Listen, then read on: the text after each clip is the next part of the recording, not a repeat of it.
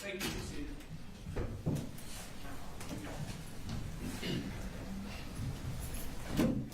Your Honor, before the jury comes out, the state has given us State Exhibit 144 with a large number of photographs.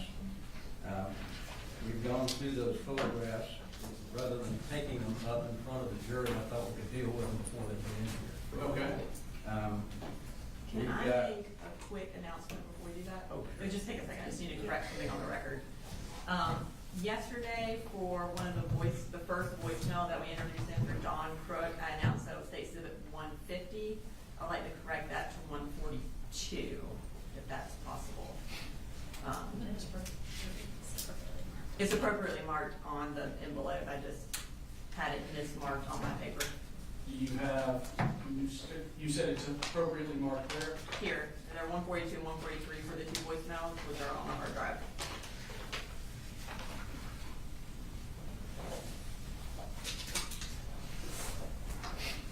We were going to try to rearrange things, but that was going to be really difficult, so I just... So I have the first one that was playing is 150. The second one is 143. Tell me what. 150 should be 142. Okay. All right. What were we saying, Mr. Berry? Thank you, Your Honor. I don't know whether the state wants to look through these after I read these numbers out, see if they want to pull any of these or not.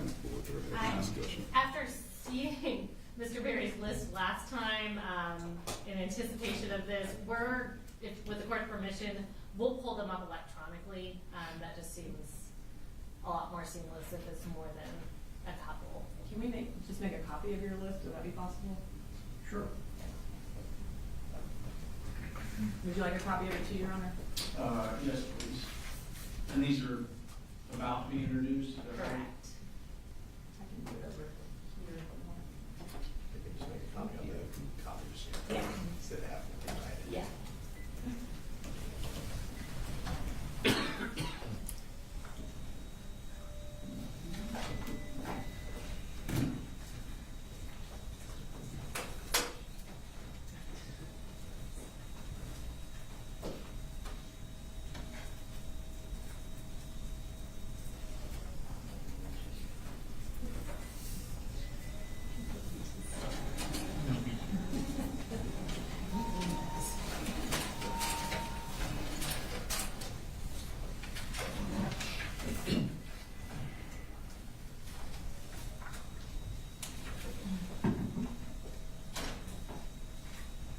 Thank you. Hope you can read my mind. Oh, well, we'll see. I didn't do the top part. Is that what it is? Is that right? I know you read it. Yeah. Thank you.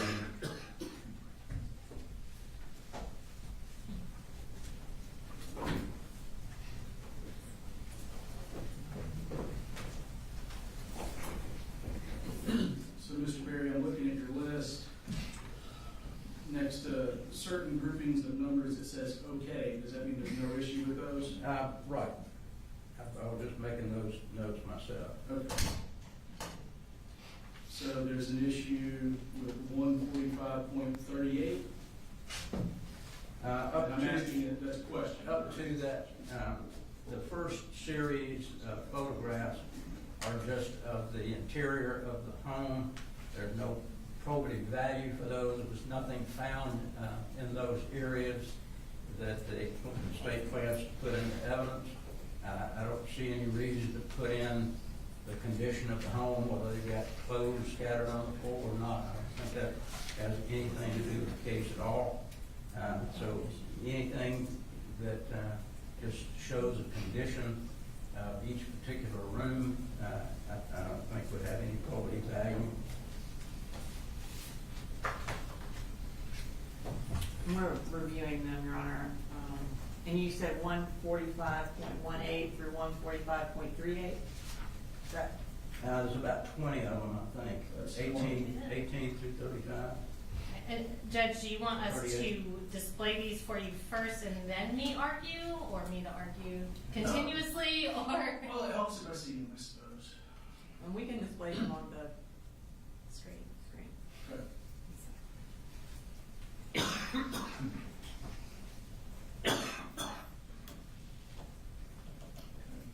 We don't have an objection to that one, Judge, All right. or that one. I think it's the first series is the ones that we have objections to. Anything dealing with Is there something before firearms 18 or or before 18? Yes. 1 through 17. There's 1 through 17. You'll be relieved to hear.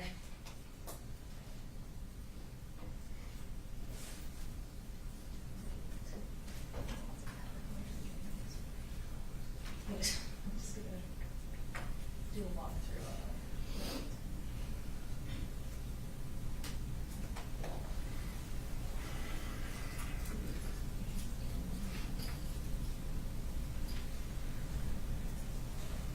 Do you just want me to go through the, or do you want?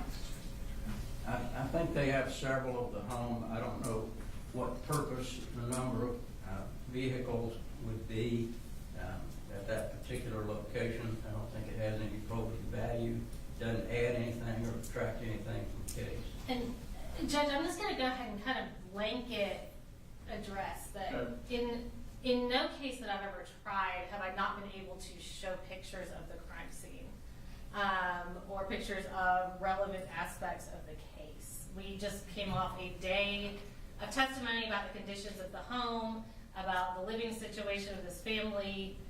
We have tailored down thousands and thousands and thousands of pictures down to about 140 through our previous witness. I think this one we have a similar amount, slightly less, I think.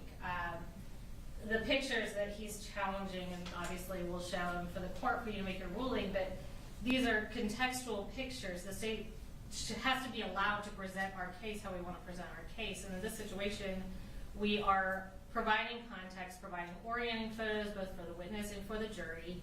We are providing photos of the home that this family was living in, similar to the oral testimony and evidence that was presented yesterday. For example, this first picture shows the address of the home that was testified to yesterday.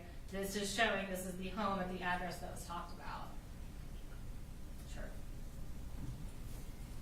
And do you want us to just kind of flip through? I think so. Just tell us if you'd like us to stop or slow down.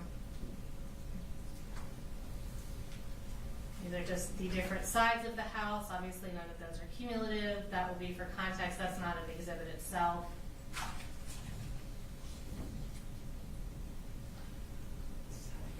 This is walking into the house. This is showing the area that Colin Gray came out of on the body cam that was seen yesterday that wasn't visible on camera. And Judge, it also helps the crime scene technician explain how she walks through the house, how she does her process. We want to avoid the jury asking questions about, well, why didn't they look in the kitchen? Why didn't they go through the garage? We have to be able to explain our investigation. And again, we've trimmed this down to essentially one picture to cover each area of the house unless and until there is something more relevant or more probative that we need to provide additional context to. And my argument, Judge, basically is you just don't take a whole lot of pictures unless it shows something of value. There's nothing of value that's shown from any of these photographs, the first series of photographs, other than the fact that there are things that are disarray. 17, of course, is one that we didn't have any objection to. Anything that shows any evidence that was found, we don't have an objection to. And Judge, there was no evidence found, and there's been no testimony about the condition of the house up to now that I know of. So trying to show the condition of the house, does that put his character into issue? and I think they're going a little bit too far. You don't have to have, if you want to show your case and what you found there, then show it. But why show dirty clothes laying over in the corner? That has nothing to do with anything. And Judge, again, Mr. Berry doesn't get to tell us how to present our case. I don't feel that his objections to this, he's more taking umbrage with how we're presenting our case than giving a valid legal objection. So you have 145.17, so this is showing a box that has ammunition in it. We need to show the jury, where is that box in the room? What room is that? Where is that room in the house? Where is that room in relation relation to Colt's room? Where is that room in relation to the rest of the family? And we have provided a very narrowly tailored number of photos to show that. If you keep scrolling. And how many are there? And certainly, Judge, we're not trying to tell the state how to try their case. They can try it any way they want to. What we're trying to say is, you gotta try the case according to the law. And if it doesn't fit, if there's things that shouldn't be going in, then why put them in? Keep scrolling. I'm just, I think that's the end of the ones he was objecting to in the first set. Is that correct, Mr. Berry? I'm sorry. I think that was the ones that you, so we got 17 through 37 are Correct. okay. So we'll hop down to 41. 41 is, No objection. 41 is what? 41, it says NP. Is that, what's NP stand for? Can you pull 41 back up again? we're looking for it.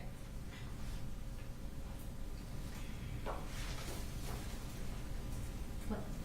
That's 36. Okay. Oh, one slide. That one. 41, this is a photograph of a bag.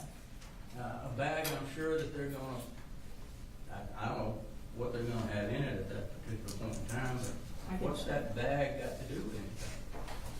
Well, I assume Somebody that's, else's writing. I assume that's an evidence bag, not a bag that's found that way, so. And yes, sir, again, we need to be able to orient the jury. We also need to be able to orient our witness. We have a very competent agent from the GBI who's going to be testifying to this, but I can't expect her to look at a pile of bullets and know exactly where those bullets are from this crime scene without giving her something to orient it. Again, we tailored it down to one photo of the bag that the bullets are in, and We'll go to 65.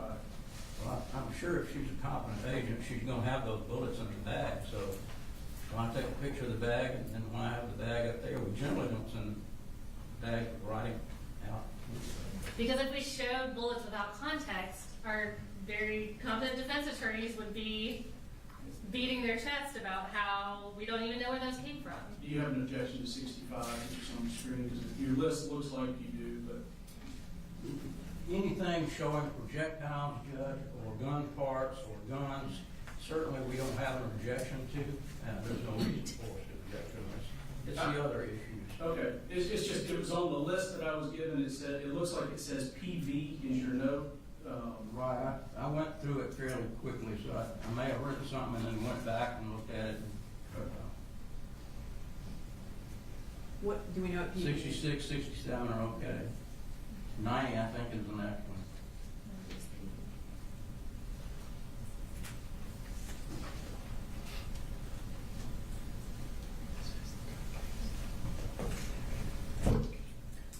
I just don't know what possible value that would have. It doesn't orient anybody to anything. Nothing was found there. Why? And Just the next three. yeah, and Judge, I would argue the fact that Mr. Berry doesn't know why this is relevant kind of underscores why this is relevant, because if you go to the next slides, we've done this just as the crime scene photography is trained to do. We have a zoomed out picture. We go to the next slide. We zoom into a shelf. Oh, what is that? We go to the next slide. That is a gun case. We go to the next slide. Inside is a gun lock. Narrowly tailored, very relevant, non-prejudicial. I think the agent can testify about what they found. I don't think you have to show everything on the shelf. And again, it's relevant, and this is how we decided to present our case, and non-prejudicial. All right, 101, 102.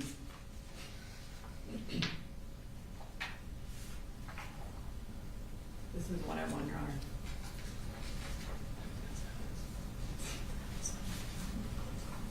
And is it, I'm sorry, I'm just vague on what PV is. Is it a relevance or cumulative or? What does PV mean? It's a closet with clothes. I can't. I'm asking what your no PV means on your list, so we know what the objection is. Probably value. I'm sorry. That is helpful. I assumed, but I didn't want to assume. And the ones that I had NP, that's not null cross. That was no property value. Okay. And Judge, yeah, this is an orienting photo. It shows a room, it shows a closet with a gun sling on it. And it shows where that closet is located in the room, the context of the room. And 107.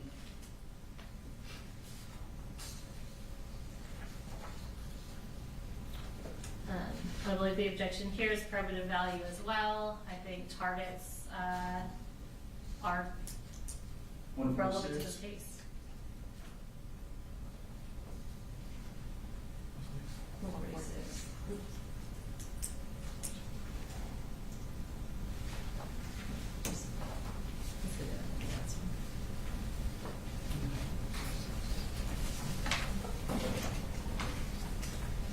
We only go to 116.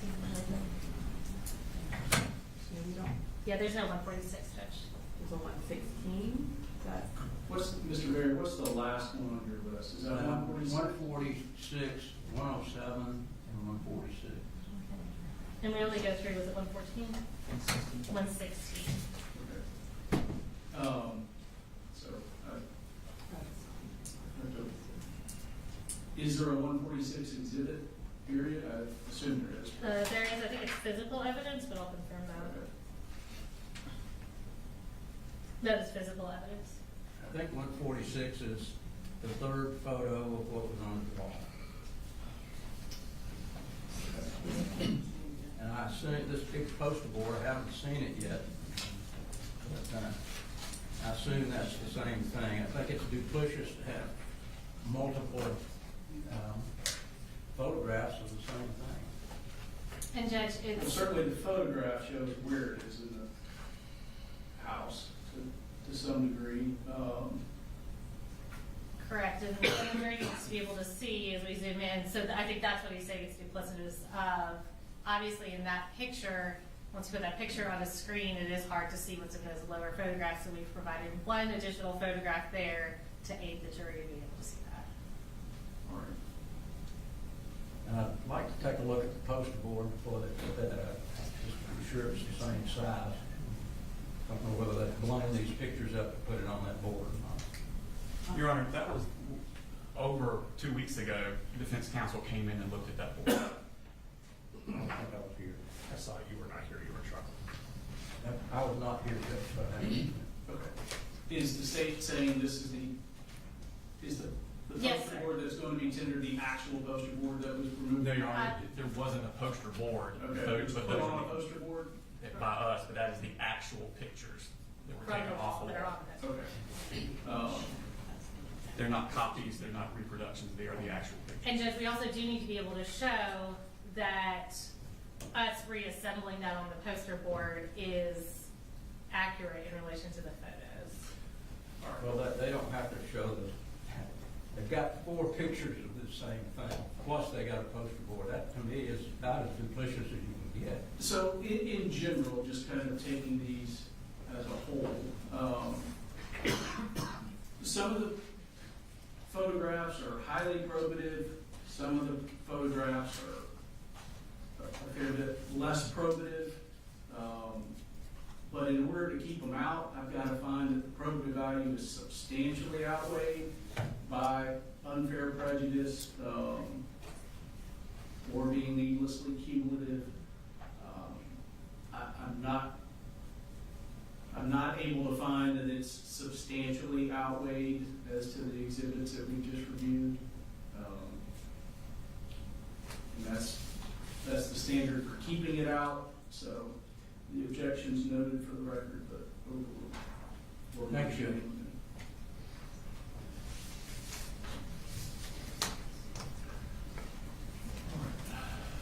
Brooks, if they're ready, if you'll bring the jury in.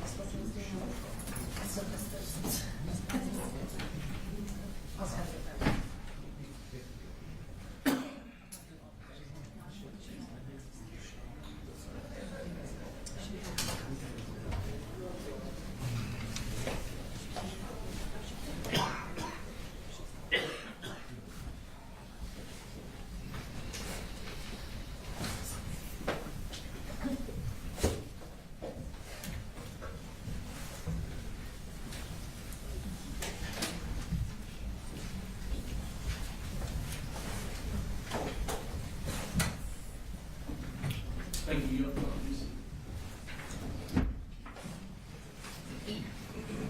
Good morning. Morning. Apologize for the delay. We took the bench, found out there was an evidentiary issue we needed to work through, so we did that for a little time. But we're ready for the state to call its next witness. The state calls Special Agent Heather Lashley.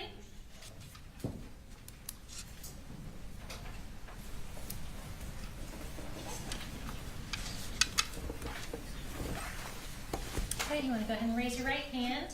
Do you swear or affirm any testimony you're about to give in the matter now pending before the court is the truth, the whole truth, and nothing but the truth, so help you God? I do. All right, you can have a seat. And if you want to go ahead and just introduce yourself to the jury and tell us where you're employed. Yes, ma'am. My name is Heather Lashley, and I'm a special agent with the Georgia Bureau of Investigation out of the Atlanta Regional Office. Okay. And how long have you been with the GBI? Just over 3 years. And what's your role in the Atlanta division of the GBI? I'm a special agent and crime scene specialist. Tell me a little bit more about what you do in your capacity as a crime scene specialist. So a crime scene specialist is essentially a special agent who is solely assigned to process crime scenes. So when we respond to various incidents, I'm not generally the one out doing interviews or things of that nature. My sole purpose is to process the crime scene. Okay. And so we met Daniela Stewart a couple days ago. Does your role kind of mirror what she does in other regions? Yes, ma'am. Okay. So in your capacity as a crime scene specialist and as a GBI agent, did you respond to Apalachee High School on September 4th of 2024? Yes, I did. And tell me about how you ended up becoming involved. So initially, I responded to Apalachee High School to provide crime scene assistance due to the nature of the scene. Knew it was going to be fairly complex. Once I arrived at the school, I was then reassigned to a different location for additional crime scene related. And tell me about where that location was that you got reassigned to. I was reassigned to 896 Harrison Mill Road in Bethlehem, Barrow County, Georgia. Okay. And whose residence was that? That was the Gray residence, so that was occupied by Colt Gray, Colin Gray, and 2 additional siblings. And what was your role going to be at that location? My role was to process the residence as a crime scene, so taking photographs, locating any items of evidence, collecting any evidence that I found there. And around when did you arrive at 896 Harrison Mill Road in Bethlehem? Approximately 2 p.m. on the same day, September 4th. All right, and give us kind of a general description of this residence and this property. So I would describe it as just a simple single-story home.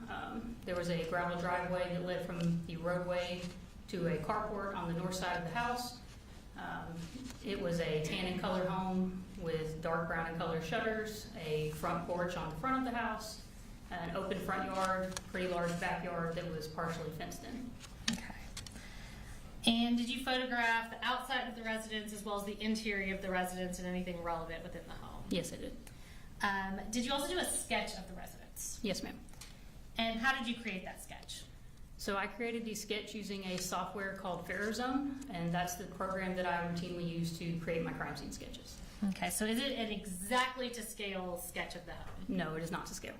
Okay, so as far as like, if we're looking at an architectural diagram, it's not 1/10 of an inch equals 1 foot or anything like that? Correct. It just shows the general layout of the residence. Okay, and is it a fair and accurate depiction of the layout of the residence that you photographed? Yes, it is.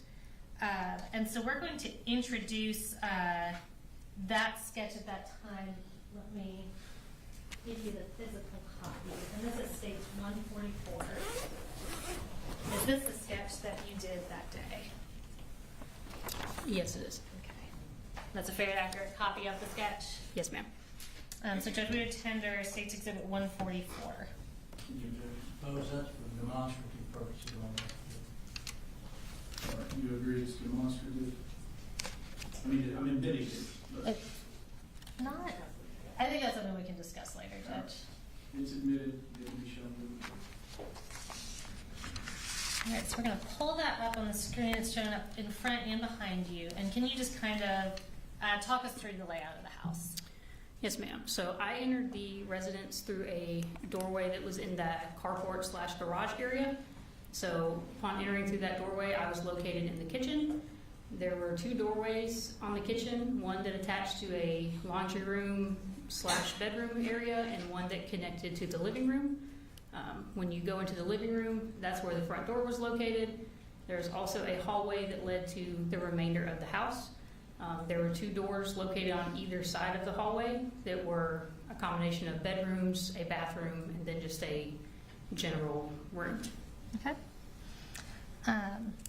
And you referenced that you took photographs of the residents both outside and inside. I'm going to show you a stack of photos that defense counsel has already gone through. You don't have to go through everyone if you don't feel like you need to. Have you previously reviewed those photos of the crime scene or of the scene? Yes, I have. Okay. And are they fair and accurate depictions of your photographs at that residence? Yes, ma'am. Judge, we take tender states exhibits 145.1 through 145.114. All right, any objections, Chair? Previous objections, All right, just so- ask for standing objection. Yes, sir. Prior objections noted, overruled, 141.1 through 145.1 through 145 point, did you say 114? Yes, sir. Very good. All right, so we're going to kind of go through these one at a time, and I'll just have you sort of talk me through what we're looking at. We will start with 145.1 and tell me what we see here. So this is just an overall photograph of the house. In this photo, I'm standing farther down the driveway, closer to the road, so you can see the address as well as the actual house in the background. Okay, and let me go ahead and ask you, we see, are those law enforcement vehicles and law enforcement officers, a few that we see in that picture? Yes, ma'am. Okay, so before you arrived, you said you got there about 2 p.m. Was this residence secured and maintained in the same condition as before law enforcement arrived? Yes, ma'am. Okay. So we'll go to 145.2. What do we see here? This is just another overall of the house. I've just moved a little farther up the driveway. Okay, and point 3. This is the north side of the house, showing the carport, part of the driveway, and part of the front and back yards. And point 4. This is the back of the house. Okay, with point 5. The front of the house. Okay, and would the driveway be to the left when we're looking at it that way? If you're facing the house, yes, the driveway is to the left. Okay. We'll go to the next slide. So the next few pictures we'll talk about are going into that carport and garage. Can you tell us what door appeared to be the door that people used coming and going from the house? So there was a doorway in the carport. As I said, that was the one I entered to go into the residence. That was the door that appeared to be routinely used to go in and out. Okay. So we'll go to the next slide, which is 145.6. This is an overall of that carport and garage area. Okay. Point 7. A closer up photo. At this point, I'm partially in the garage, and you can see the doorway there in the corner. Point 8. This is a close-up of the stairs and the doorway. And going in, was that the kitchen that we were looking into in that open door? Yes, ma'am. All right, so let's look at pictures of the kitchen.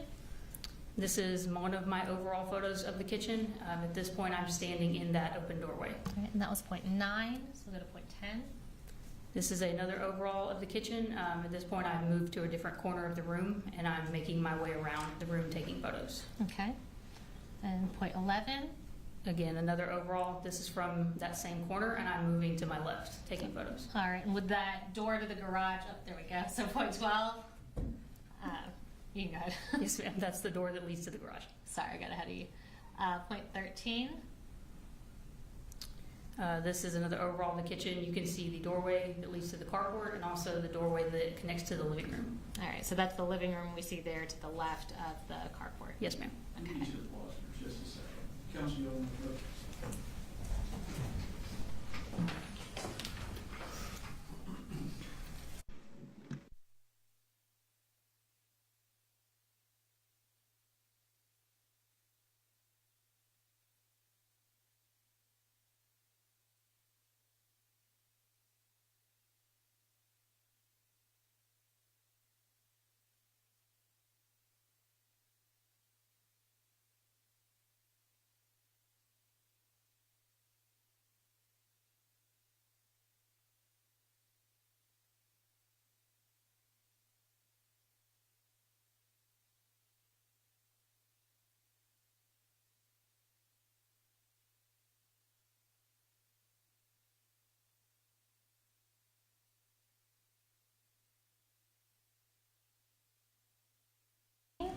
What are we looking at here?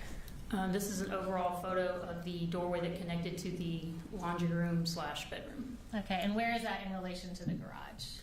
So that wall where the doorway to go to the carport was, this is that same wall. So this would be the north wall in the kitchen. Okay, and is that accurately reflected on the diagram? Yes, ma'am.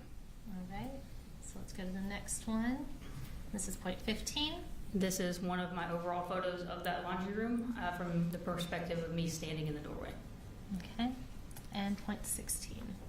Another overall, at this point I've moved farther into the room and I'm facing back towards the doorway. Okay, and again, I kind of hit on this, but when you go through and photograph a house, do you first photograph it in the exact condition that you find it in before y'all manipulate things or go through anything? Yes, we do. Okay, so we'll go to point 17. This is a close-up of a plastic tote that was in that laundry room, and you can see some ammunition boxes in the tote. Okay, and point 18. This is just a closer-up photo of that ammunition box. All right, go to the next one. 19. This is a tactical style vest that was located in the laundry room. All right, and the next one. This is 20. This is an overall of an ammunition can that was also located in the laundry room. Okay, we'll go to 21. This is an overall of the contents of the box once I open the lid. All right, so this is that same box we saw in the previous picture, that green one? Yes, ma'am. Okay, and we'll go to 22. This is a close-up photo of some cartridges and cartridge cases that were loose in the bottom of the box.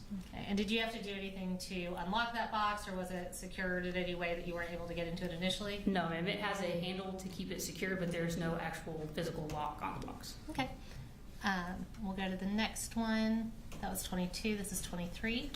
This is another photograph of some ammunition that was located in the laundry room, just within a plastic tote in that room. Okay, and the next one is point 24. A close-up photograph of that same ammunition. Okay, we'll go to the next slide. This is a close-up of the ammunition can that we showed a few photos ago. Okay, and that's point 25. So is that after y'all took that into evidence? Yes, ma'am. Okay, so we'll go to the next slide. Point 26. Again, this is the contents inside the box once I opened the lid. Okay, we'll go to point 27.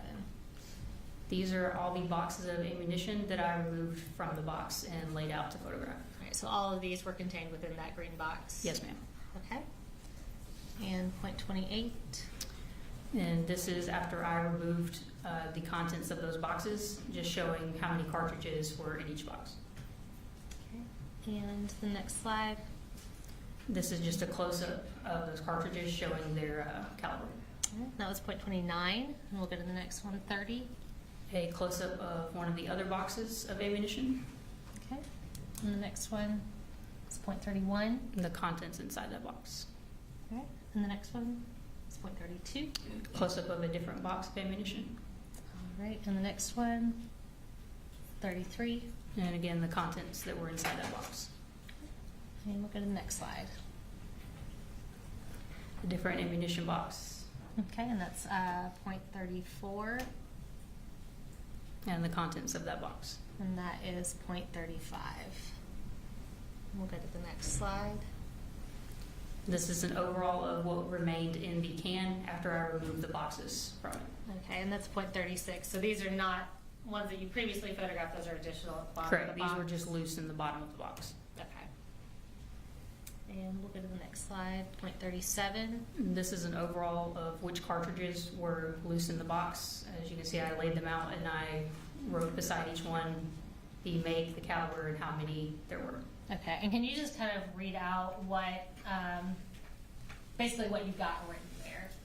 Yes, ma'am. So I have 2 PMC 308 Winchester cartridges. I have 12 FC 45 auto handgun cartridges, 1 FC 40 caliber Smith & Wesson cartridge, 1 Spear 40 Smith & Wesson cartridge, and 1 Winchester 40 Smith & Wesson cartridge. Okay, thank you. And we'll go to the next slide. This is an overall of one of the evidence bags showing the barcode. Okay, and is that your writing on there? No, it is not. Okay. Is your handwriting better than that? I hope so. What is this? What's labeled on the bag? It says loose ammo from laundry room. And is that accurate as to where it was collected from? Yes, ma'am. Okay, that's .38. And we'll go to the next one, .39. And this was the contents that were inside that bag. Okay. We'll go to the next one. That's .40. This is a head stamp of either a cartridge or a cartridge case. It's hard to tell in that photo. Okay. And we'll go to the next slide. .41. And overall of a difference evidence bag. Okay, and what's the writing on that say? It says ammo, secondary search, laundry room. Okay, and when we say secondary search, what's that in reference to? So generally a secondary search is what we do after we've done our initial search and marked any items of evidence that were readily visible. Once we photographed, documented, and collected those, we will then do a secondary search in which we will move things that we may not have previously moved. And it's more of just a secondary sweep to make sure we didn't miss anything. Okay, and that's 41, and we'll go to the next slide. And these are the cartridges that were in that bag. Okay, and that's 42. Go to the next slide. And overall of a Remington ammunition box. And that's 43. And the next slide. And the contents that were in that box. Okay, that's 44. And we'll go, before we go on through the house, I'm going to show you what we marked as State Exhibit 146. And can you identify what this is for the jury? And is this heavier than it looks as I walk this up here? Yes, it is heavy. This is the ammunition box that was collected from the laundry room. Okay. And does it appear to be in substantially the same condition as when you collected it from the laundry room? Yes, ma'am.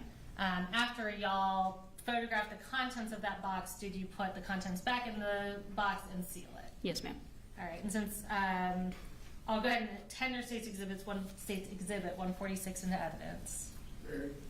No objection. Does it have the bullets in it? Is that what this is? Yes, sir. Everything that was contained in it at the house is back in it now. All right, 146 is admitted. And I will not have you open that up since you photographed so thoroughly the contents of it. But I do have one more from that room. This is State's Exhibit 147.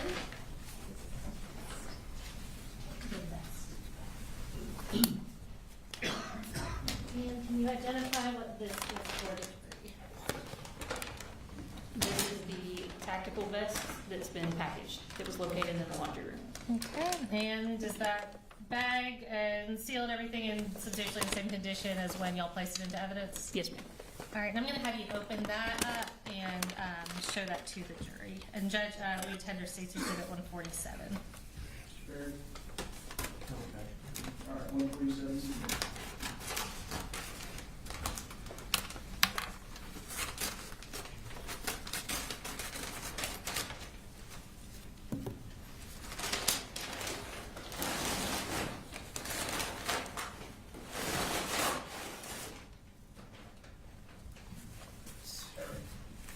All right, and yeah, if you want to stand up and hold that up, I don't think you need to step down. But,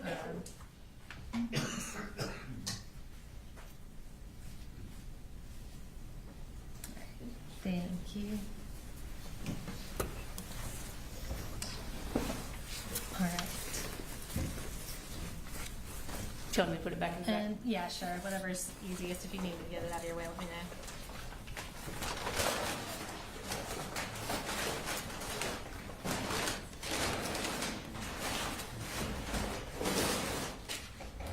All right, and we'll go back to a few pictures before I bring you something else. Okay. This is going to be State's Exhibit 145.45. Can you tell us what we're looking at here? Just an overall photograph showing the doorway to the carport and the doorway to the living room. Okay. And so we're now going to go into that living room. And on the next slide, should be 46. Tell us about this. This is one of my overalls of the living room, just showing where the furniture was and the overall appearance of the room. Okay, so is this kind of from the direction of that doorway? Generally, yes, slightly to the left. Okay. And we'll go to the next one, 47. This is more of a straight ahead view of me standing in the doorway, but this is the, again, more furniture and you can see the front door and a window in the living room. Okay, so just to be clear, that door on the left side of this picture, that's the front door to the home? Yes, ma'am. Okay. And when you said that it appeared the garage door was the one people used to enter and exit, is kind of the stuff in front of that door the reason why you concluded that? Yes, ma'am. It would, based on where the furniture is, the items hanging from the door and the items in front of the door, it seemed that it was not feasible that someone was regularly going in and out of that door. Okay. And that's, now we'll go to point 48. Another overall from inside the living room. This is, if you're standing in the doorway, this is the wall to the right of the doorway. Okay. And we'll go to 49. Another overall from the living room. You can see the doorway that leads back to the kitchen, and you can also partially see where the hallway starts. All right, is that going to be the hallway that has all the bedrooms off of it? Yes, it is. Okay. And we'll go to the next slide, point 50. Another overall of the living room, again, just showing the furniture and the contents. Okay. And so now we're going to show a little bit of that hallway. And we'll go to point 51. This is an overall showing just the general layout of the hallway. Okay, and can you kind of tell us which rooms we see? I know it's kind of hard to see in this picture, but. Yes, ma'am. So in this perspective, I'm standing in the living room facing the hallway. At the very end, you can see a door. That is just a closet. If you're moving down the hallway on your right side, the first room is the just general, almost gamer setup type room. Mhm. The room at the end of the hallway on the right is a bedroom. And on the left wall, the first room on the left is a bathroom, and the second room on the left at the end of the hall is another bedroom. Okay, is that a pretty narrow hallway? It is. Okay, and you said that door on the end with the damage to it, that's a closet? Yes, it's a closet door. Okay. And we'll go to point 52. This is another overall of the hallway. I've moved a little bit further down so you can see the rooms a little bit better. Okay, so what's this first door on our left? The first door on our left is a bathroom. Okay, and the door directly across from it? That was identified as Colt's room. Okay. And that was point 52. So now we're gonna look at that first bathroom that was on the left. And we'll pull up point 53. This is one of my overalls, just showing the condition of the bathroom. Okay, and how many bathrooms total were there in the house? 2. Okay. We'll go to point 54. This is a perspective of me standing in the bathroom doorway. I'm taking a photograph of the doorway directly across from the bathroom. Okay. And you said that's what was identified as Colt's room? Yes, ma'am. Okay. And the next slide is point 55.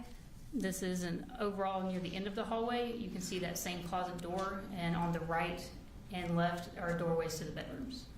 Okay. And we'll go to the next slide. So next we're going to talk about, was that last room next to the bathroom, was that identified as Jenny Gray's room, the daughter? Yes, ma'am. Okay, so let's show the next slide. This is point 56. This is just an overall of the doorway leading into Jenny's room. All right, and it's kind of hard to see in this picture. Is that damage to the door next to the doorknob? There is some damage to the door, yes. Okay. And we'll go in point 57. This is one of my overalls of Jenny's room. Oh, you're fine. And smoothly going into point 58. Just another overall as I'm making my way around the room. Okay. And the next slide, point 59. Another overall of Jenny's room, and you can see the doorway there that leads to her connected bathroom. Okay. And we'll go into that bathroom. As the only point of entrance for that bathroom in Jenny's room. Yes, ma'am. Okay, and it did appear that that was a bathroom exclusively used by Jenny, based on what you could tell. Based on the contents, yes. Okay. So we'll show point 60. These are just some of the contents that were in that bathroom. Okay. And so we're next going to go to this back corner bedroom. Did that appear to be Colin Gray's bedroom? Yes, ma'am. And did he appear to also share that with his youngest son, Coley? It appeared that way, yes. Okay. And we'll go to the next slide, point 61. This is one of my overalls of the doorway of Colin's room. Okay. And point 62. Another overall of the inside of the room. Okay. Go to point 63. Another overall, just moved the camera down to try to capture the whole room. Gotcha. We'll go to the next slide, point 64. Another overall of that same bedroom as I'm making my way around the room. All right. And the next slide is point 65. This is an overall of a pair of swim goggles that I located in that bedroom, and inside the goggles you can see what was identified as one bore sight and one rifle cartridge. Okay, and is that, fortunately we had that orienting picture. Is this zoomed in from where the previous picture was? Yes, it is. Okay. And we'll go to the next picture. This is that same pair of goggles. It's just now been identified with evidence marker 22. Okay, and you said that was a bore sight and a cartridge in there? Yes, ma'am. Okay. Just a close-up of the contents of the goggles. All right, and that's point 67. And is that object on the left the bore sight? Yes, ma'am. Okay. Point 68. This is an overall of the closet that was in Colin's room. Okay. And point 69. Another overall focusing more on the top of the closet. Okay. And point 70. One of my overalls photographing the top shelf that was in the closet. All right, and it's kind of hard to see in this picture, and we'll see clearer, but what are those boxes that we're seeing? Various ammunition boxes. Okay. We'll go to the next picture. That's point 71. That's another overall. That's the opposite side of that same shelf in the top of the closet. Okay. And the next slide. These were overalls of some firearms that were located in that closet after I removed the clothing that was covering them. Okay. Were there 2 firearms up there? Yes, there were. Okay. And we'll go to the next picture. That was point 72. This is point 73. This is a overall photograph of a box of handgun ammunition that was in the top of the closet. All right. And we'll go to the next slide, point 74. This is another overall of one of the firearms that's been marked with evidence marker 17. Okay. And point 75. This was a pile of magazines that were located in the top of the closet that have been marked with evidence marker 19. All right. And point 76. This is an overall of the closet, still with all the clothing on top of the contents of the closet. Okay. So is this kind of on the left side of the closet? Yes, ma'am. If If you're you're facing the looking at it. closet, it would be more to the left. Okay. Point 76, and we'll go to the next one, point 77. This is the same boxes of ammunition that have been marked with evidence marker 16, and this photo of the clothing has been moved from on top of them. Okay. And next, point 78. This is a close-up photo of all the boxes of ammunition that I retrieved from the top of the closet. Okay. And I'll go ahead and ask, was that closet locked or secured in any way that y'all weren't able to get into it? No, ma'am. The closet door was open when I got there. Okay. So that's point 78. We'll go to point 79. What do we see here? A close-up photo of the .40 caliber Smith & Wesson ammunition box. Okay. And point 80. This was the contents inside that box. Okay. And point 81. An overall of another ammunition box and the contents that were inside that box. Okay. And point 82. An overall of a different ammunition box. Okay, and we'll go to the next one, point 83. These were the contents inside that box. Okay, and are all these that we're looking at recovered from that top closet shelf next to those firearms? Yes, ma'am. Okay. We'll go to the next one, point 84. An overall of a 12-gauge shotgun ammunition box. Okay. We'll go to point 85. The contents recovered from that box. All right, and is that your writing next to it identifying what it is? Yes, ma'am. All right, and can you just read that for us if you could see it? I know it's not super clear. Apologies if I pronounced the name wrong, but 16 cellular and billet 12-gauge shotgun shells. Okay. And this is point 86. This is an overall of a different ammunition box and the contents of that box. And that's point 87. And how many is that? 19 12-gauge shotgun shells. Okay. And we'll go to point 88. An overall of a different ammunition box. And point 89. The contents that were in that box. Okay. Go to point 90. So we're back in the room. Can you tell us kind of where we are in the room at this point? Yes, ma'am. So you can partially see it in that photo. The doorway to go in and out of the room is in the left corner of that photo. This would be the east wall in that room, and it's just a cubby-style dresser against the wall.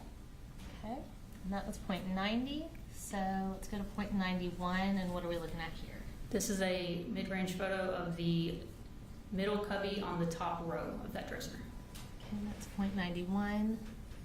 And this is a Glock box, or case, that was recovered from that cubby. That's 0.92. We'll go to 0.93. This is an overall of the contents that were inside that case.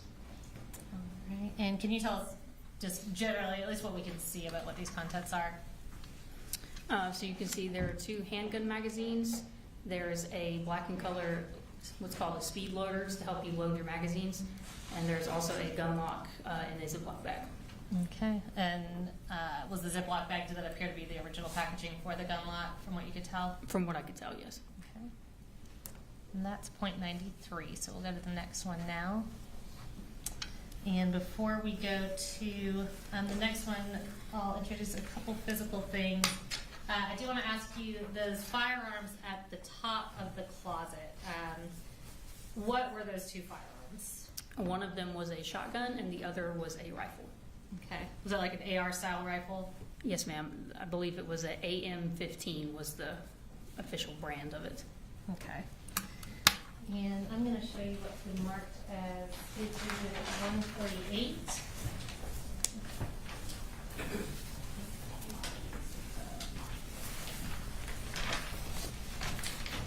Can you just identify what that is?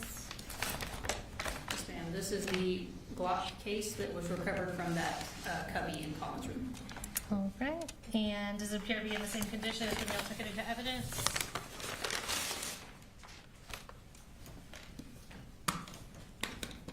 Yes, ma'am. All right. And Judge, at this time, we would tender State's Exhibit 148. Okay, guys, all right, 148.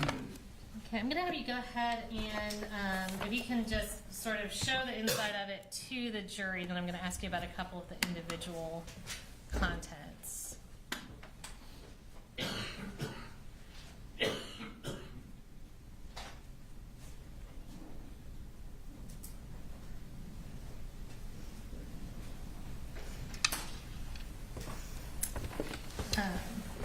So if you could pull out the gun lock in there and hold that up, is that a pretty basic gun lock? Yes, ma'am. Okay. And what's that paper that's inside with it? Have you reviewed that? I have, yes, ma'am. So this paper is provided by Glock. It's essentially just a safety form. It provides instructions on how to properly secure the gun lock. It also provides warnings on how to do so safely. And there are also photos depicting what the gun lock should look like when it's properly installed on various types of weapons. Okay. And does it include like safety tips and that kind of thing as well to sort of explain that to the owner? Yes, ma'am. Okay. And what's the envelope that is also inside that lock case?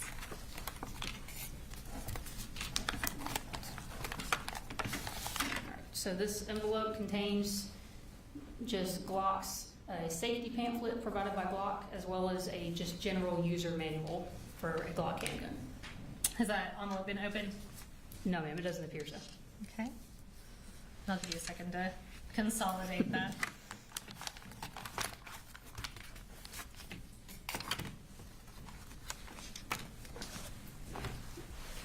All right, so we'll go back to the pictures.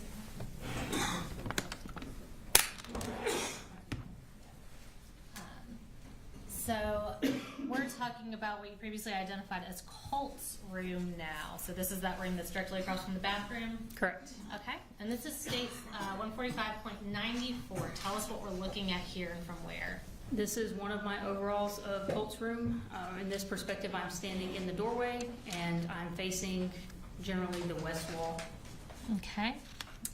And we will go to, is that a like computer screen right there that we see? Yes, ma'am. There's a desk with a computer monitor, some video game equipment, and just some other assorted items on the desk. Okay, and that's, so we see that a little clearer in State's 145.95. Yes, ma'am. Just another overall showing the desk and the chair and some contents that were in the floor. All right, and is that still kind of from the doorway? Yes, ma'am. Okay, so this is a pretty small room. Yes, ma'am. It's not very big. Okay. So this is 145.96. Tell us what we see here. This is an overall photograph of the west wall. You can partially see the desk, and you can also see some things affixed to the wall. Okay, and you say some things affixed to the wall, so we see what's right in front of us. We'll obviously be coming back to that. Was there really anything on the walls other than what we see in this picture, that skull and these items on the back wall? There was one shelf mounted to the east wall, which is the wall where the doorway was located, but the only thing on the shelf was an empty shoebox, some loose papers, some push pins, nothing of relevance. Okay, so we'll go to 145.97. Another overall, just making my way around the room, this would be partially the south wall and part of the west wall. Okay, and is that door right there, is that the door to the room or a closet door? That is a closet door. Okay, so that's 0.97. We'll go to the next one, 0.98. Another overall, just a little bit lower photograph. You can see some more video game equipment and some assorted items in the chair and on the floor. Okay, and we'll go to 0.99. An overall facing downward, and you can see the broken computer and some tools on the floor. Okay. And again, was this all the same condition as when law enforcement came into the house? Yes, ma'am. Okay, so this is 145.100. This is a photograph of a wire shelf that was in the room for some notebooks on the top shelf. Okay, so we'll go to 0.101. This is an overall of the closet that was in Colt's room. Okay, so we'll go to 0.102. Just another view of the closet. Okay, and is this door on our left side, is that the entrance to the room? Yes, it is. Okay. And this is 0.103. This is an overall of a black and color rifle sling and a tan soft rifle case that were located in that closet. They were both folded over the bar that's used to hang clothing from. Okay, and I'm going to go ahead and provide to you stage 149.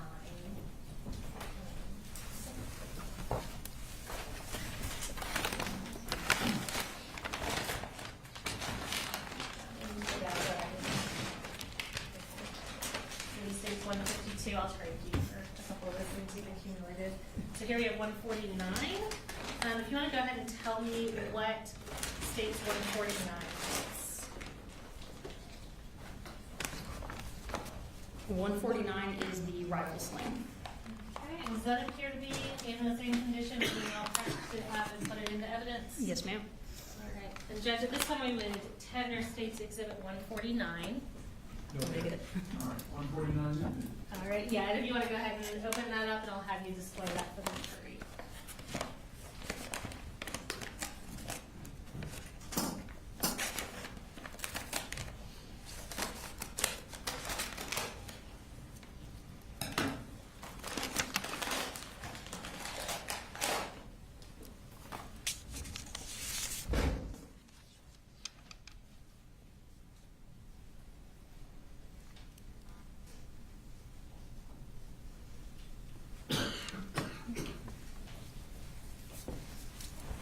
And so that is the rifle sling. Can you identify for us what State's Exhibit 150 is? A 150 is the soft rifle case that you can see in that photo.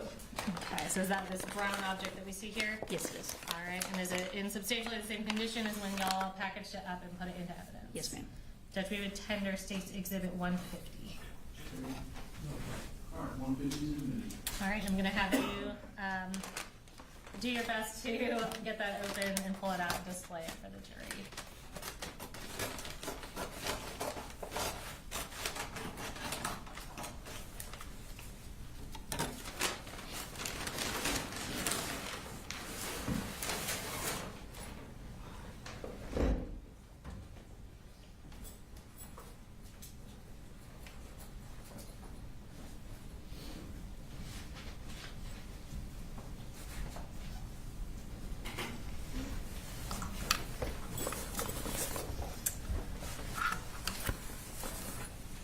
And once you're ready, I'll go back to the pictures, no rush. Go ahead. All right, so we'll now go to, so the picture we have up now is 103. We'll go to 145.104.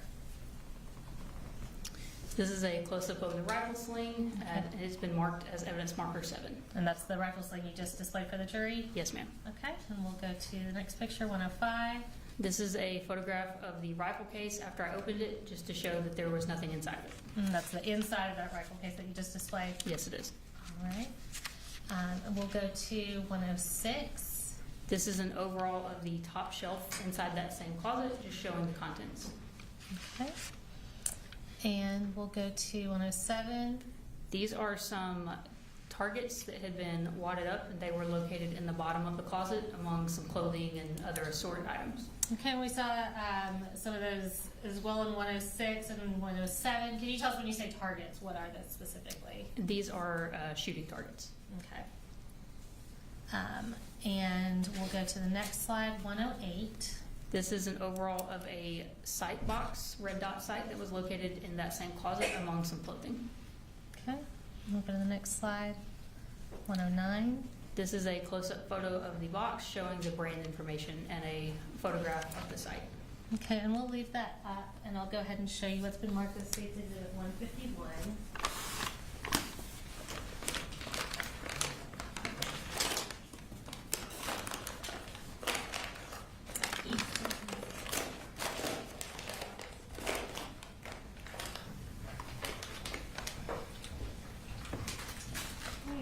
And this, I'm actually going to hold off on that for 1 second because we have 2 exhibits in that bag. So you go to 110. All right, and what do we see here? Some additional shooting targets that were located in that closet, and you can see some are unused, but some are used. Okay, and the next one, 111. This is a close-up of a target that had already been used. Okay, and we'll go to the next one, 112. These were 2 additional targets that were used that were located in that closet.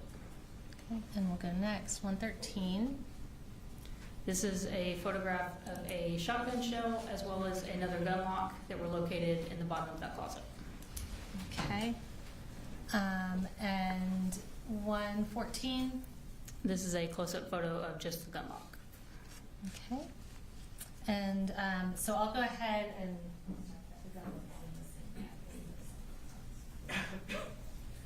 so you've got that bag in front of you. It's labeled, I believe it's 151 and 153. Is that correct? Yes, that's All correct. right, and what are the contents of that bag?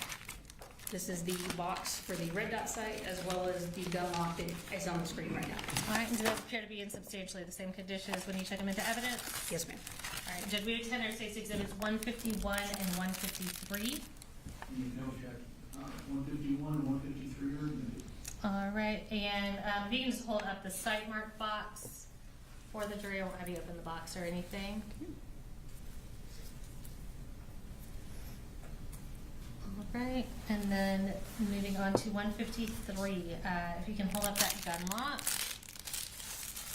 All right, and the other gun lock that was recovered from the house was in kind of a Ziploc bag. Is this one in a bag that has not been completely opened? Yes, ma'am. Okay, so do you feel comfortable saying, does it appear that is an unused condition? Yes, ma'am. There's a rip in the bag, but it's not nearly large enough that the gun lock could be removed without tearing the rest of the plastic. Okay. And I'm going to circle back. I have my numbering a little out of order. So this is 152.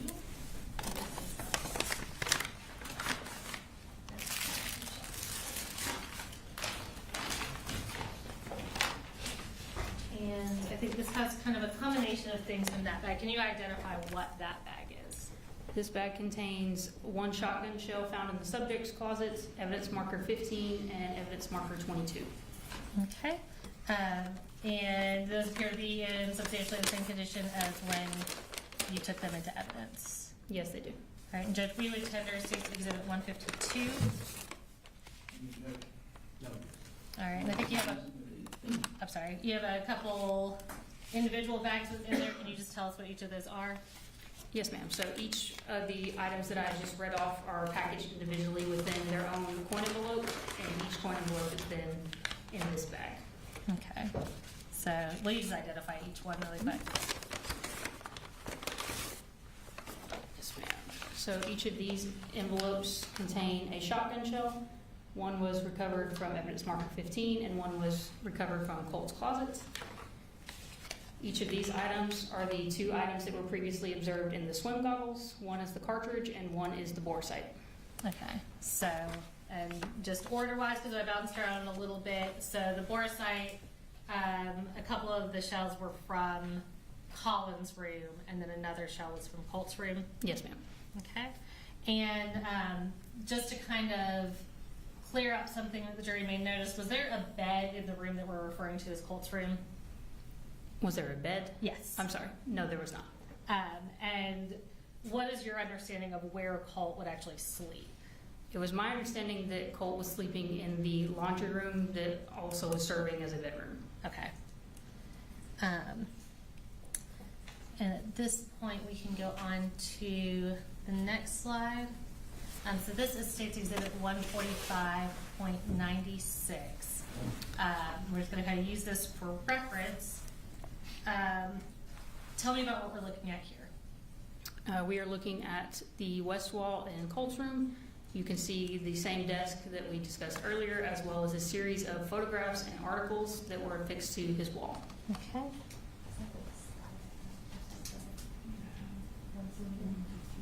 Okay, and we're going to pull up the next picture, 145.115. I'm sorry. And what is that showing right there? This is an overall of just the photographs and articles on the wall. I marked it as evidence marker 2. Okay, and 116. I think there's 116. Okay. And what do we see here? This is a close-up of some of the photographs that were lower down on the wall and difficult to see from farther away. Okay. Okay.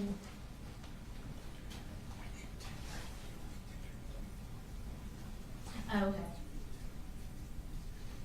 And Judge Mr. Smith pointed out that I have a numbering error, so I tendered 145 through 114.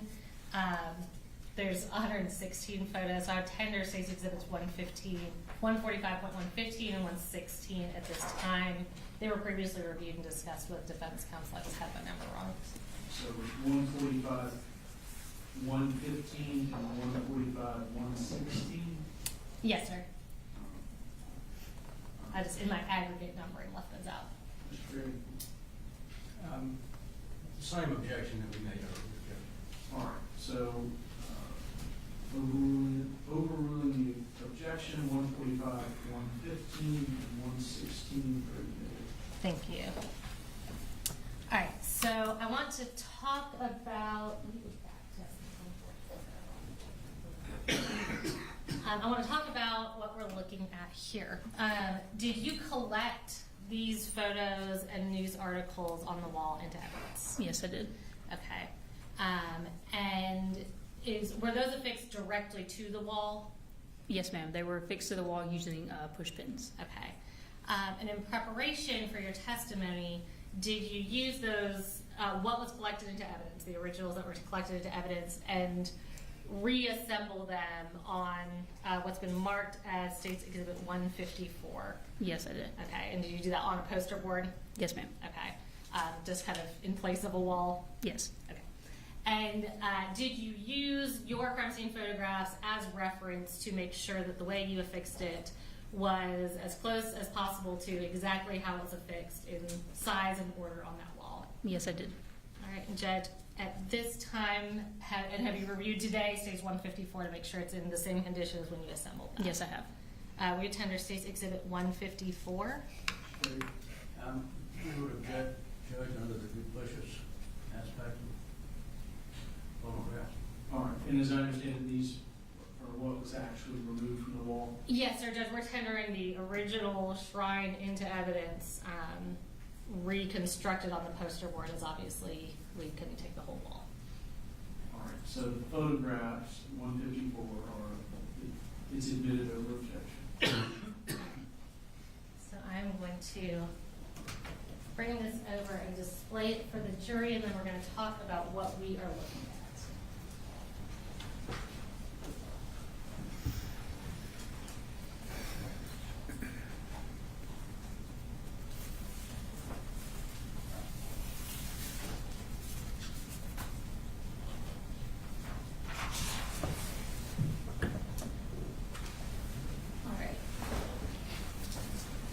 So, especially played it, actually, can you start by telling me the approximate size of this shrine? The approximate height of it was approximately 4 feet 4 inches. Okay. And let's talk about what we're looking at. Are you familiar with, are all the photos in this all of the same person? They appear to be, yes. And are all the news articles here related to that same person? Yes, ma'am. Specifically, I'm looking at a photo kind of down on the bottom right corner, and you can see it in the photo in front of you as well. That tactical vest that this individual is wearing, is that a similar vest to the one that you recovered from the laundry room? Yes, ma'am. Obviously, the color is different, but the style is generally the same. Okay. And who is this individual? This individual is Nicholas Cruz. And what is the significance of Nicholas Cruz? Nicholas Cruz perpetrated a mass shooting event at Parkland High School in Florida on February 14th of 2018. During that incident, there were 17 people killed, including teachers and students. Okay. And were there also several injured as well? Yes, sir. In collecting the evidence, did you review that are all these news articles related to that shooting Yes, they are. at Parkland High School? Correct. And you testified, again, I know we saw the pictures, but in orienting to Colt's room, where was this shrine? So if you were standing in the doorway of Colt's room, this shrine would have been on the wall across from the doorway. The doorway was on the east wall, this shrine was on the west wall.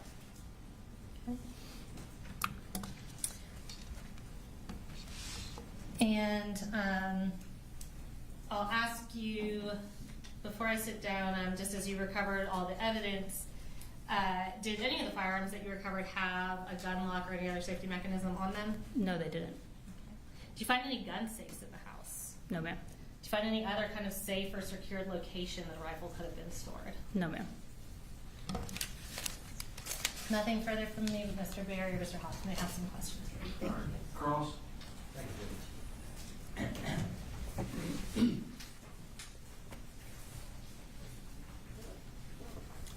Good morning, Ed. Good morning, sir. Were you given any information before you went to the home to do your search? Can you be more specific? What type of well, information? Who did you talk with before you went to the home? You had to get information where the home was.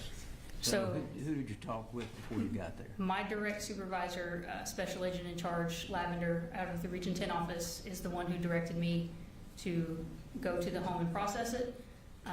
He provided me the address, and I responded from the school to the home. All right. And did he give you the caliber of the weapon that had been used in the shooting at the school? No, sir. It was still very early on. I didn't get a lot of information. Okay. Now, when you went through the home, as you showed us, the room at the far end on the left you determined was Jenny's room. Correct. And would you classify that as the master bedroom normally in the house because it had an adjoining bathroom? For most homes, possibly. For that home, I would say yes. It was the largest bedroom, and it did have an adjoining bath. Okay. So it was the largest bedroom and it had its own bath. Correct. Okay. And where you put the father's room, which is on the other side, correct? Correct. Far right-hand side? Yes. Did that appear to be shared, bunk bed shared with the younger son, Coley? Yes, it did. Okay. So he shared that room with him. Yes, it appeared that way. And who gave you the information that Colt slept in the laundry room? I can't recall exactly who gave it to me. One of the agents that I met with when I first responded to the house. Okay. Did you find a photograph in that laundry room where a bed would be? There was a bed in the laundry room, yes. Okay. And, excuse me, going through some of the cartridges that you found in this box, I think the, let's see.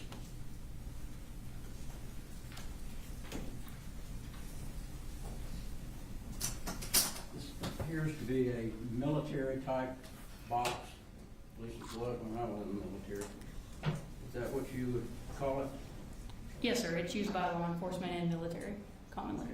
Just for the record, what exhibit number is that? And this is 146. And you went through that box and told us all the ammunition. Did you find any weapons in the house that matched the cartridges that you found? I found a shotgun in the house as well as multiple boxes of shotgun shells, so yes, those would match. And I also found multiple different calibers of rifle ammunition.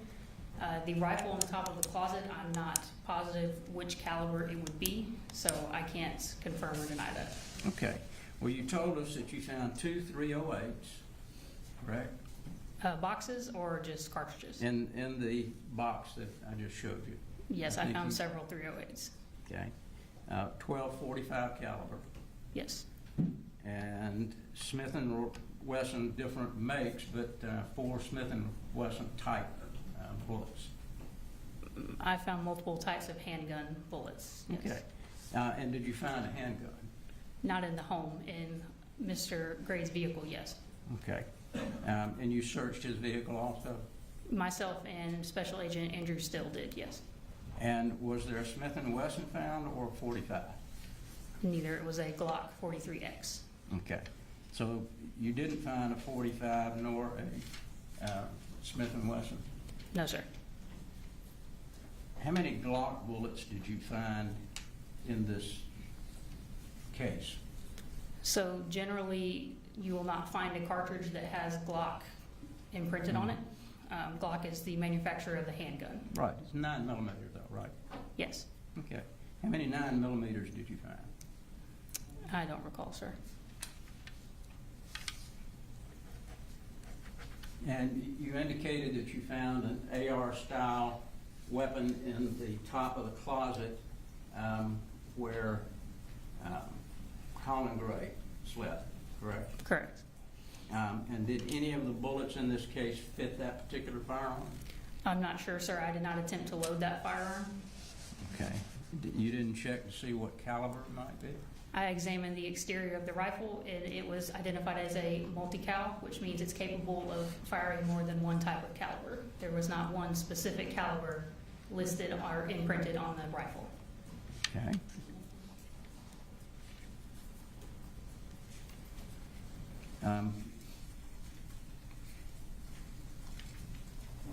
And the 208s, what are they?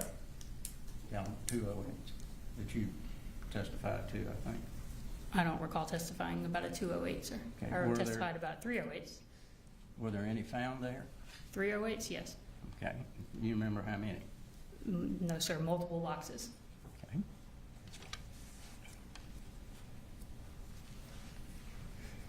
Now, the photographs that we see here, these are not cut out of a newspaper, correct? I'm not sure where they originated from, sir. Okay. Don't they look like they were printed on a printer? Potentially, yes. Is that correct? They could appear that way. Again, I'm not sure where they originated from. Okay. But they don't look like a newspaper where you cut it out of a newspaper, do they? The physical photos, no, they do not. Okay. Do you know when those were printed? No, sir. Do you know when those were put on the wall? No, sir.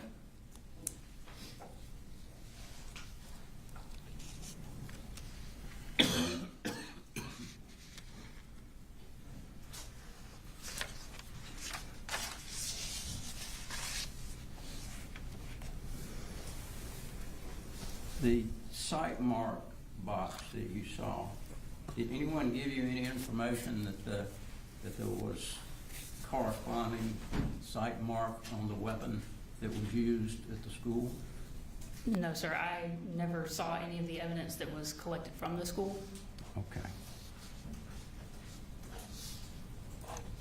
So primarily your duties was to go there and photograph everything pretty much that you saw. That'd be fair to say. My role as a crime scene specialist is to photograph the crime scene in its entirety. So that includes the outside and inside overalls. And if I see something of evidentiary value, then yes, additional mid-range and close-up photographs of that item. Okay. And do you sometimes get impressions about what you see? What do you mean, sir? I mean, if you see, for instance, the computer that was sitting on the floor in what was called Colt's room, Mhm. the computer looked like it had been taken apart. Is that what it looked like to you? Yes. Okay. Components were on the floor. Yes. You don't know when that may have been done either, right? I'm not sure. Could you tell by what was taken apart on the computer why it may have been taken apart? No, sir. I'm not a computer expert. I would have no idea of the inner workings of a hard drive. Did anyone collect that computer to your knowledge? I collected it and turned it over to the GBI's digital forensic investigators. Okay, and which agent did you turn it over to? Danielle Murphy. All right. Thank you, ma'am. Any redirect? No, sir.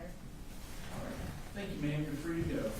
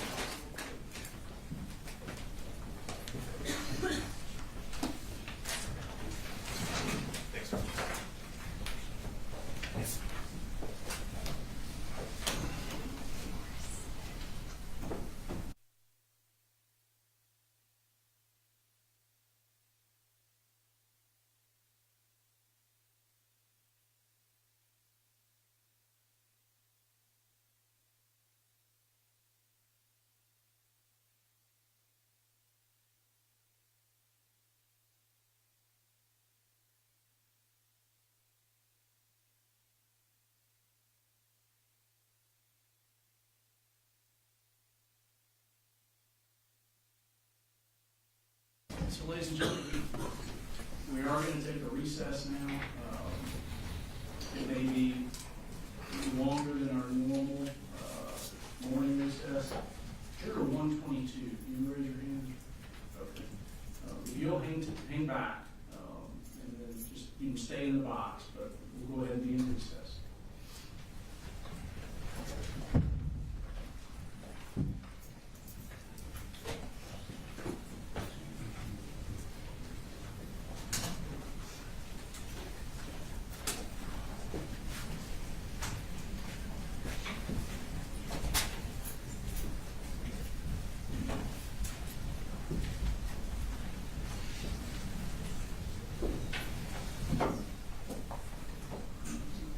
Good morning.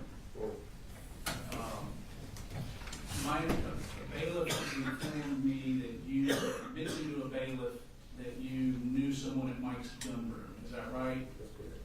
And I believe yesterday some certified business records were tendered from Mike's gun room. I don't think we've gone through them, but they were admitted into evidence yesterday. Correct. So can you tell me, just tell me when it came to your attention that maybe you know somebody involved? Yesterday. When that was tendered? Yes, Okay. Can you tell me who you know at Mike's gun room? Mike. The owner of Mike's gun room? And what is the nature of your relationship with him? I've shot there quite a bit, and just, chatted with him and stuff. Okay. It also has a gun range? Did you say you've shot there? I said shot. Shot, sorry. Okay. Ballpark, how many times you been in there? In the past couple of years, probably about 5, but before that, we used to have an office where I worked in Winder, and I probably went in there 15 or 20. Okay. Have you ever been to dinner with him? No, Ever been to lunch with him? no, sir. Has he ever been to your house? No, sir. You ever been to his house? No, sir. You ever done anything social with him other than encountering him in his shop? Just chatting with him in the shop, that's it. Okay. I'll let state, do you have any questions? I have no question, Your Honor. All right, defense? Just one. Good morning. Just the fact that you have shot there before, you don't believe that's gonna No, impact you really in any way in the case? No, I just brought it up because of having shot there. Right, we appreciate that. Thank you very much. Okay. So I'll address it further with the jurors, with the attorneys, and let you go take your recess. Just understand in general, don't talk to the jurors about knowing Mike at gun, and I don't know if he's testifying or not. Right. I don't either, that's what I'm Yeah, talking about. but just don't discuss the fact that you have been in there, shopped with him, anything like that with the other jurors, okay? Yes, sir. All right. Take your recess, sir.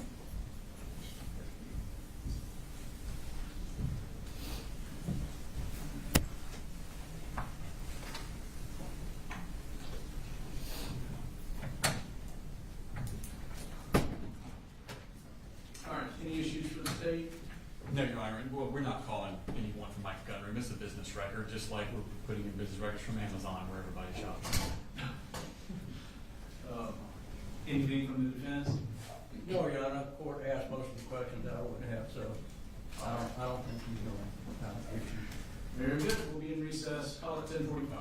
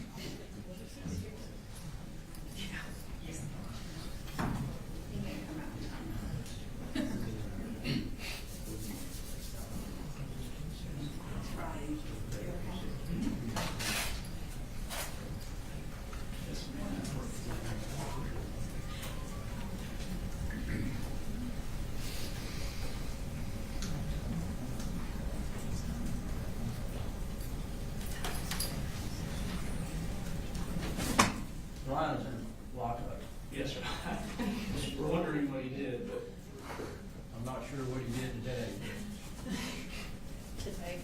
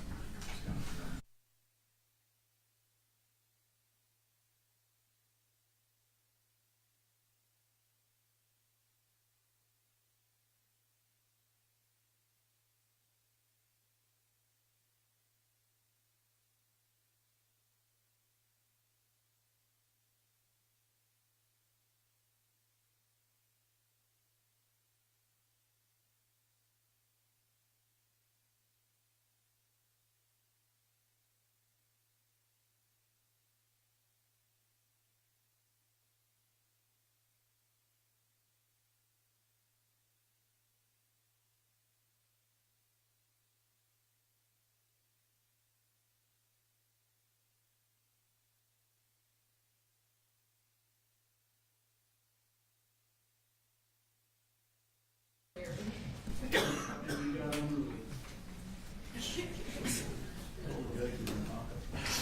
All right, y'all ready for the jury? Yes, Your Honor. All right, bring them in.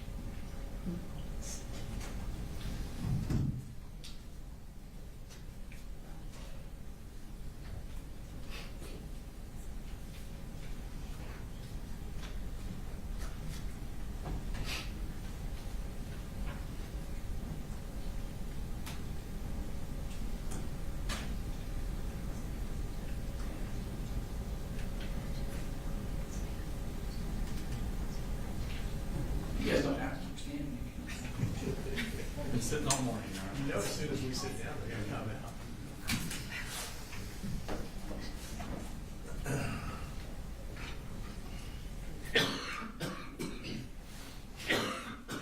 Actually, Judge, can we approach briefly? Yes. While we're waiting.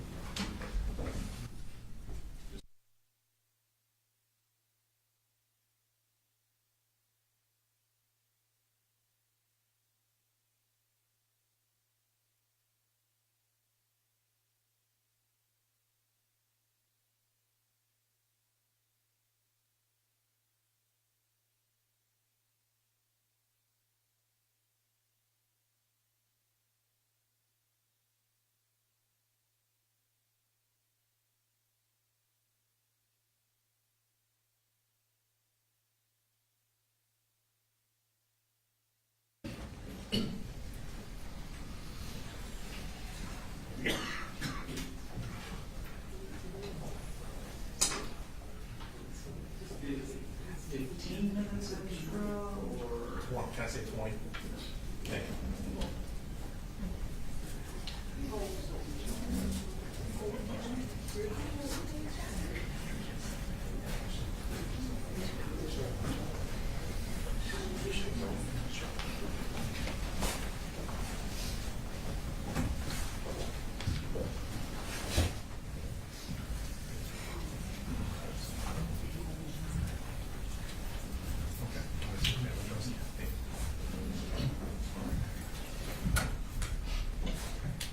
All right, don't be seated. So, ladies and gentlemen, we sort of have this standard format where we take a good morning break, lunch break, and then a mid-afternoon break. Is that format? Or if it's not working for you and you need more breaks, raise your hand. We good? All right, thank you. State calls next word. You're on state called Deborah Polhamus.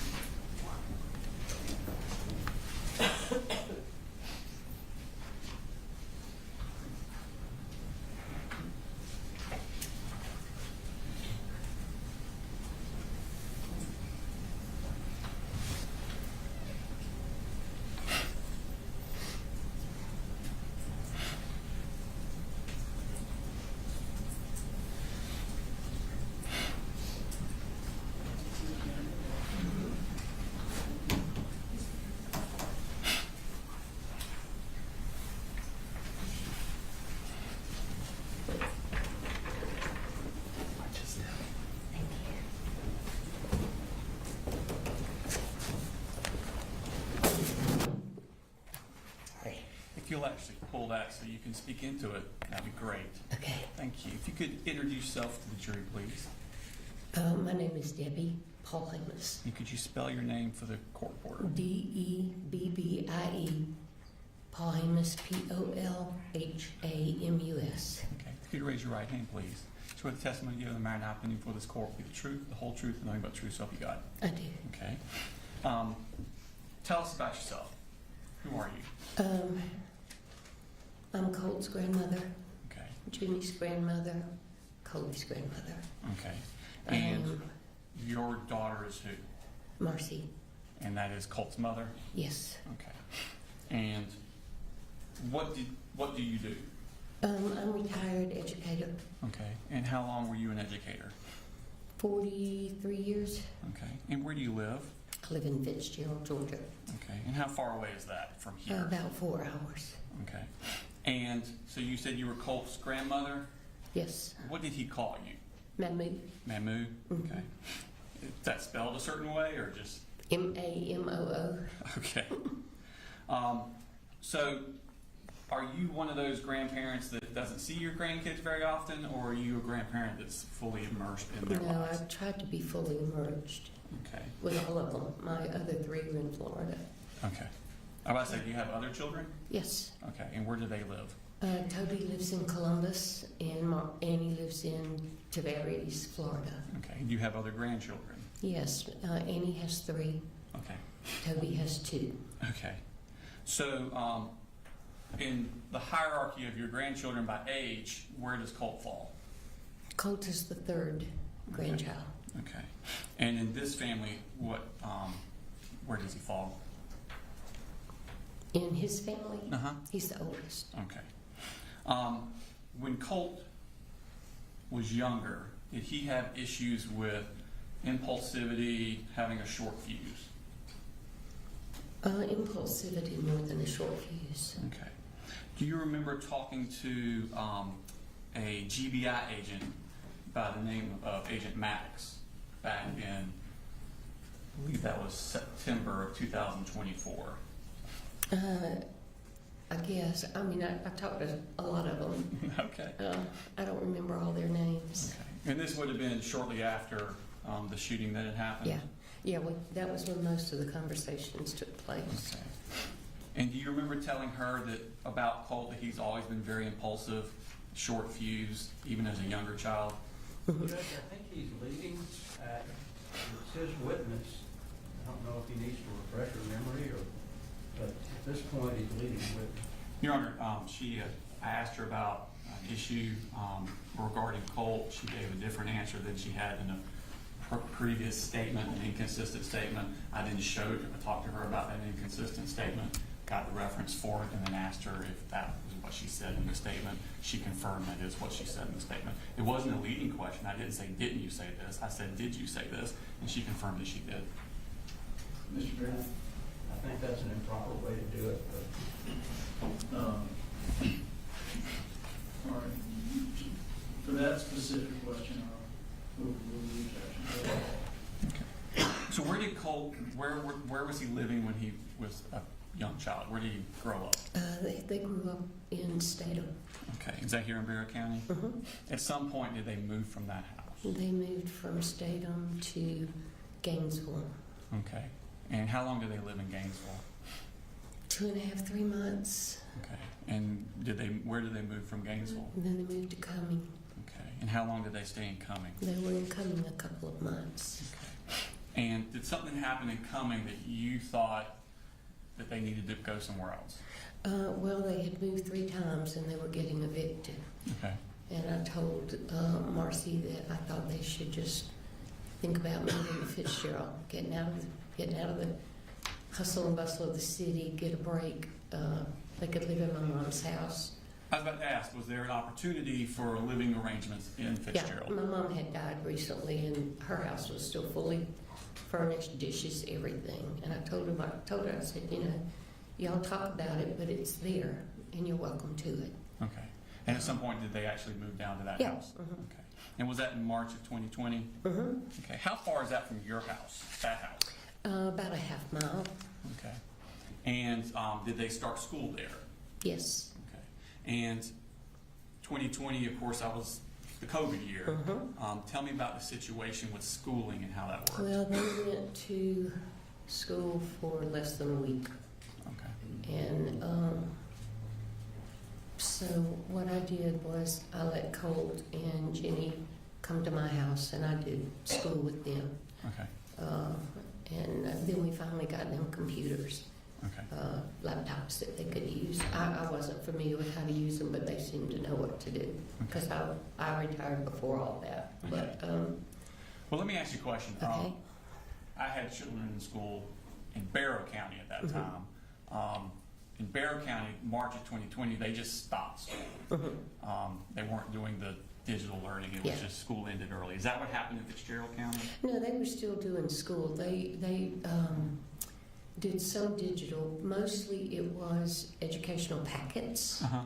The teachers would do packets at work for the grade levels, Okay. and you could go by the office and pick up their packets and bring Okay. them home. And they had library books that the kids could pick up and take. I could pick up and take. I was about to say, Yeah. did you do that? Yeah. Mhm. Okay.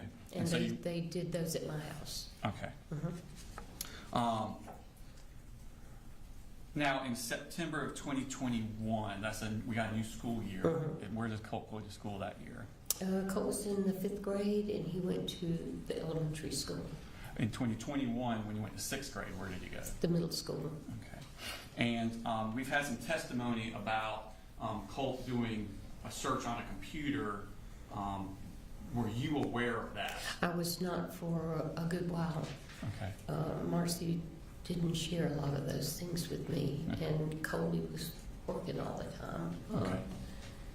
But I At did- some point, did you become aware? yeah, I did. I did not know about the search for abuse, but I did know about the search to how to kill your dad. Okay. And about how long after that happened did Marcy tell you about that? I think it was a couple of months. Okay. So probably still within 2021? Okay. Now, at some point, did DFACS come into play with the family? Yes. And who was it that initiated that? Well, I went to the school to meet with the counselor, Sujette Giddens now. and I discussed with her my concerns about things that were happening with Colt and his mother at home, and that I wanted her to be aware that we were going to call DFACS. Okay. And she said that they were going to call, and I said, well, I'd rather you wait and let us call, because I think it would make a bigger impression on her if we did it. But then I found out she'd already called them, and then she called them again after we called them. Okay, so you also called DFACS? Okay. I didn't. My other daughter did. Okay. I couldn't pick up the phone, and I couldn't do it. Okay. So she did. I asked her if she would call them, and she Okay. did. So she did it at your direction? Okay.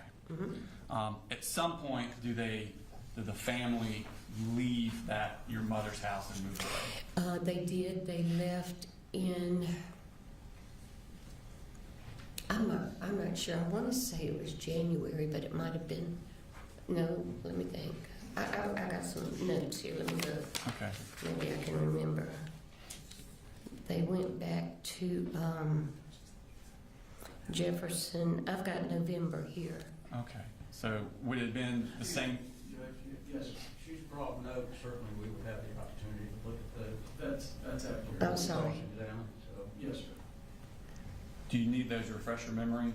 I just have like the dates certain things happened Okay. that I And- thought you might ask. Okay. And but- did you make those notes yourself? Yeah.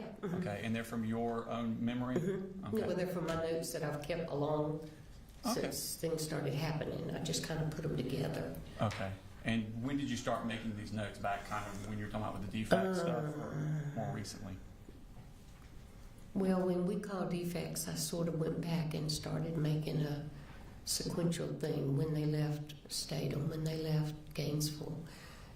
I don't know why, I just thought there might be a point in time that defects asked me questions, and with all that was going on, I couldn't keep it all straight. Okay. So these aren't notes that you created after the shooting. These are No. notes you created well before that. No, Okay. Are they more contemporaneous in time as to when these events are yeah, happening? just mostly dates. Okay. So you're saying that now. And you're welcome, y'all are welcome to look at them. Okay. Thank you. And that was November of 2021. So would that have been shortly in time after the DFACS became involved? Okay. And where did the family move to? They moved to Jefferson. Okay. How much contact did you have with the family when they moved up to Jefferson? I still tried to go up about once every 6 weeks. Okay. They And were a little farther away, so I didn't go quite as much. okay. At some point, does Marcy, Jenny, and little Coley move back down to Fitzgerald? Do you remember when that was, or was that in your notes? That was in November, a year later. A year later? Okay. And where did Colt go? Colt wanted to stay with his dad. Okay. I told him he was welcome to come, but I think he wanted to stay with his dad because his mom and the other two would not be there. Okay. You know, it'd be a little calmer. Okay. So At least that's what he told me. okay. So in November of 22, Marcy and the other two kids come back down to you. They move back into your To my mother's mom's house. house. Okay. And then Colt's up here. How much contact are you having with Colt that period of time? I was not having a lot because Marcy was really strong on the drugs, and I finally moved them to my house Okay. because I needed to be able to take care of the kids without running back and forth. So they moved to my house, and When you say they, did all three? all or just three the of them. kid? Okay. Right. And Marcy, for the next 6 weeks, pretty much stayed in the bed, Okay. getting clean, withdrawing. But it was easier for me to be able to take the kids to school, pick them up, all that. And so they stayed with me for maybe 6 or 8 weeks, and then they moved back to my mom's house. Okay. So because of this, you weren't able to. And I was going to say, to answer your question, I was not able to go up and down a lot with Colt. I bought Colt a phone, and I got him a card that he could use to call me. And I said, put it up, and if you need me, if you want to talk, call me. Okay. And he did call me some, but not a lot. So during that time, did you find out, or were you told about law enforcement coming to the house about an FBI tip? No. Okay. Colt didn't share a lot with me. I asked him after he went to the detention center why, and he said, I just didn't want to bother you. I didn't want to worry you. Okay. So I honestly didn't find out about that for quite a while. Okay. During the time that Colt is up here with Colin, are you also communicating with Colin? Yeah, we would text back and forth. And what types of things? He would text, well, more of the texts that we had were later, but he texted me to let me know that he was getting enrolled in school, and he texted me to let me know that they were settled and he was doing good. We didn't have a lot of communication during that time. Okay. Most of ours was after they moved to Winder. Okay. Did he ever tell you about the law enforcement coming to the house? I honestly do not remember who told me about it. Okay. Did you find out about I do it not. before or after the shooting at Apalachee High School? Before. Now, at some point, Colt, then Colin moved to Winder, Georgia. All right. And Colt actually leaves to come to Fitzgerald. He came to Fitzgerald during the summer and stayed for a while. Okay. About how long did he stay there? 5 or 6 weeks, I would guess. I was in Florida a lot during that time because my other daughter was in Michigan in training for her job, so I was down there keeping the kids. And Did Colt get in trouble down there with you guys? he did. Tell us about that. I was not there. Colt, I know that Marcy was still doing a lot of drinking, and Colt just could not handle that. And I know that started it. I know that she called my husband and had him come over. He called the police. What was the purpose of calling the police? What had happened?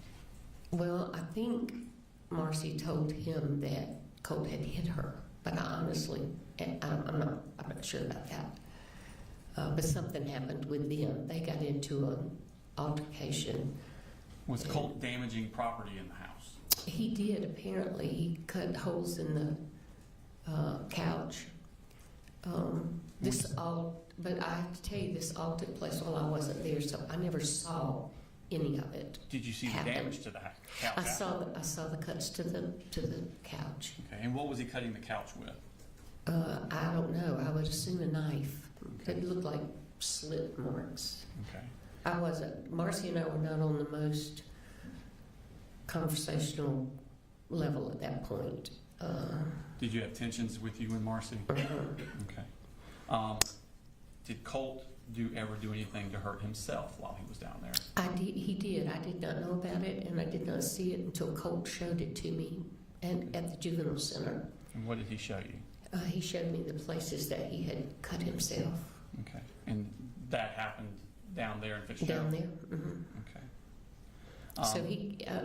So he came and stayed with us for a few days, and then I think, if I remember correctly, Coley and I met halfway, and he got him. Okay, so at some point he goes back to live. Now you say Coley. Do you refer to Colin Gray as Coley? Yeah. Okay. I'm Just sorry. No, not your. Yeah. Whatever you call him is fine. I just want everybody else to know who Yeah. you're referring to. Yeah. Okay. So you took Colt halfway up to Winder. Mr. Gray came down and met Yeah, y'all. I think that's what happened. Okay. I know at one point we did that, but I'm not sure if that was the time we did it. Okay. Moving your attention further to October 13th of 2023, what happened then? That was when DFACS tested Marcy Okay. for drugs. Where were you at that time? My husband and I were in Virginia. Okay. I called DFACS and told them that we were going to be out of town for a week. Mm-hmm. And it was the first time I'd left the kids for that length of time. And I asked them if they would please do a check, just to make sure the kids were okay. Okay. And they did. And So- they tested her for drugs? Mm-hmm. Okay. Yeah. When you got back, how long was it before you got back after that day? That was the 13th. I can't think we came home like the 15th. Okay. Coley had just come and gotten the kids. I was about to say, the kids were already gone by the Yeah. time you got back? Okay. And as far as you understood, the kids had moved up to Winder with Mr. Okay. How did Marcy take that? Well, she was not happy about it. Okay. And did that come to a head in November? Yeah. Tell me about what happened there. Marcy got, I don't know what she was taking, but I had been at Annie's with the kids. That's your other daughter? Yeah. And I was coming home, and when I got home, she asked me to walk outside with her, and I did, and she said, get in the car, and I said, where are we going? And she said, just get in the car. I said, no, I'm not getting in the car. And I said, where do you want to go? And she said, I'm going to Winder. When she refers to the car, whose car is she talking She about? was talking about my car. Okay. Does she have a car? She did, but I found out later that hers didn't have any gas in it. Okay. So I told her no, that I was not going to get in the car and I was not going to Winder. And she said, I'm going up there and I'm going to kill him. I said, no, you're not. You're not going up there. You're not going to kill him. You're not going to traumatize your children. You're staying here. And I turned around and went back in the house. And she followed me back in the house. And she had a fire burning. And we found out later that she had burned, my younger daughter was a soccer player. She had burned all of her soccer jerseys, all of her pictures, all of her personal things in the fireplace. And then she went in our office and called me in there, and there was a chair sitting there with a blanket on it. She said, I want you to sit down. I said, for what? And she said, I know you're going to call the police as soon as I leave, and I'm not going to let you do that. So I sat down and she taped me. And I didn't fight her because I have worked with emotionally disturbed children long enough to know that when somebody's in that state, you don't get physical with them. And I was not going to do something that would get me hurt. So she taped me up and she switched car tags and put mine on her car and left. In your car? No, she went in her car. She got money out of my wallet to Okay. put gas in it. Okay, so she put your tag on her car, took money from you to buy gas, and then... She switched the tags because her tag had been flagged. Okay. And I didn't find that out until later. I didn't know what was going on. I heard her banging around in the house, and then she left. How did you get free? My younger daughter called. I didn't call her when I got home. I always called her. And she started calling my phone, and I wasn't answering. So she just figured I'd gone to bed. So the next morning, she still couldn't get me on the phone, so she called. You're still in the chair the next morning? Okay. She called her best friend, who lives 3 houses down from us, and said, I need you to go to my house and check on my mama. Where was your husband at this time? He was in Virginia playing golf with our son. Okay. So she said, check the car first. If her person's stuff is still in the car, there's something wrong. So she did, and then Amy stayed on the phone with her and said, I want you to go in the house and look around and see what you see. And Mary Beth is the one that found me. Okay. Did you call the police? Mary Beth did. I told her, I said, I have to go take a shower. I can't do anything until I take a shower and clean myself up. And then I told Annie, I said, y'all just stay on the phone. And then somebody came to the house and was beating on the front door. And it scared Mary Beth, so Annie called the police. Okay. At some point, you find out that Marcy has been arrested up here. Okay. And does she eventually end up back down in Ben Hill? Tell me about how that happened. Well, they put her in jail here for what she did to Coley's truck. And then she went to court, and they gave her fines and all that, but they did the first felony, whatever that is, so she didn't have to stay in jail. So we had her transferred from Winder to Fitzgerald. Because there were charges for her? There were Fitzgerald? charges for her down there, and they wanted her down there. Okay. So they transported her there. And then I left her in jail for a couple of months. My husband didn't like it, but I told him, I said, she needs to get clean, and she's not going to get clean any other place. She may not even get clean in jail. But she was in jail altogether 5 months, maybe, Okay. something like that. And then she asked me if I would consider helping her get into rehab. Mhm.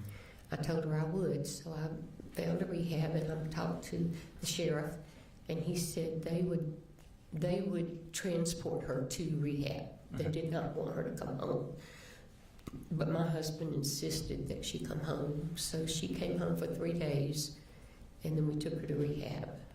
Where was the rehab located The at? rehab is located in a little bitty town called Glenville, which is about an hour and a half from west of Savannah. Okay. And when was it that she went into the rehab? Do you remember? May, maybe, Okay. sometime in May. So from November of when she was arrested up here till May, she's been in jail somewhere. Maybe April, I can't remember Okay. which. And then from there, she goes into a rehab facility. Is this a rehab facility she can come and go as she pleases, or is she? No, they were required to stay there, and they had to work. Mhm. So we could go and visit her, Mhm. but she couldn't leave. Okay. Or she was not supposed to leave. Okay. And when does she get out of rehab? Do you know? She didn't get out, she left. Okay. And how did she leave? She called me on Friday night and told me that she wanted to transfer to a rehab up around Winder. Mhm. She couldn't go to Barrow County, but she was looking at Clark Was she County. banished from Barrow County? Yeah. Mhm. Okay. So I told her to give me a few days and we'd look around and see what we could find. And I'd get back with her. So then she called Coley and told Coley that her dad and I said it was okay for her to I'm leave. going to object. It seems like this would be hearsay at this point. What's your response? She wandered a little further than Oh. anticipated, Your I'll Honor. sustain the objection. It's fine. How did she get out of, who picked her Coley up? went and got her. She called him and told him that we had agreed to let her leave, so he Okay. went and got her. Okay.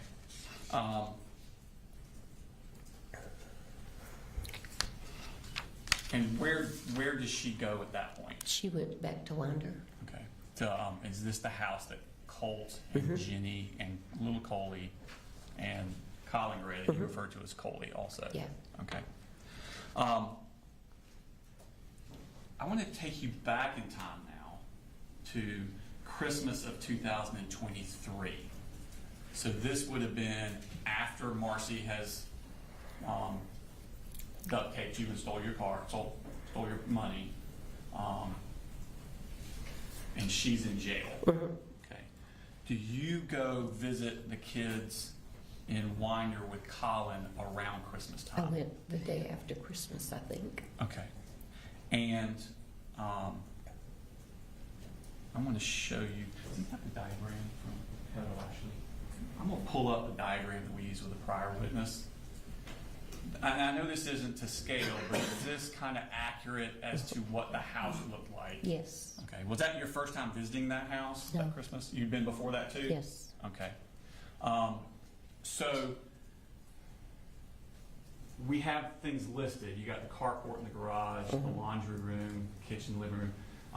Where it says subjects room, Mhm. they're referring to Colt. Was that Colt's room as you remember it? Yes. Okay. And in the back left, it says siblings room. Mhm. Is that where Jenny stayed? Mhm. Okay. And then on the right back, it says father's room. Mhm. Who stayed in father's room? He and little Coley. Okay, so Colin Gray and Little Cole Mhm. both stayed in that room. Mhm. Okay, thank you. Did Colt talk to you about a Christmas present he had gotten? Sure. Okay, and what was that Christmas present? It was a gun. Okay, and was it a rifle? Yes. Okay. Who did you get the Christmas present from? From his dad. Okay. While you were up there, how long did you stay up there at Christmas time? I don't know, 3 or 4 days. They usually stay 4 or 5 days. Okay. Where was the gun kept at that time? I honestly don't know. He came out into the living area with it and went back down the hall, but I didn't follow him, so I don't know if it was in his room or Cole's room Okay. at that time.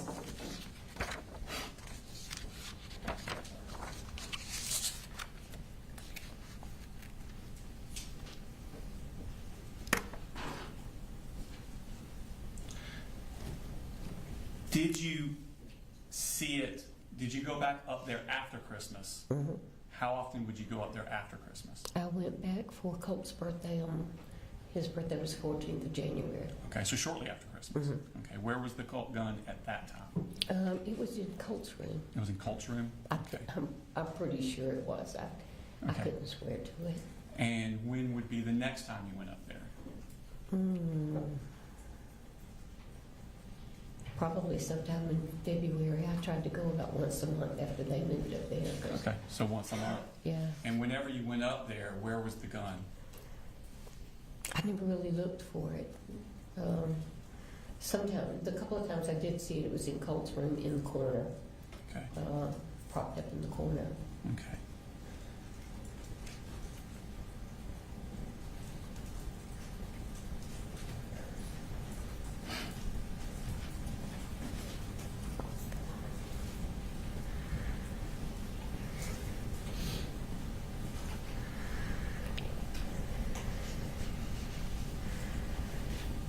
Do you remember giving a statement to an investigator with the Bexar County Sheriff's Office on September 9th, 2024?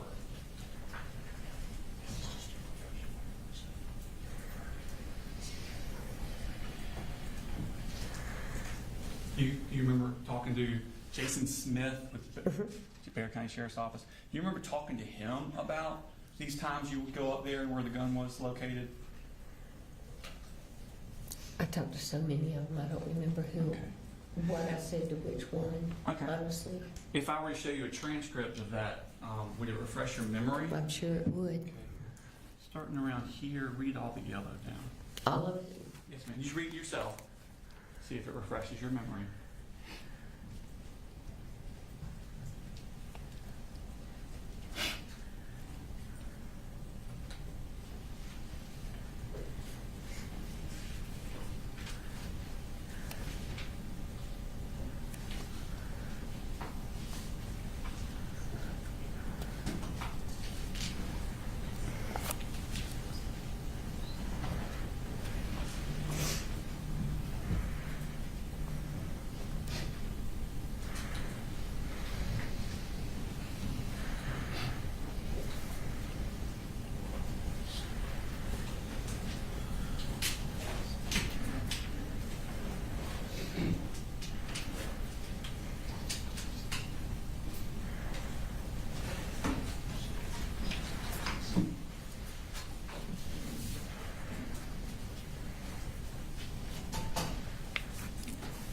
Does it refresh your memory? Yeah. Okay. And so when you would go up there once every month or so, where was the gun kept? It was in his room. In Colt's room? Mm-hmm. Was it in Colt's room every time you went up there? According to that, it does, and I'm sure that's a lot fresher memory than I've got now. Okay. So I do when know you it say was in according his to room that, you're most of the talking time. about your statement to, Yeah. and that was what, a year and a half ago? I'm That sorry, you what? gave the statement about a year and a half ago? Yeah. Mhm. Okay. And so what you're talking about is 2 years ago? Yeah. Okay, or 3 years ago. So whatever's in here is more accurate? Mhm. Okay. Oh, absolutely. And so if it says, every time I went up there, I saw it in Colt's room, that would be what you believe to be accurate? Mhm. I'm sorry, I just Yes, need you to I'm say yes. sorry. It's Yes. just because she's writing it down. That's I mean, okay. we all know I'm what sorry. that means, but it's for the I'm record, sorry. I'm sorry. Did you, that January for Colt's birthday, after he got the gun, what did he want from you for Christmas? I gave him Or for his money. birthday, I'm sorry, for his birthday. I gave him money. He wanted bullets. He wanted bullets? Okay. And did you check with anyone to see if that was appropriate? I told him he had to ask his dad, Okay. and if it was okay with his dad, I would buy them for him as long as they used them at the shooting range. Okay. Coley thanked me for having him ask him, Okay. and said it was fine that they go to the shooting range. So Okay. we went to one of the sporting goods places and bought them. Okay. So you bought ammunition for Colt, but it was because Colin said you could. Yeah. Okay.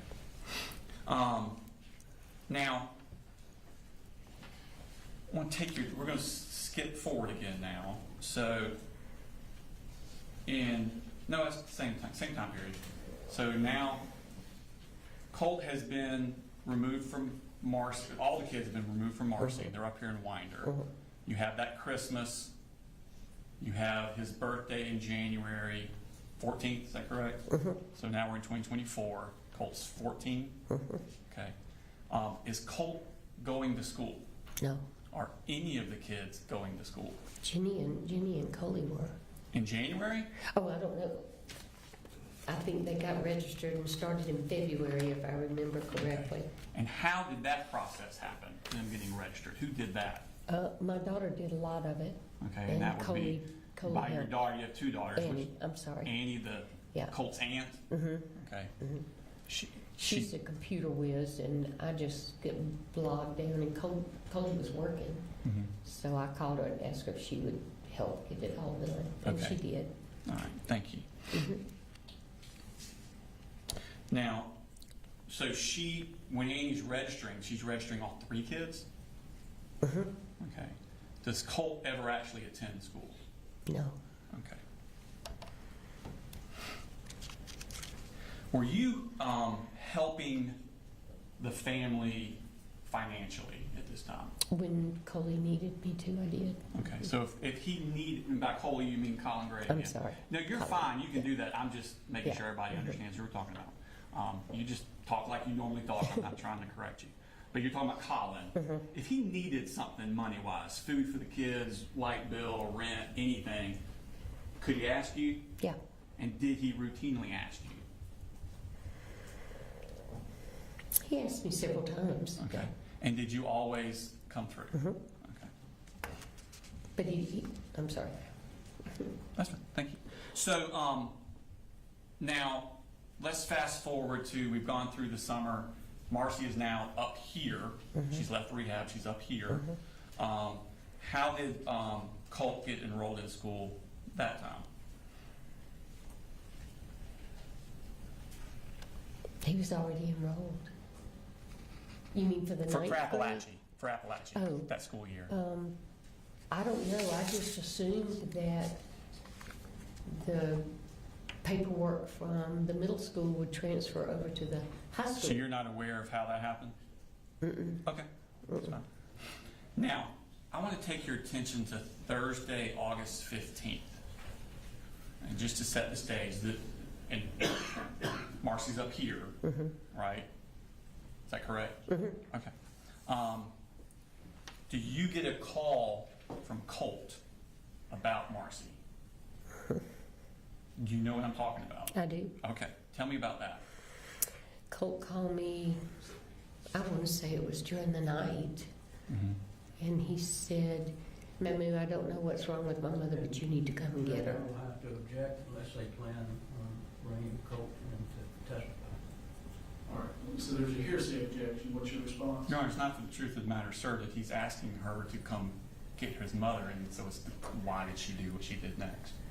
Well, Judge, the truth of the matter asserted is it doesn't cover everything. You can't get into everything just because they're not going to say it's not truth. There's got to be some limitations. Your Honor, there are lots of limitations, and I'm not going into those limitations. So I can't assess without knowing what the statement is. Your Honor, the statement she said was that he asked her to come and get his mother. And her next thing she's going to talk about is going up there to get the mother. So the reasons for the statement is to explain why she's doing what she's doing next. A request is not a statement, so therefore it wouldn't be hearsay. What's your response, Mr. Perry? My response is he can ask her based on the conversation that you had with Colt, did you come up and get Marcy? Well, that's still me going into the contents of it, Your Honor. She's saying what Colt said. That makes the difference. Yes, except the value here are the words that are being spoken. It's what he said to her caused her to do something. It's not being offered to. He didn't give a reason. That you're not asking for a reason why. Is that right? Just that he called and said, "Come get her." I think she put something in there, but that's not about, like I said, it's not the purpose of it. So I'll permit, if the response is, Colt asked me to come get her, then I'll permit that and say that's not hearsay. If there's more to it than that, then I would need to hear that. Did you get a call from Colt? Yes. Did he ask you to come get his Yes. mother? Okay. Excuse me. When he asked you, did he say anything about having a physical altercation with Marcy involving a gun? I'm sorry, yes. He did. Yes. Okay. Wait, you said on the phone call, did he say Yes, ma'am. something about having an altercation? No, Thank you. Okay. no, I'm sorry. I'm sorry, I thought I was getting in trouble. I I was not trying to elicit misconstrued that. the content. I was trying to elicit the absence of No, content. he just said, come get her. Okay. Thank you. So do you go get her? Mm-hmm. And when was that? The next day. Okay, so that would have been the 16th. Mm-hmm. Okay.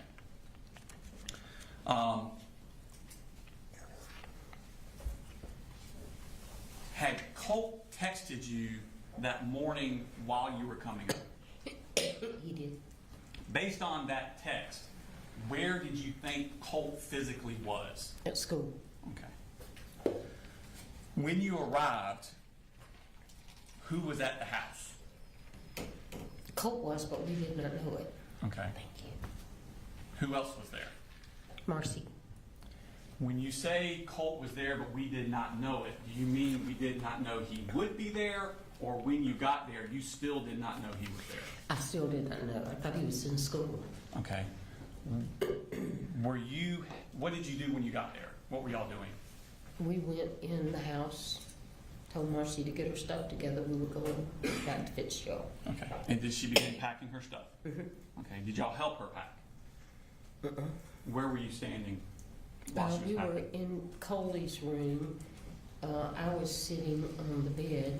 Okay. Charlie was just walking around. And is that where her stuff was, in Coley's room? What she was getting at that time. Okay. Mhm. Did you see Colt at all? No, Okay. You have any knowledge that he was in the house at that No. time? Okay. no, I thought he was in school, so we didn't even look. Okay. He didn't come out and say, "Hey, Mamu." Uh-uh. Okay. Was there damage to the door to Jenny's bedroom? Mhm. Okay. And I'm sorry, I'm gonna need you to say that loud. So Yes. Thank you. Was there discussion between you, your husband, and Marcy about the damage to the door to Jenny's room while you were in the house? Marcy and her daddy talked about it. Okay, thank you. When you were leaving, did you see Colt? Yes. Tell me about that. We were getting in the car and he opened the door. The door of what? The back car? door. The The back back. door of the house? Mhm. Okay. He had overheard a conversation she and her daddy were having, and it really upset him, and he was just yelling, "Don't come back, you lied to me, you're making all this up, don't you call defects on my daddy." What was his demeanor like? He was just upset. Okay. Was he furious? I would say probably yes, he was. Okay. And did he threaten to kill you all? I honestly don't remember if he said that or not. Okay. If you had said it at one of these earlier interviews, Would that be? Oh, yeah. It would be more Yeah, accurate? no, it would be accurate, yeah. Okay. Did you tell Colin about this, what he said?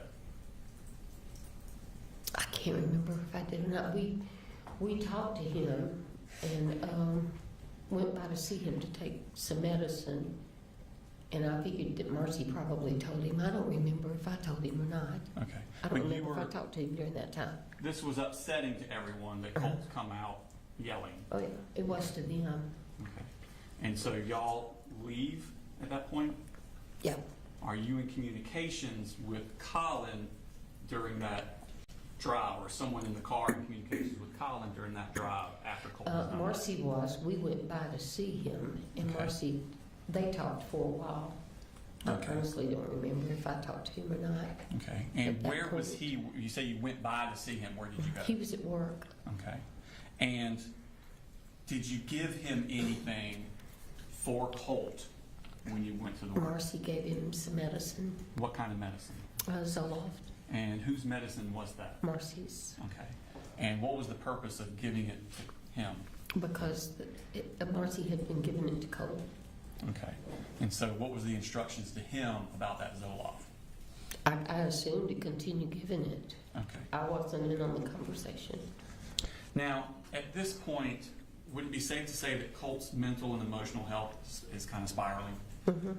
And again, I'm sorry, just yes or no? Yes, I'm Thank sorry. you. It's okay. And even before this, had he routinely had violent outbursts? Yes. Okay. And you and Colin had actually spoken about Colt's mental health? Mm-hmm. And again, yes? Yes? Yes. Okay, sorry. It's okay. It happens to everybody. Did you talk to Colin about Colt needing professional help for We this? did talk about it. Mm-hmm. Okay.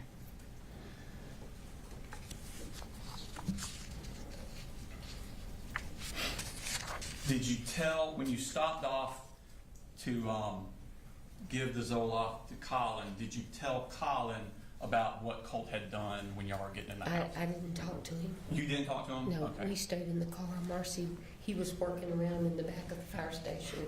Okay. Marcy talked to him.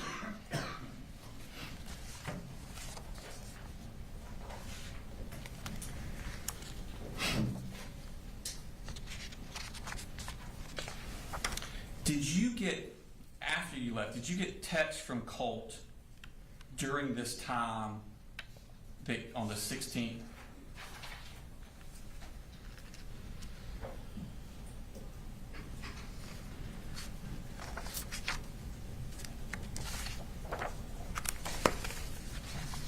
Hold on just a second. Wrong page. Sorry. Thank you.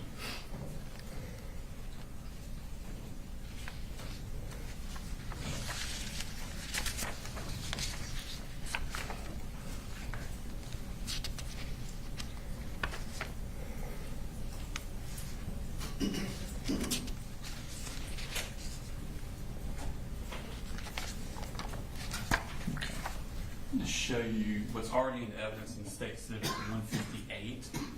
These are text messages from Colt's phone to you. Colt would be where it says owner in the green, and then your grandma in the blue. Before those are published, we're going to object to those. These are text messages. Colin was not part of that text chain. They are between Colt and his grandmother. The statements that are made, we don't have an opportunity to have Colt come in and testify about what was going on, why he was saying these things. So it puts us in a pretty precarious position, especially the fact that we don't believe that Debbie ever communicated any of these things that were said to Colin. So that makes it even more of a problem. So we would object to any and all text messages that the state plans to put in. So the objection is essentially they're hearsay. You have minutes. Hearsay, Judge. Correct. Smith. Your Honor, if I could, I would like to lay the foundation for their accuracy, and then I will let you look through them. And once you've looked through them, then I will explain the relevance of them before I post them to the jury. Okay, so, yeah, presently don't go through the content or publish it to the jury. Have you had a chance to look through them? Do they accurately reflect the conversation you were having by text with Colt as you're on your way up and leaving the house? I'm sorry, yes? Yes. Okay, thank you. So at this time, Your Honor, you can flip through those, and then we'll go through the contents of them.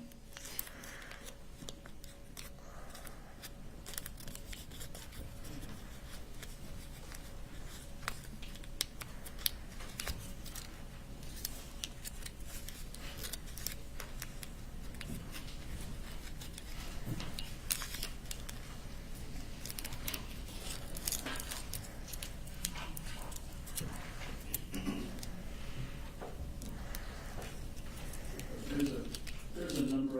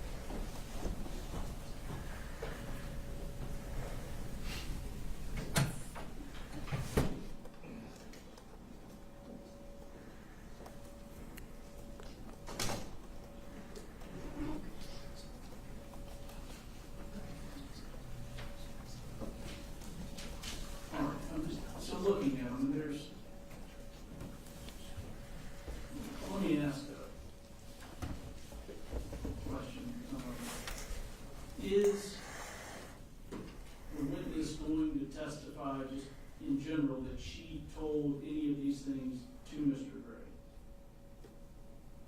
Like specifically? So, Your Honor, she did say that they talked about his professional help. Needing professional help? Right. Which is not actually in any of They this. went to Colin's work, and by they, it's her husband, and her daughter, Marcy. Things were discussed with him. She does not remember if she said or if anyone said.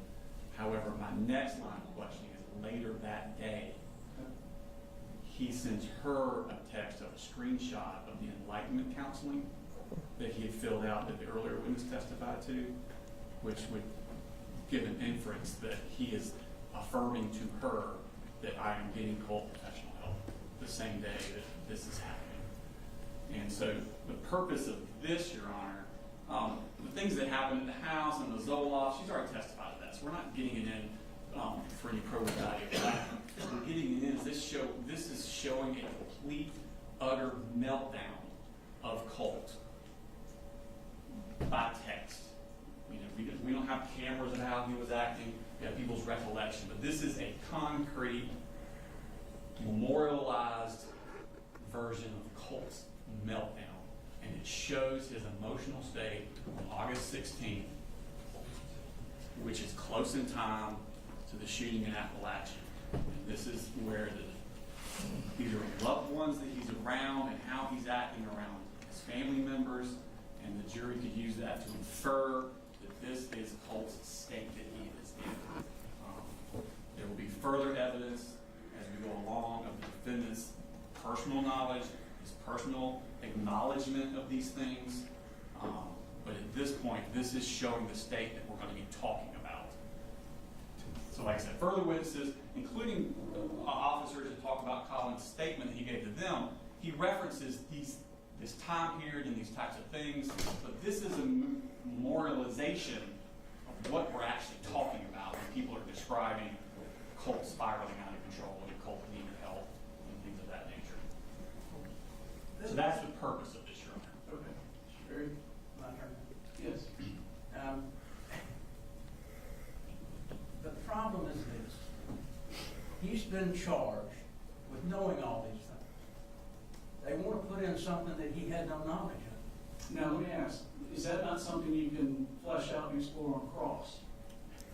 To put those in and then say flesh it out and cross it, he wasn't, it's already before the jury. They already see this.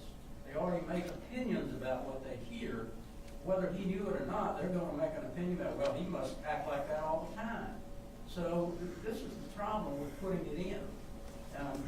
There's no evidence that I know of where the statements that she's made, that she told Colin anything about the colloquy in these text messages.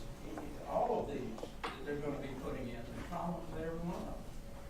If there's any text messages between her and Colin, that's fine, because they're parties. But we don't get an opportunity to cross-examine Colt, and that's obviously the problem. It's hearsay. It's not an exception to the hearsay, because he was never told what these say. It doesn't have to be an exception to hearsay. It is not hearsay if it's not offered for the truth of the matter asserted. We are offering it for the purpose of showing Colt's mental state, which is actually a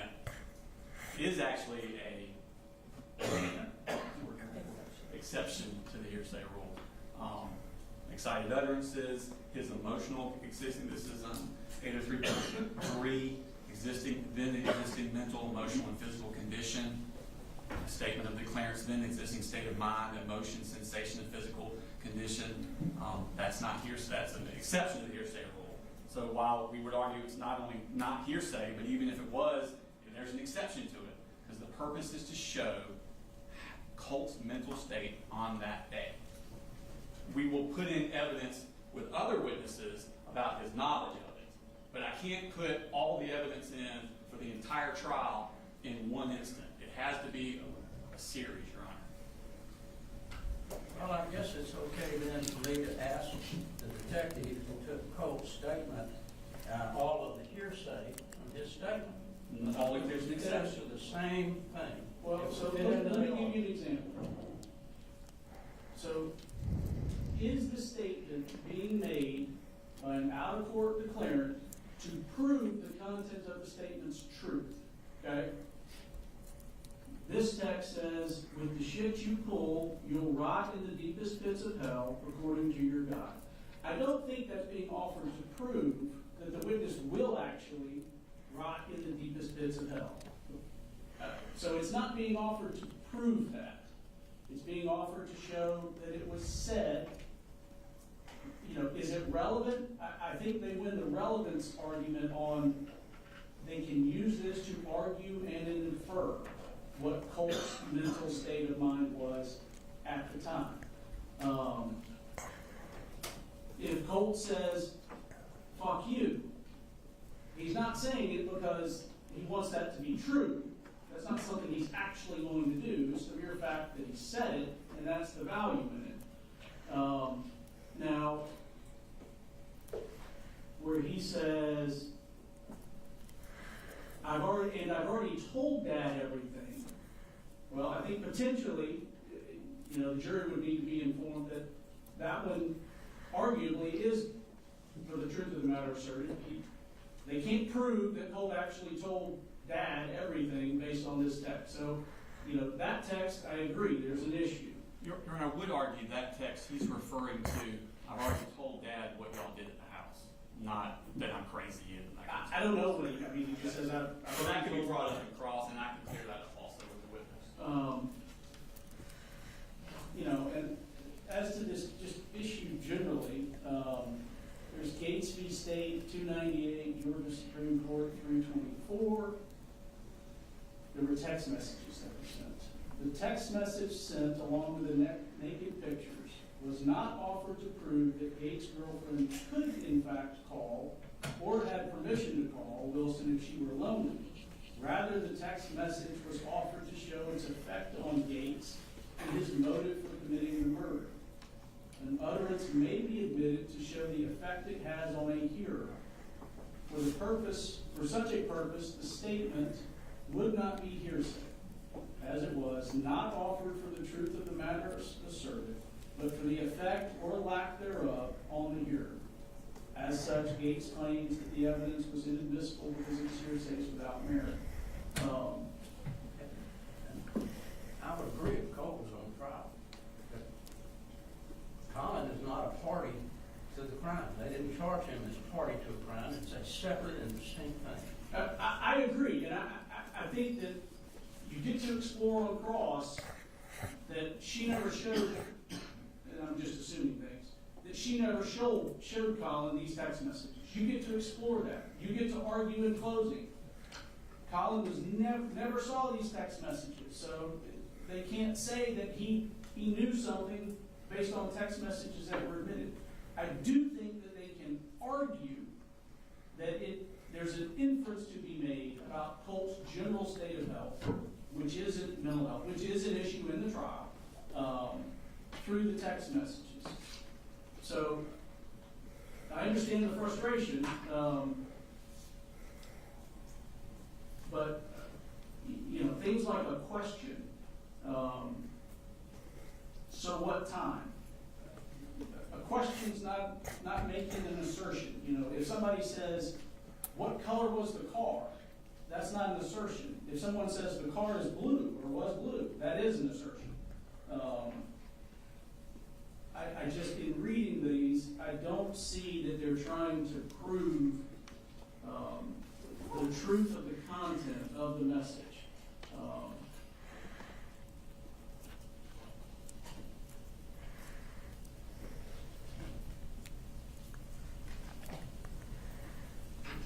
Now, there's one that's got an image attached.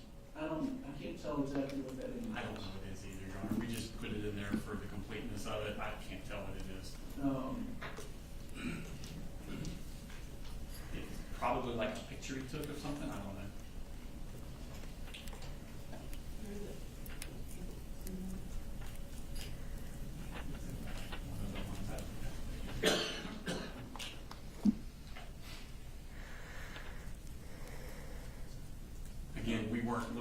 truth of the matter, so I'm not interested in what the picture is.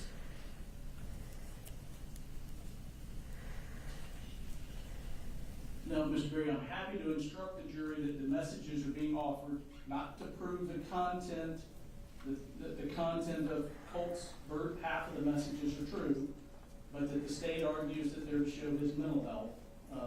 And then you can on cross elicit whether or not any of this was actually ever shown to Mr. Trick. If you want me to give that sort of instruction, I will. But I do think that the messages are admissible. They've got a ton more. We make the same objection to all of them. So. Yes, sir, I was going to, it's not a ton more, but I have 2 more instances. I was going to go and give them to your honor. You can be looking at them. It would be the same, same objections. And they're actually shorter than that.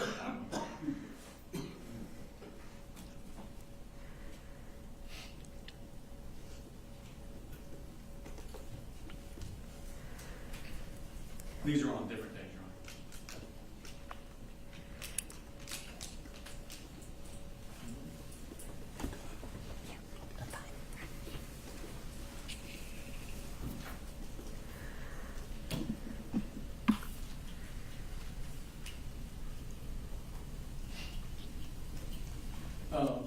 So let me ask, just starting into these, so Mr. Berry, this one, this is States 158. I think it's States 158. This is from Colt to the witness.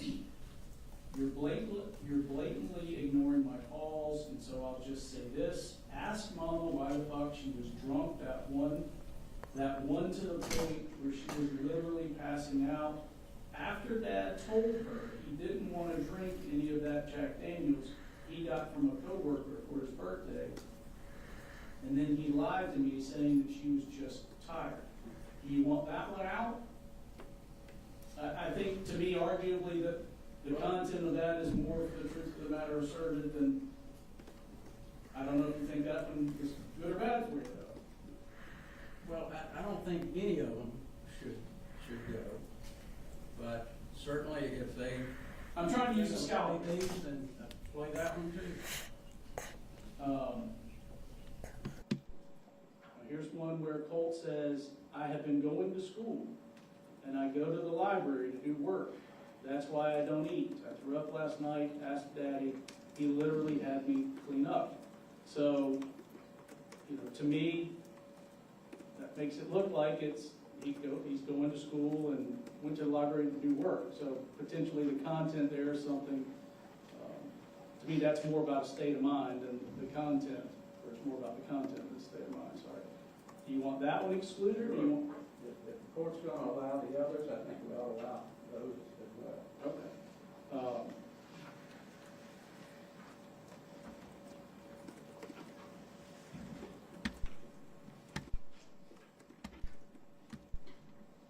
All right, so just generally then, I know you don't like the ruling, but your position is for the subsequent sets that have been handed here, based on my ruling on 158, the text with Colt, his grandmother, you want the others admitted. Is there any limiting instruction that you want? I think it certainly would be helpful to the jury to the limited instruction. What do you want that to look like? What the court had said earlier probably would be sufficient. We'd like the jury to know that, well, they're not going to know what cross it now anyway. But I think it would be important for them to know these are text messages that are allowed under certain particular rules. They shouldn't take those. That they're not to be used to prove the truth of the content of the text messages, in as much as Colt has not testified, and I don't know if he is or isn't at some point, but it's here. Okay, any objection there, Mr. Smith? give these back to you. How much longer do you have with this witness? We could break for lunch now.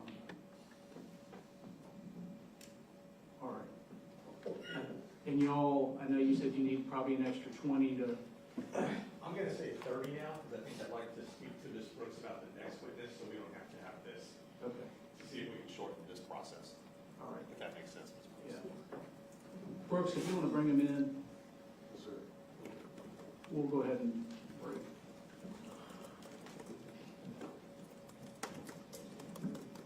I had one minor issue to address with the court after they were Okay. at the bench.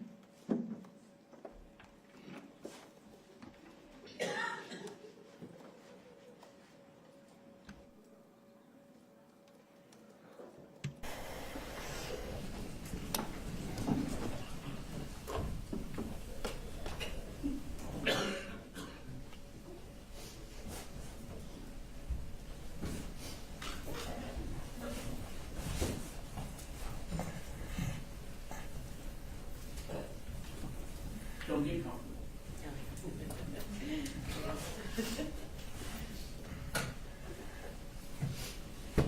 All right. Much of the trial has been incredibly smooth, and probably going quicker than people anticipated, but we're hitting points where we're having evidentiary issues that we're just having to work through. There's some more of those on the horizon that we're gonna try and address at the lunch hour, which is gonna result in just a longer lunch. So why don't you all plan on taking the lunch recess till 12:35? Well, I'm sorry, 1:35, 1:35, and then waiting longer, sorry. All right. So, be in lunch till 1:35.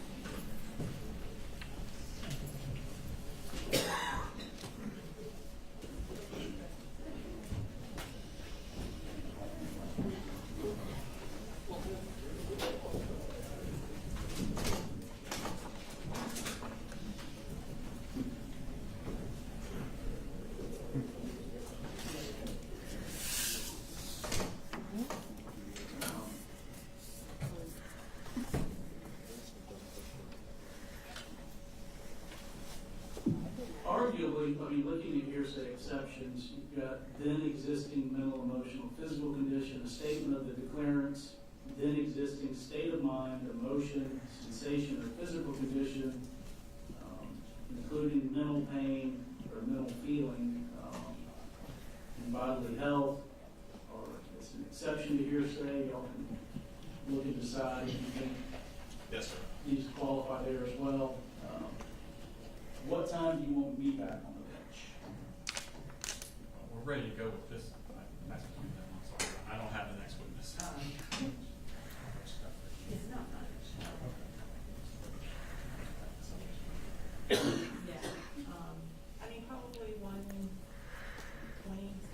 I don't feel like we'll have as much of a disagreement. We're pretty reasonable. I'll take the bench at 1:50. Like the other two. I'll take the bench at 1:50. I think they said Ms. Hall would be more reasonable. That hurts my feelings. Good cop, bad cop. Thank you.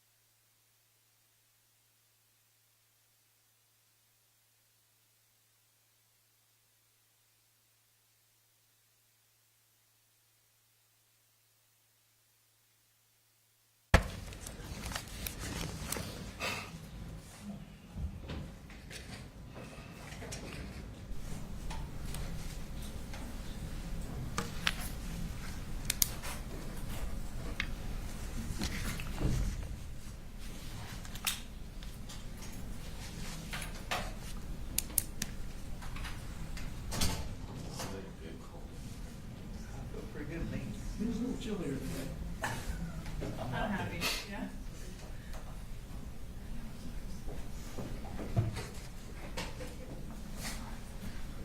And I think next week's supposed to be colder, so as long as they don't run the air hard all weekend. Yes, sir, my wife doesn't think it's going to be cold. It's either 4 or 5, what? Second day, and last year I wore a sleeve. Red. July, August. It's work. October to March. I always have to look in which direction it I was goes. the day myself. Can I borrow you real fast, actually?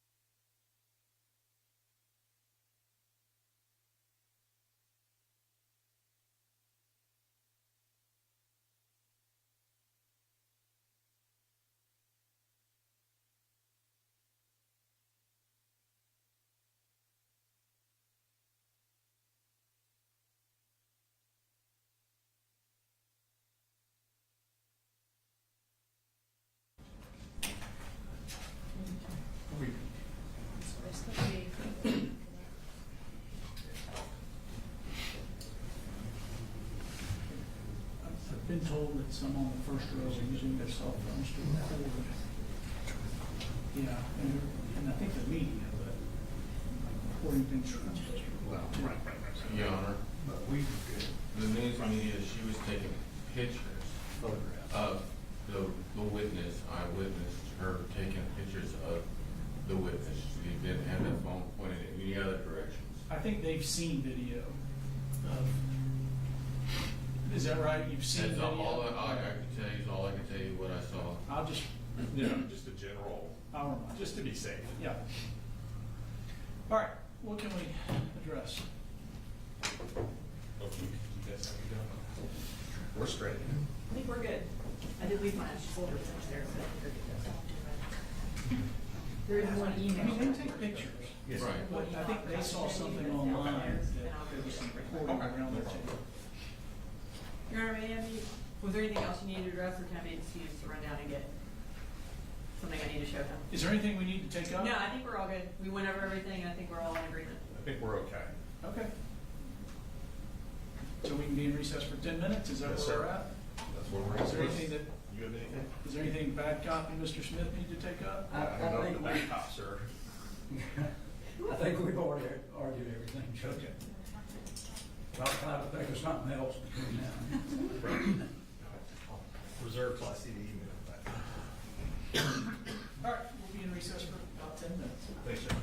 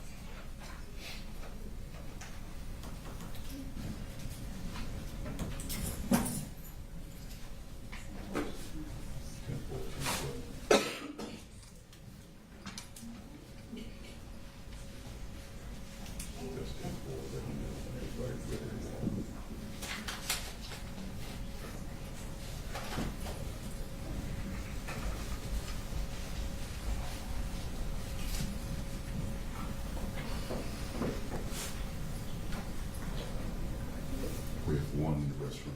Okay.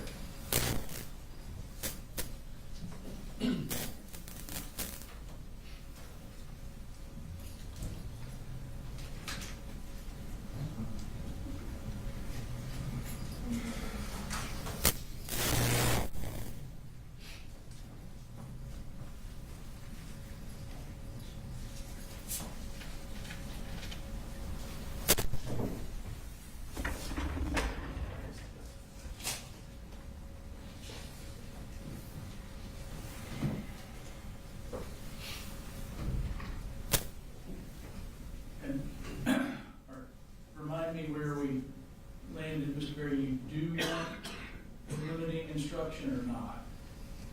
I think we had agreed that we were. Okay. So my intention then would be to tell the jury that they're about to receive into evidence a series of text messages that are being offered either to simply show the words that were being said, or to the extent it may, the mental state of Colt Gray, and not for the purpose of proving the truth of the content of the messages. Okay. And then if there's a specific message that comes up that you want to address, just let me know, and we'll address it. Thank you. And then let me just remind, I know we don't have full media here, but let me remind, so for recording video, we've got the pool camera that WSB that shares with anybody that wants it. You can take photographs and stuff, but some of the things that you are not permitted to photograph would be things on council table, any of the records or documents or notepads or anything that council table have, or their private conversations. You can take a picture of that, but you can't record. All right, bring them in when they're ready, Brooks.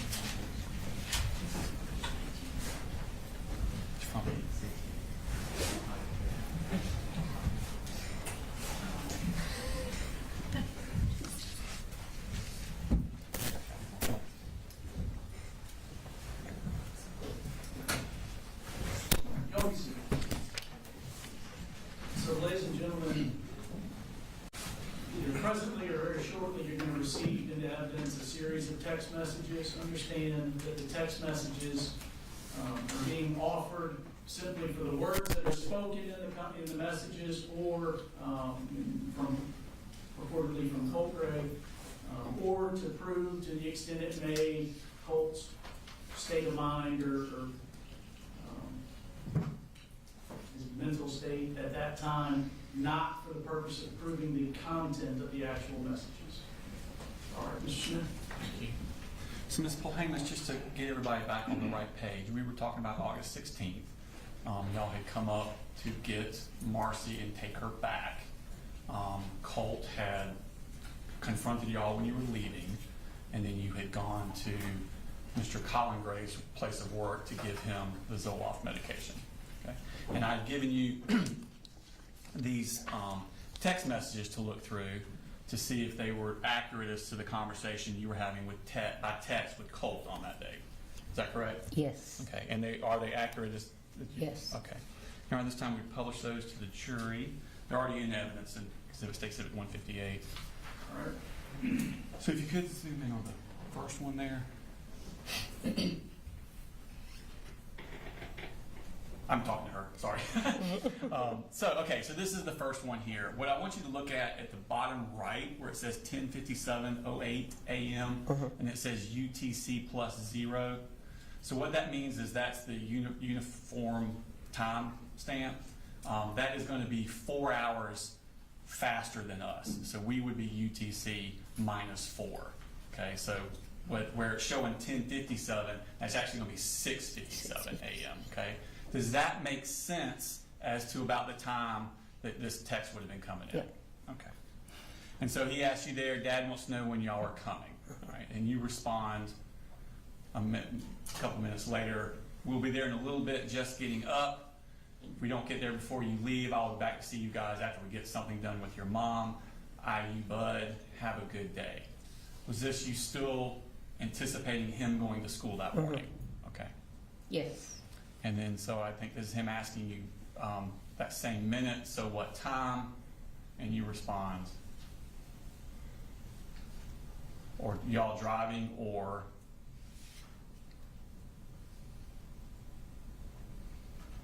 and this is you telling him not to miss the bus, you need to go to school.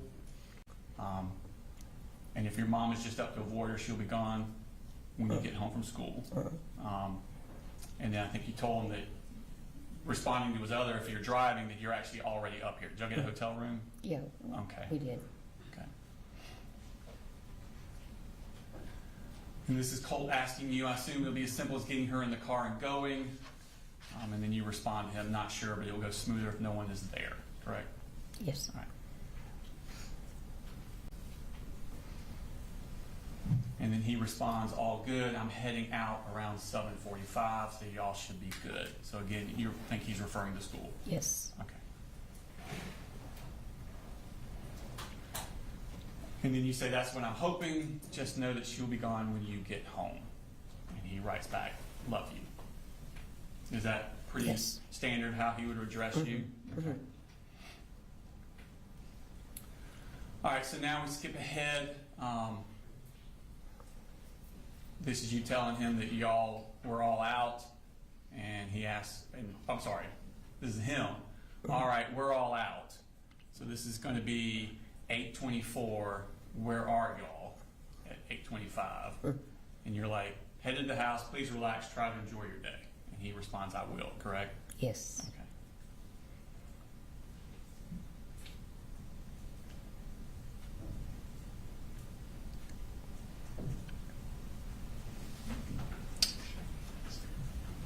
All right, you can zoom on the top one there.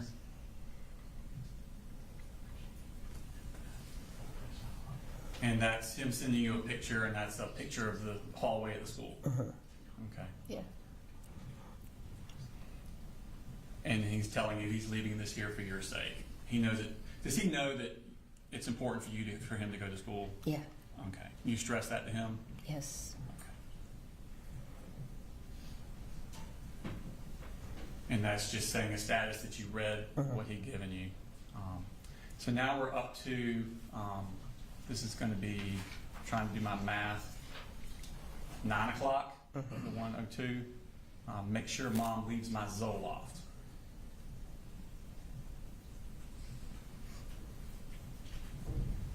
And then he tells you, if you don't leave it, things will turn really bad really quickly. Yeah. Okay. Now we're skipping ahead. It's going to be 9:11.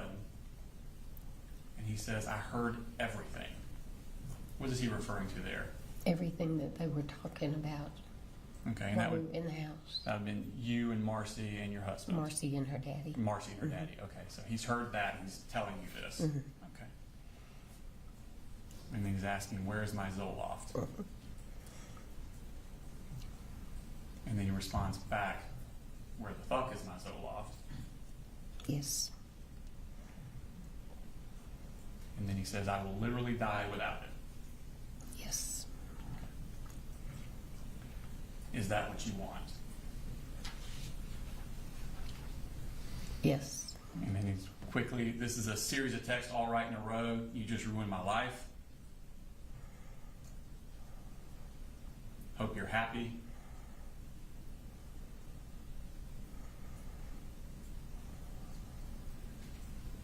Why would y'all lie and say I threatened to kill y'all? Is this going to be after y'all have left and he came out and confronted y'all outside the house? Okay.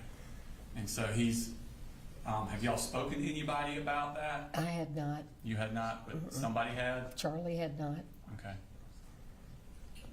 Next slide. I didn't say shit remotely close to that.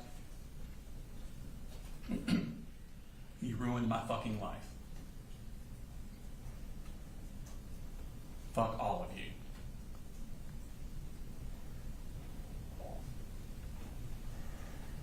Fuck you. Fuck you and your God. With the shit you pull, you'll rot in the deepest pits of hell, according to your God. You are fake.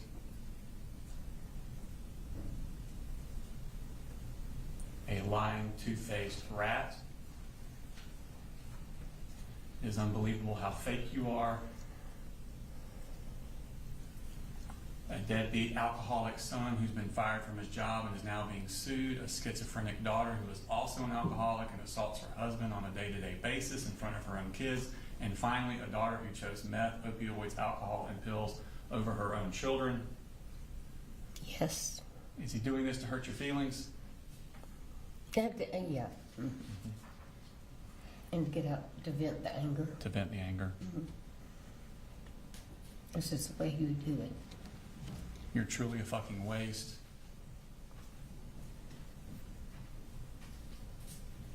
If you call DFACS and my dad ends up fired,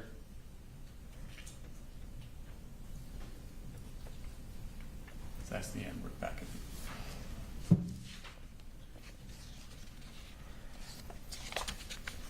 I heard everything. Okay, I'm sorry. Thank you. And I told Dad everything. You are fucked. So these were all a string that came in all once together. One right after the And other. then, so you're reading those all kind of at once. You respond to them then. This is you. We gave your medicine to your dad. He will bring it to you. Your mom was the one who said the only way she would leave is if we called DFACS. I want you to have a chance to prove yourself on the Zoloft.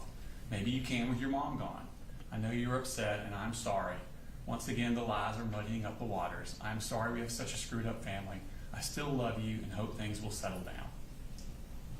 Yes. And he responds, my mom wants DFACS called after the shit she's done to this family. Wow. Yes. You respond, I know, hoping to get her out will give you guys a chance to settle.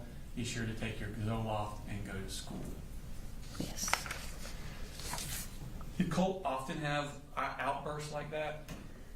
Verbal outbursts? Usually once every couple of weeks he'd blow off at me about something. Okay. Now, later that same day, and again, Colt is doing this. He's obviously in a specific mental state. Are you communicating this with Colin about Colt's mental state and you hoping that there can be some sort of like counseling for him or Well, treatment for him? Colin already knew it. Okay. But were Just you as I communicating? did.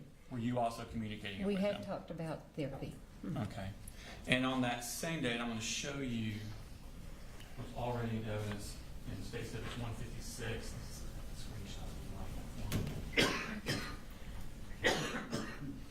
Now, this is from Colin's phone to you on August 16th. Do you recognize that? I have to tell you, it's very difficult for me to read. Okay. I have macular and I can't read I understand. off dark paper. Did he very send good. you a screenshot where he had signed Colt up at Enlightenment Counseling Yes. Services? He did. Okay. And he sent you that on that same day that y'all had this issue Yes. with Colt. Mhm. Okay, so this is later in the day. And is that accurate? Yes. You know, this time I tendered that. Oh, it's already in evidence. I'd like to publish that to the jury. It's going to be under 156. It comes from Colin's phone, Your Honor, but it's a text message from Colin Gray to her. It's just- If it's from Colin to her, we would not have objection to that. All right, you may publish it. It's admissible. And is that a screenshot of the Enlightenment counseling service thing that he sent. And did you respond to him, thank you? Yes. Okay. And that's we pulled out the screenshot there. Yep. I think your text to him after that was, "This is awesome, Coley, thank you." Okay. Now, moving on, I want to go to August 21st, so 5 days after this. When you take Marcy down on the 16th, which we were just talking about, did she stay in Fitzgerald throughout? Did she ever come back up to Winder? Yes. Let me think. change the dimensions there. Yeah. You take her down on August 16th. Yeah. Prior to the shooting in Apalachee, did she ever come back up to Winder? No. Okay. So she stays down there with y'all at Yes. Fitzgerald. Okay. Until after the shooting. Okay. Yeah. So on the 21st, which is August 21st, which is 5 days after we just talked, did Colt talk with you about having urges to hurt other people? He talked to me about urges to hurt himself. Did he ever talk to you about urges to hurt other people? I really don't recall. Okay. Do you remember seeing I do him? remember vividly him talking about hurting himself. Do you remember seeing him when he had in one of these urges to hurt other people? Not that I'm aware of. Okay. Do you remember a text conversation between you and Colt where he tells you about having urges to hurt other people and you responding, yes, I've seen you in the middle of that? Okay, then I guess I did. Okay. I honestly don't remember. That's okay. I will show you these text messages from the 21st. Again, Your Honor, this is under States 158, which is from Colt's phone. You can just flip through those and look at those.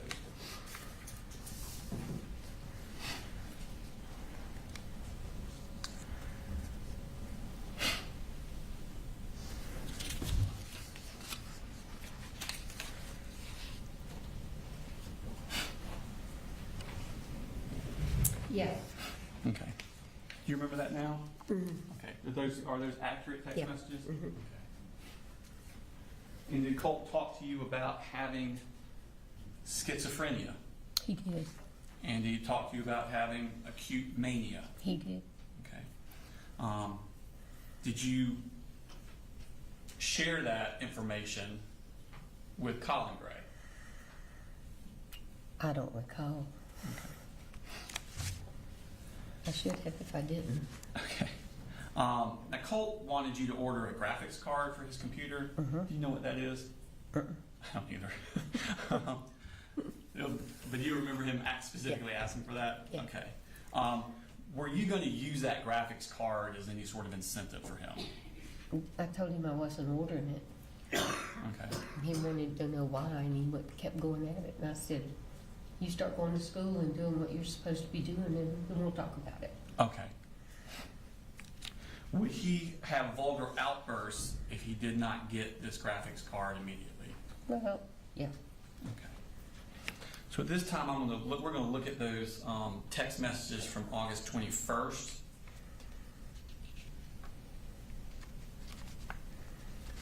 And again, at the bottom, it's the UTC plus 0. We're actually UTC minus 4, so this is going to be 4 hours earlier than what the time is showing.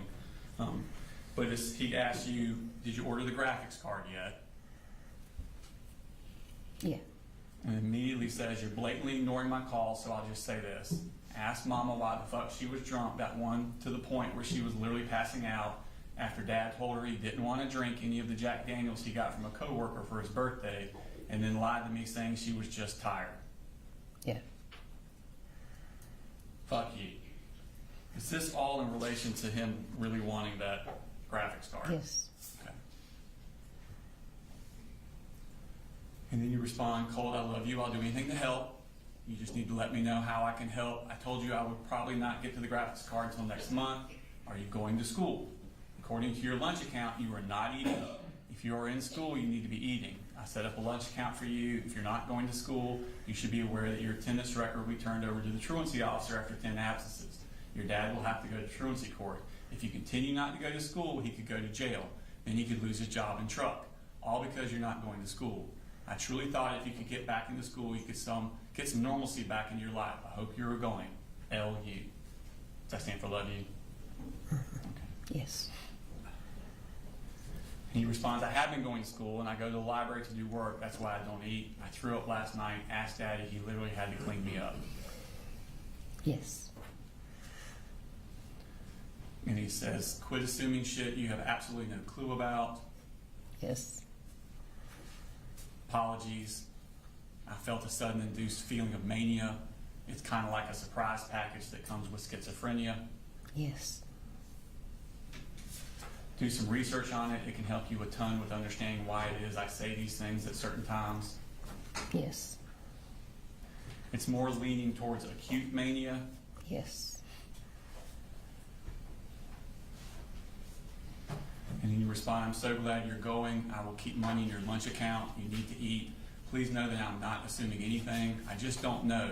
Your mom and dad both blow V8 to fit their needs, so I don't know who to believe, except that I believe you when you talk to me. Have you talked to the crisis counselor your dad told me he was taking you to? If you were experiencing acute mania, you might need more than Zoloft. Yes. He responds, I know. I really do need something for it.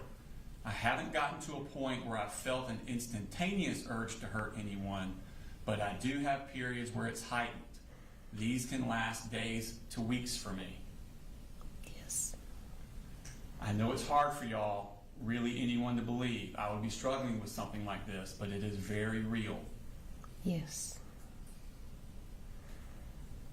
And then he sends you an image with some stuff circled. And then he says, I started brushing my teeth daily. Yes. And then you write, no, I absolutely believe you. I see you in the middle of your urges. That's why I was so glad your dad was getting you to a crisis counselor. He promised me he would. Yeah. What are you seeing when you see these middle of these urges to hurt people? Well, one of the things that I see is him following up his fist and just get really tense. Mostly when he would get angry with his dad or with Jenny. Okay. Or his mom. Okay. I didn't see him do that with anybody else because I never saw him around anybody else. Right. And you're not seeing him on a daily basis, No. are you? Mm-mm. Okay. You're seeing him, what, once a month, maybe? Sometimes more, Okay. sometimes a couple times a month. Sometimes a couple of times a month, but not on a daily Depending. basis. No. Okay. And then he writes, apparently she's not a crisis counselor.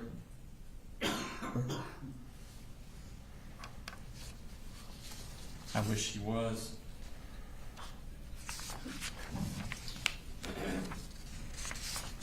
And that's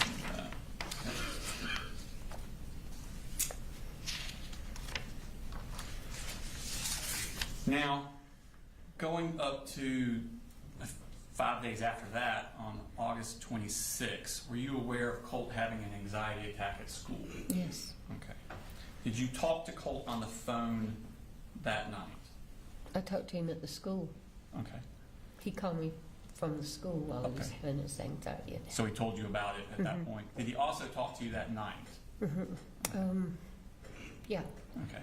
At some point during that conversation, does he ask you a question that disturbs you? Yes. And what was that question? If I do something terrible, would you still love me? I think that's the way it was worded. Okay. And do you, at that point, did you know who Nick Cruz was? No, Okay.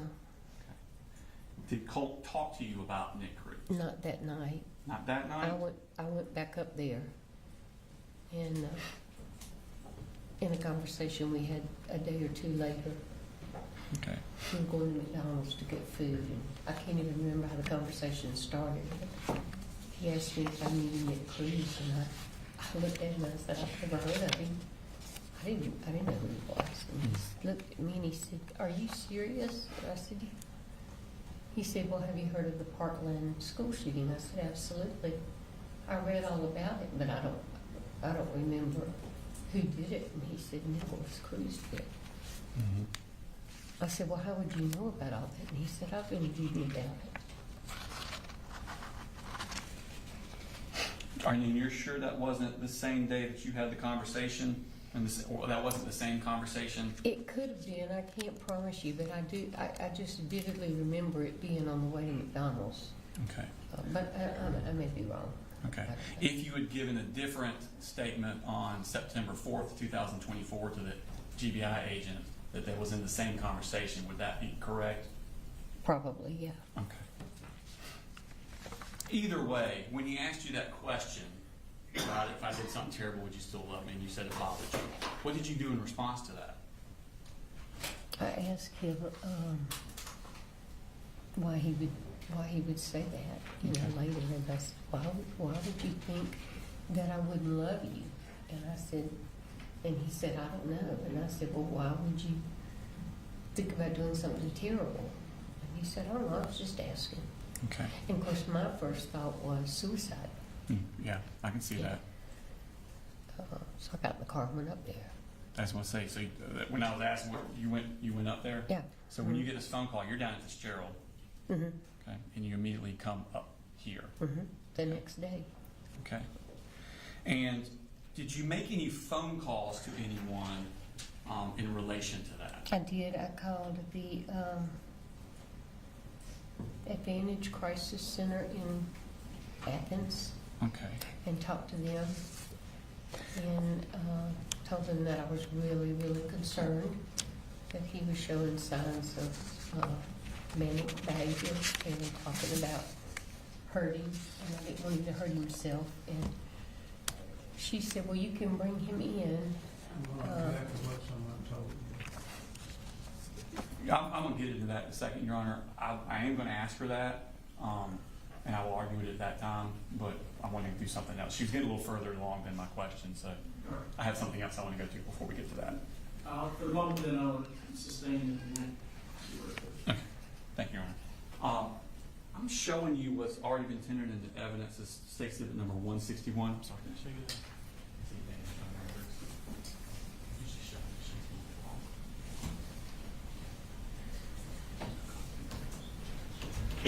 Showing you State Exhibit number 161. These are some already put in evidence. They're the phone records from Advantage, and it shows that a phone call was made on August 27th at 2:02 p.m. And I want you to look at the number from and tell me, is that your cell phone number? It is. Okay. And what is that cell phone number? 425-229-425-5704. Okay. So those records reflect that you were the one that called at that time to Advantage paper. Yes. Okay.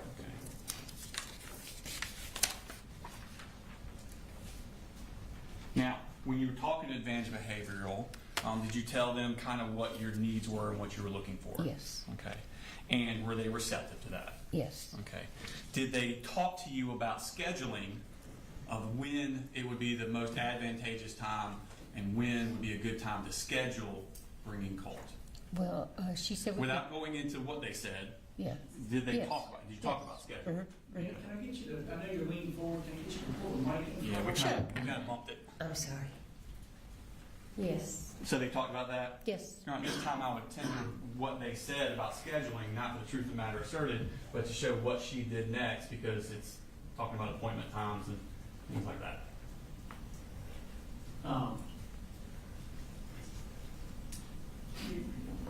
You're renewing your hearsay, Jeff? Correct, yes.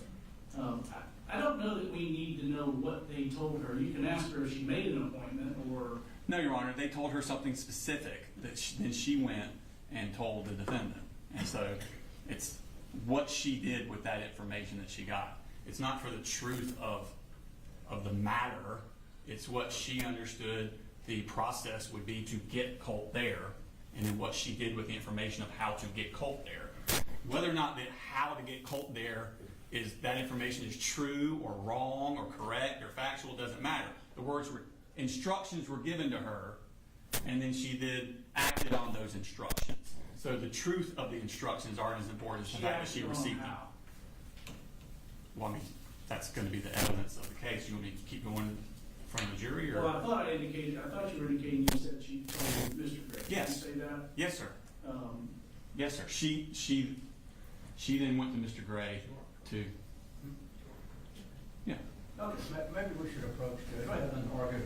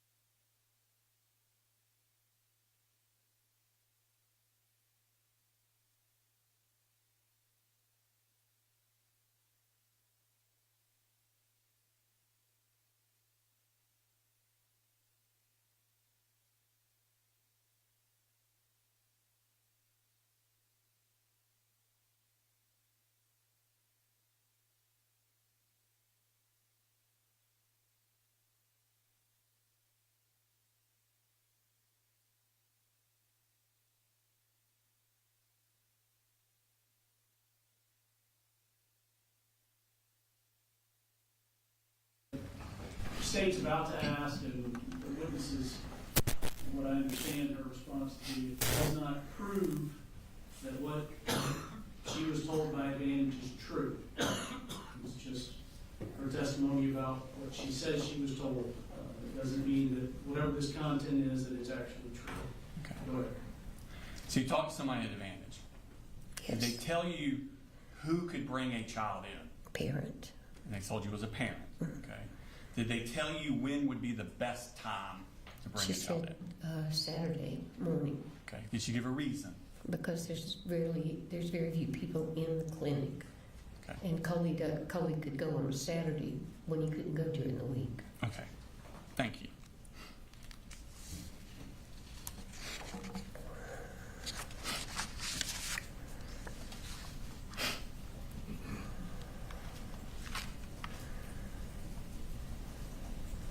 Now, you called Advantage on the way up, or before you left, or when you got here?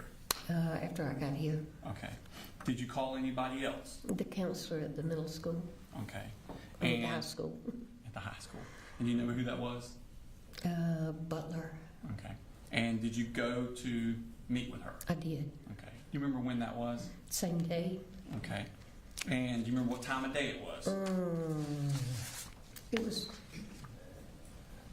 It was after lunch. Okay. And without going into the subject matter of the conversation, were you told about different services that could be provided Yes. for Colt through the school? Yes. Okay. Tell me about when you talked to Lisa Butler, did you tell her that Colt had urges to hurt other people? I did. Okay. Did you tell her about violent outbursts? I did. Did you tell her about him cutting himself? I did not, because I didn't know at that time. Did you tell him anything about references to Nicholas Cruz? No. Did you talk about an assault rifle in the bedroom? No. Okay. Tell me about what happened when you left the school. I left the school and fell after I walked out on the sidewalk and broke these 4 fingers on my left hand. Okay. So as you're leaving the school, you actually Yeah. fall and break your hand. Mhm. Okay. You have to go to the hospital. I went to the emergency room. Okay. And at some point, you have to then leave to go back to Fitzgerald because of that. They told me at the hospital that I needed to see an orthopedic doctor immediately. And I didn't want to do it up here because I don't live up here. So Right. my younger daughter called and made me an appointment with an orthopedic surgeon for Friday morning. Okay. So I left Thursday afternoon. Thursday. Mhm. Did you give any instructions or say anything to Colin about Colt? I did. The counselor had told us about a therapist who was going to be coming to the school. And I told Coley that they were going to send him something to fill out, which they had already sent him and he'd already filled out. Okay. And the counselor told me, I told her about Advantage. and she told me that, Can't tell me what she told you. What did you tell Colin? I told him that she told me to tell Colin to wait and see the therapist first. She thought he should wait and see the therapist at the school first. So I told him that, and I also told him that I'd really like to see him go in and take them Saturday. Okay. But I thought that was the decision he would make. Okay. But he did fill out the thing and send it back. I saw that before I left. Okay. And it actually, I think, got a response back from the therapist before I left. Just a second.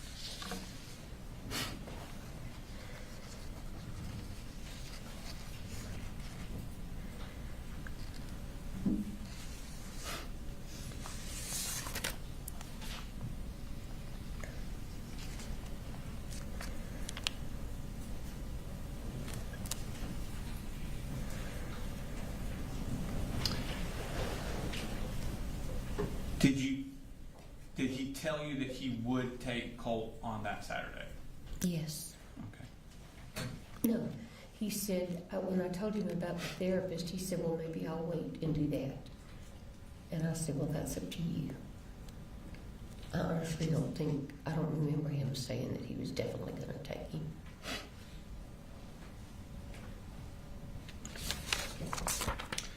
I want to take your attention to September 2nd. Okay. Do you remember that day? Did you have a conversation with Colt about the graphics card again?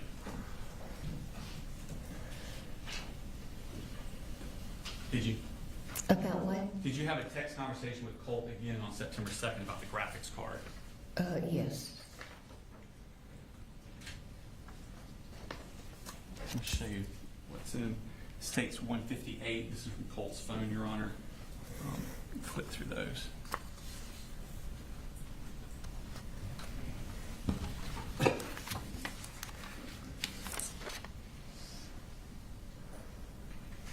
Yes. Yes. Okay. And are those accurate as to the text message you received? Mhm. Yeah. Kind of time we'll publish those. Any objection? Sign it. All right. They're admitted to be published, specifically, I don't know if I've seen these. As I understand it, they're not, Mr. Smith, are they being offered to prove the truth of the text? This is Content. state of mind, Your Honor. These are shorter than the others.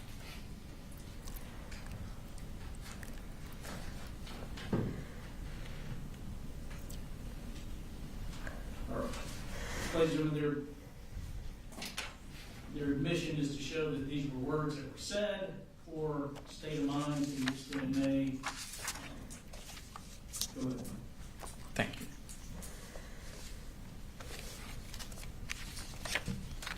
So this is him again. Now it says UTC -4.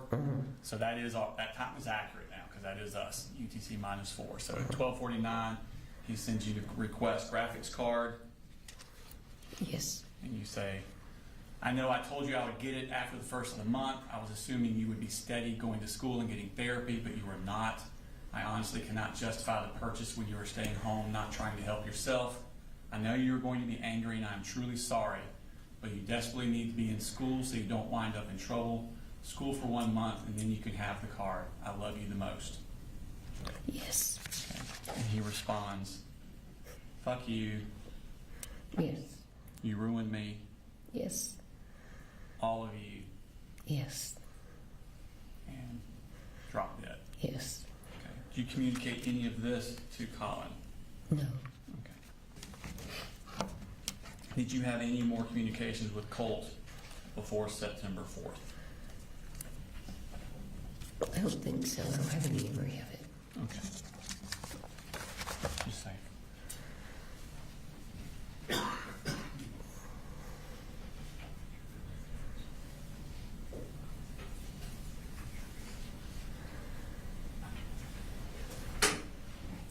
Done for this time.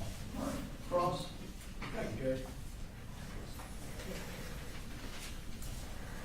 Good afternoon. Good afternoon. Kind of a long trip from Fitzgerald. Yeah. I want to talk to you a little bit about your grandson. All right. I know you told the detectives early on that he was your heart. He was the first grandchild, correct? Actually, he was the third, but he was the first biological grandchild. Right. And that you couldn't help it, that you pretty much loved him the most. Okay. Yeah. How many statements did you give to the police, if you remember? I know you gave one in September, another one in November, another one in January.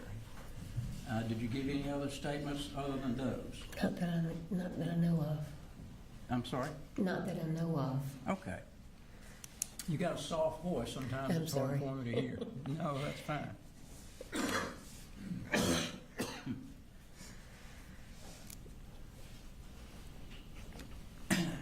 Now, when I want to talk about a particular time period, I know that that all of the kids lived with you for a certain period of time. And as you told us, Colin and the kids and Marcy moved out to your mother's home. How long did they live in your mother's home? I think almost a year. Okay. They moved in January, I think, and they moved out in November. And what year was that, if you remember? Oh, gosh. 22. Okay. They moved down in, I don't know, it's either 20 and 21 or 21 and 22. Okay. I've got that on that note, but I left it in my purse outside the courtroom. And your daughter lived in the house once Colin and Colt left. She stayed there. And as you told... No, actually, they all left. Okay. And went They to all Jefferson. left and moved to... Okay. But then she came back She came back with the two young with ones. the two children. And how long was she there with the two children? She moved back down in November, and it was the next October that they gave the kids to Coley. Okay. Let Coley have them. Almost a year. And that was that when COVID started? No, the first That one was was when before. COVID started. And when the kids moved back down with you and Marcy, did the kids enter school there? Yes. And you helped with that? Yeah. And that was what grade for Colt? Well, Colt was with his daddy. Okay. Ginny was in the 6th grade. Okay. Coley was in the 1st or 2nd. I can't remember. 2nd, I think. And when all three children go back to live with Colin, did you know that they were registered in school? No, we helped him register them when they got up there. Okay. And did Colin talk with you about registering them in school? Okay. So y'all communicated about school and, Yeah. and how to get them registered and Sure. that sort of thing. And that was when I called my daughter and asked her to help. Okay. And Yeah. you helped Colin with a number of different things. He would call you about, what do I do with this and how do I handle this? Matter of fact, you co-signed for him to be able to get a truck. I did. Okay. And that was a truck that he got after Marcy had torn his other truck up? Yeah. After she keyed it and he lost his job. So when he found another job, he didn't have a way to go. So I co-signed with him to buy a truck. And when was that? What year was that she keyed his truck? 23 or 24. It was after she tied me up. It was that November. It was November. I think it might have been 23. I just honestly don't remember which All at right. this point. Okay. And it was a work truck that Yeah. she keyed, is that right? Yeah. Yeah, it was a company truck. Company truck. Brand new one. When Colt was in the 8th grade, he was living back in Jefferson with his dad. Did Colin talk with you about how to get him homeschooling? Yeah, Okay. And did you help him with that? we did. We looked into it, but all of the homeschool programs that were offered were already full. And all they could do was put them on a waiting list. Jenny wanted to do homeschool too.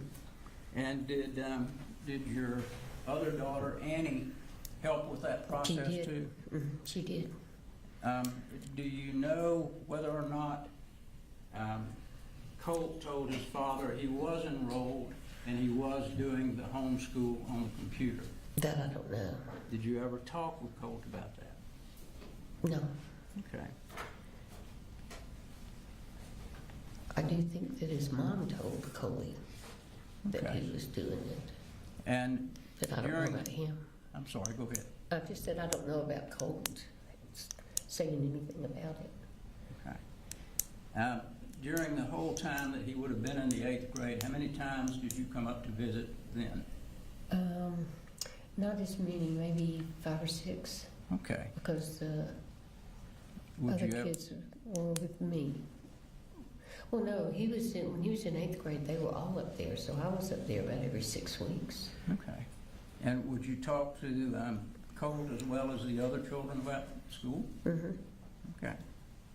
Coley and I talked a lot about it, what we could do to convince him that he needed to go. I actually talked to somebody at the school about it. They sent somebody out to the house, but nothing ever happened. Now, when the police talked with you back in November of 2025, you indicated that your daughter, when she was living there with Jenny and Colby, she was a mess. What drugs do you know that she was on? You ended up telling the officer the drugs that you thought she was on. I don't think she was on any after she got home, because she didn't have any. She was just having withdrawal from the ones that she had been taking. And did you tell the police that she was taking methamphetamines as well as a number of other drugs? Tell the police? I'm sorry? Did I tell the police that? In November of 2025, did you tell the police that your daughter Marcy, during that time period, was on a myriad of drugs? She was. I don't remember telling the police that, but I do know she was on a myriad Okay. of drugs. Page 1 of 48. My memory won't even allow me to remember talking to the police. No, you can't read my handwriting. Just don't even think about that. I'm going to show you this area right here. Just get you to read that Okay. yourself.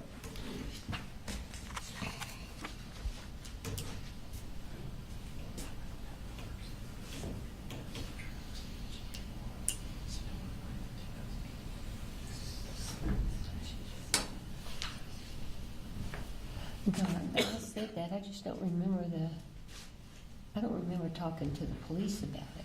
Okay. But maybe I did. I just. Okay. It's been since September 25. Yeah. But I should remember that. September 25.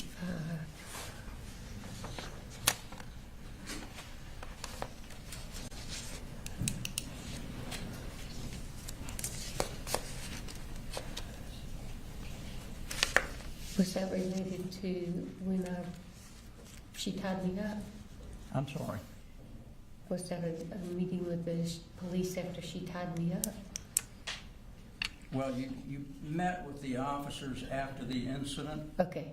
back in September? Yeah, okay, You remember that? yeah. Okay, all right. And you told us earlier about the situation where Marcy tied you up. Did you hear the telephone conversation where Marcy called Colin and told him that she was going to kill him and Colt? No, she, once she tied me up, she left and went to the other end of the house. Okay. And she was in and out. I could hear her banging and breaking things, but I couldn't hear a phone conversation. You didn't hear did you hear that she was on the phone but didn't know what she said? No, I didn't even hear her on the phone. Okay. You told the police that she had, and this is going back to September of last year, that she had threatened to kill not only Colin, but Colt as well. Yeah, she told me that. She told you that? Yeah, I don't know if she told Cole or not, but she told me that. And she told who? Me. Okay. Do you know whether she told Colin that? I don't know. Okay. Do you know whether she told Colt that? He called me and was upset about it, so somebody told him, but I didn't. Okay. So Colt called you and was upset that his mother threatened to kill him. But it was not then, it was a few days later. I'm sorry. That's okay. That's pretty understandable, I guess. Yeah, Yeah. yeah. He was upset because she had threatened to kill him, and he didn't understand why she would want to kill him. And were you concerned about that? I was concerned about her saying it. I really didn't put a whole lot of merit in her doing it because she didn't have a gun. But we did call Coley. I think Annie called him and told him she was on her way up there. Or I did, I don't remember. I didn't because I couldn't find my phone. Okay. Annie must have. So he was called and told about what was said. Mm-hmm. Did any of the other children know that, Jenny and Coley? No, You know? I don't know. Okay. You told us also, the state asked you about some incidents where Marcy and Colt apparently got into it, and she told you that he had stabbed a couch. Is that right? You were not present. Did Colt ever tell you that he did that, or was it just Marcy? Just Marcy. Just Marcy. So the only information that you got about him doing that was from Marcy. Marcy always tell you the truth? No.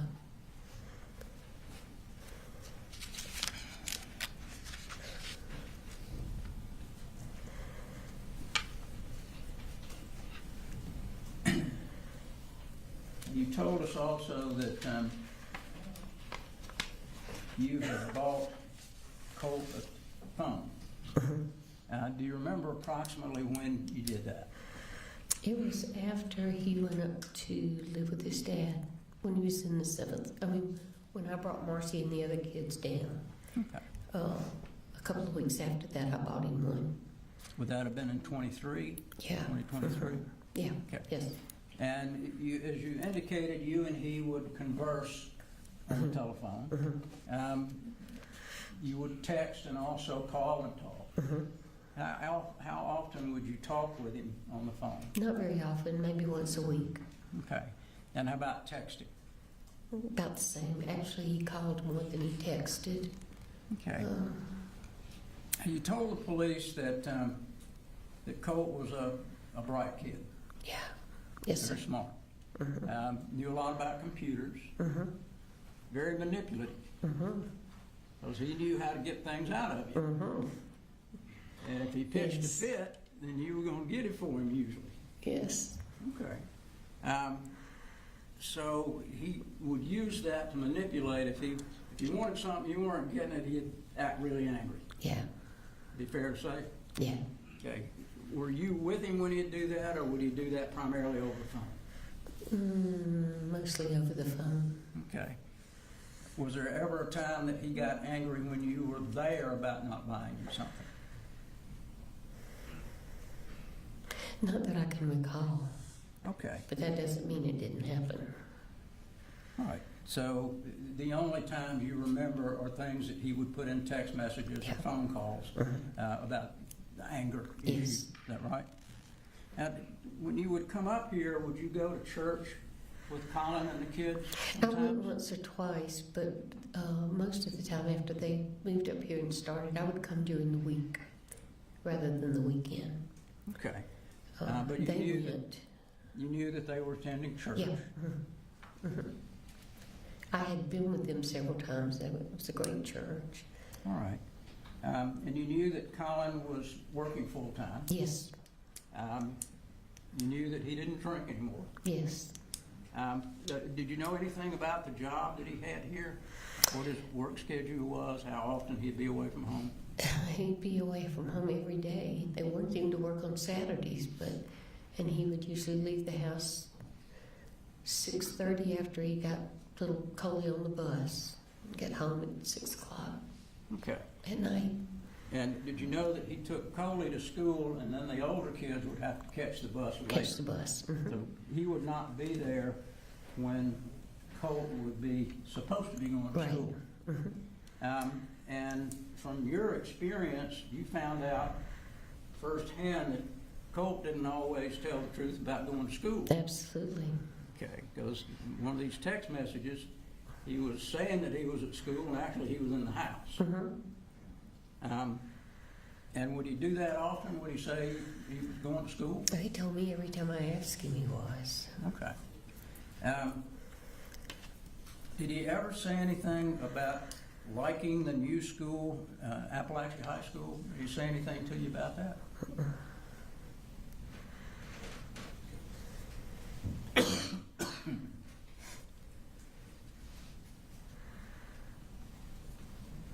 Now, some of these text messages are about Zoloft. Zoloft is for anxiety. And did you believe that he suffered from depression and anxiety? Absolutely. Okay. And so therefore, was it your idea or Marcy's idea to give him Zoloft? Well, Marcy brought it up, and I didn't necessarily support it, but I didn't fight her on it.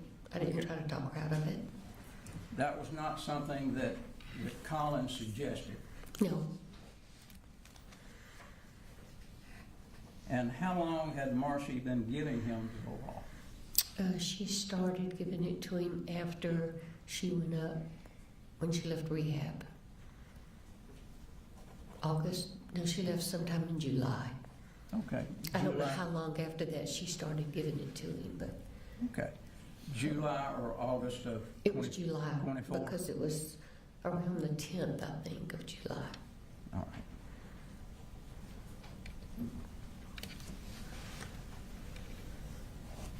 Now, you told us that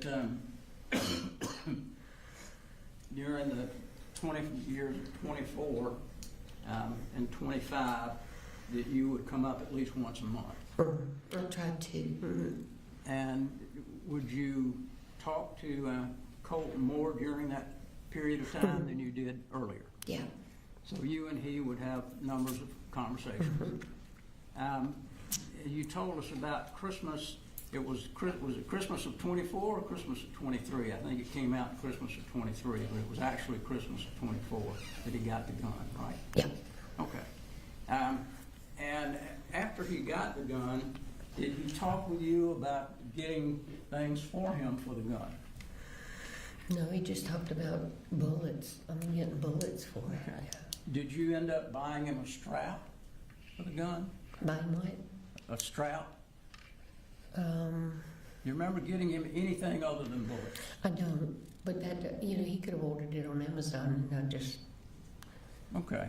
but I don't think I did. But honestly, I'd have to go back and check my Amazon remember. order. I'm sorry? I said I'll have to go back and check my Amazon orders. Okay. So would he order sometimes things on Amazon without you knowing it? No, not usually. Okay. I usually did the ordering. I didn't let him get on it, but that doesn't mean he didn't do it Right. at some point in time. Do you know how many bullets you got him? No, I got him I think 2 of those things that you put in the gun, magazines, is that what they call them? Okay. I think I got him Magazines? 2 of those or 3, whatever you could get for $100 or less. Okay. Because I So- had given him $100 for his birthday. So it may have been magazines that you put the bullets in? No, they were bullets. Okay. They were, I don't know, they were just in a box. All right. But you don't recall, at this point, anything else that you may have purchased No. for him? Mm. How about for his computer? You buy him things for the computer? I did. He liked to take them apart and add new things to them and make them stronger and bigger. And so I actually bought his computer. Marcy asked me if I would get it. Well, actually, she said we would get it together. He wanted one really bad, so I got it. Was he good with putting the computers together, building things with it, or do you know? Was he good at what? Good with matching components up with Oh, the yeah. computer? He'd take them apart and put them back together. Okay. Did he ever talk with you, or did you ever get any information about him being on what we call the dark web? No. Okay. Do you even know what the dark web is? No, until I heard about the Discord when the FBI. Well, the whole web That's to me so- is dark, so Yeah. I understand. But That's- he never talked to you about it? No. Mm-mm. The police also asked you about, I think you told the police that you came down a couple of months before this incident, or maybe a little before that, and cleaned his room, And what? Colt's room. Cleaned his room? Mhm. And I think you told him when you cleaned the room, you remember seeing the gun was in the corner. Mhm. And they asked you about what was on the wall. You remember telling them that there was a kind of a flag and a picture of a girl? Mhm. Okay. Looked like a clown All right. girl with rainbow hair. And was there anything else on the wall? There were others on the wall, yeah. There But were what? I didn't look at them, they were all real dark. I have macular, and I don't see well, and he kept his room real dim. But I saw the one of the girl because it was right by the light, Okay. and she had on like a pink outfit and rainbow hair. Okay. But he of did all- have others on there. I'm Also, sorry. he did have other posters on his wall. Okay. And you didn't know what those were? I really didn't even look at them. The times that you were there and you indicated that you saw the gun a few times when you were there, did you see anything different on the wall each time you saw the gun? Okay. I just didn't pay attention. You know, like I said, he's had posters on his wall all these years, and it was usually dark when I'd go in. He wouldn't have anything on but his monitor. And I'd flip the light switch on, but it was a real dim wattage, and I just, you know, it was just all dark to me. And did you see anything that you thought might be disturbing on the wall? Okay. Nothing but the gun. I'm really. sorry, nothing but the but the gun. And you knew that that Colin had purchased this gun. Do you know when he bought it? He bought it, I think maybe in November, Okay. before Christmas. Bought it before Christmas? Yeah. Okay. And were you there when he gave it to Colt? No, he gave it to him at Christmas. Okay. You were not there at Christmas? No, I didn't come up until a couple of days after Christmas. So you don't have any idea what Colin may have told Colt about the gun? No. State went over a number of text messages with you. Did you ever share any of those text messages with Colin? No.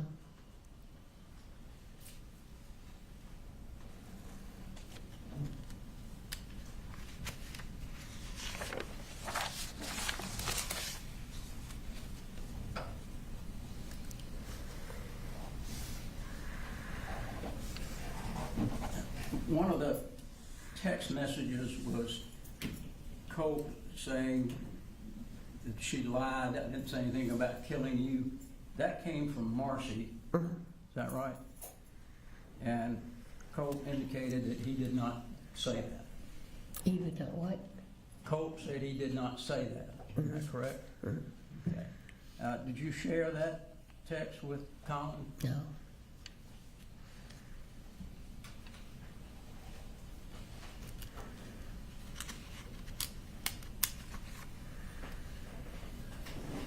I know we heard about the graphics card also. He got upset with you again because you weren't buying him what he wanted? Okay. And every time he would go through this scenario, would you have another conversation and he'd tell you that he loved you? Okay. So it was just kind of his modus operandi to try to get you to buy something. That's right.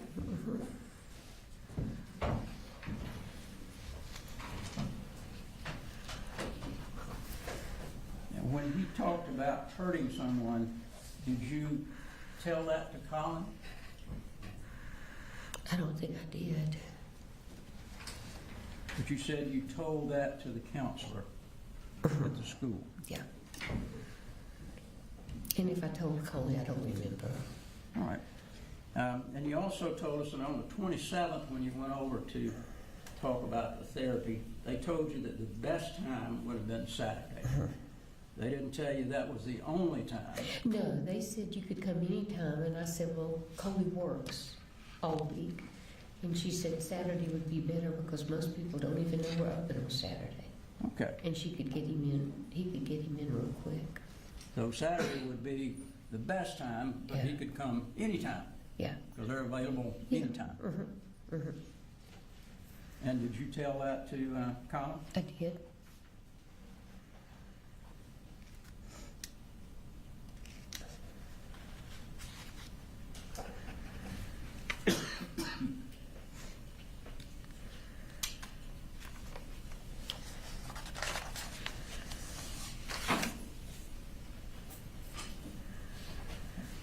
You never had another conversation with Colt after September the 2nd?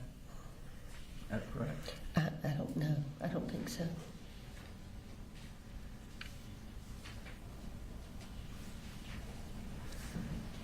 You also told us that you got some forms from the school, and you gave those to Colin, and he filled them out and turned them in. Actually, they emailed them to him. Email, okay.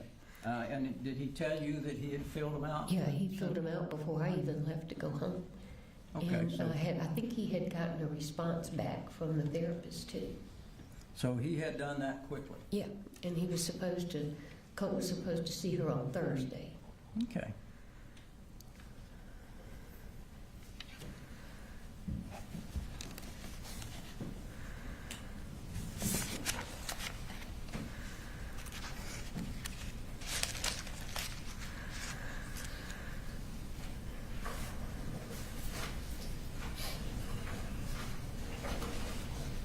I just wanted to clear up, who called you to ask you to come and pick Marcy up?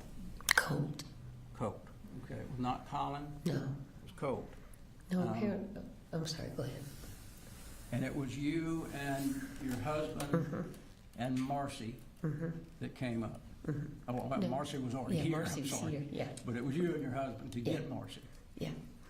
And when y'all came in the house, did you go to his room? To Colt's room? Colt's? I thought he was in school. Okay. And he always kept his door shut, so I never even checked. And where was Marcy? Marcy was in the living room when we got there. Okay. And Yeah. Marcy didn't even know that he had gone to school or had not gone to school? Apparently not. Or if she did, she didn't say anything. Okay. After that, when you went to pick her up, she wasn't real happy about that, was she? Did you and she talk at all after that much? About what had About happened? anything? On the way home, not much. And after you got home, did she discuss with you anything that Colt may have told her? Not saying what he told her, but did she discuss anything that Colt had told her? She told me that Colt had gotten angry with her and had shoved her and had gotten his gun and pushed her with the gun. Did she tell you that she had gotten the gun? No, Okay.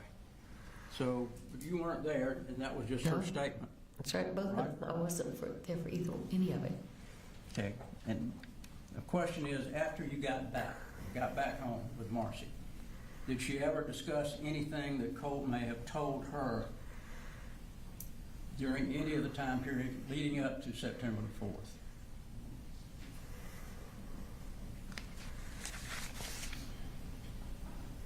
No, Okay. Thank you very much. you're welcome. Yes, Your Honor. So when you bought those bullets for Colt, wasn't that with the defendant's permission? Yeah. Okay. And now, you said earlier that you, on the way up, after Colt had told you asked you, would you still love me if I did something terrible?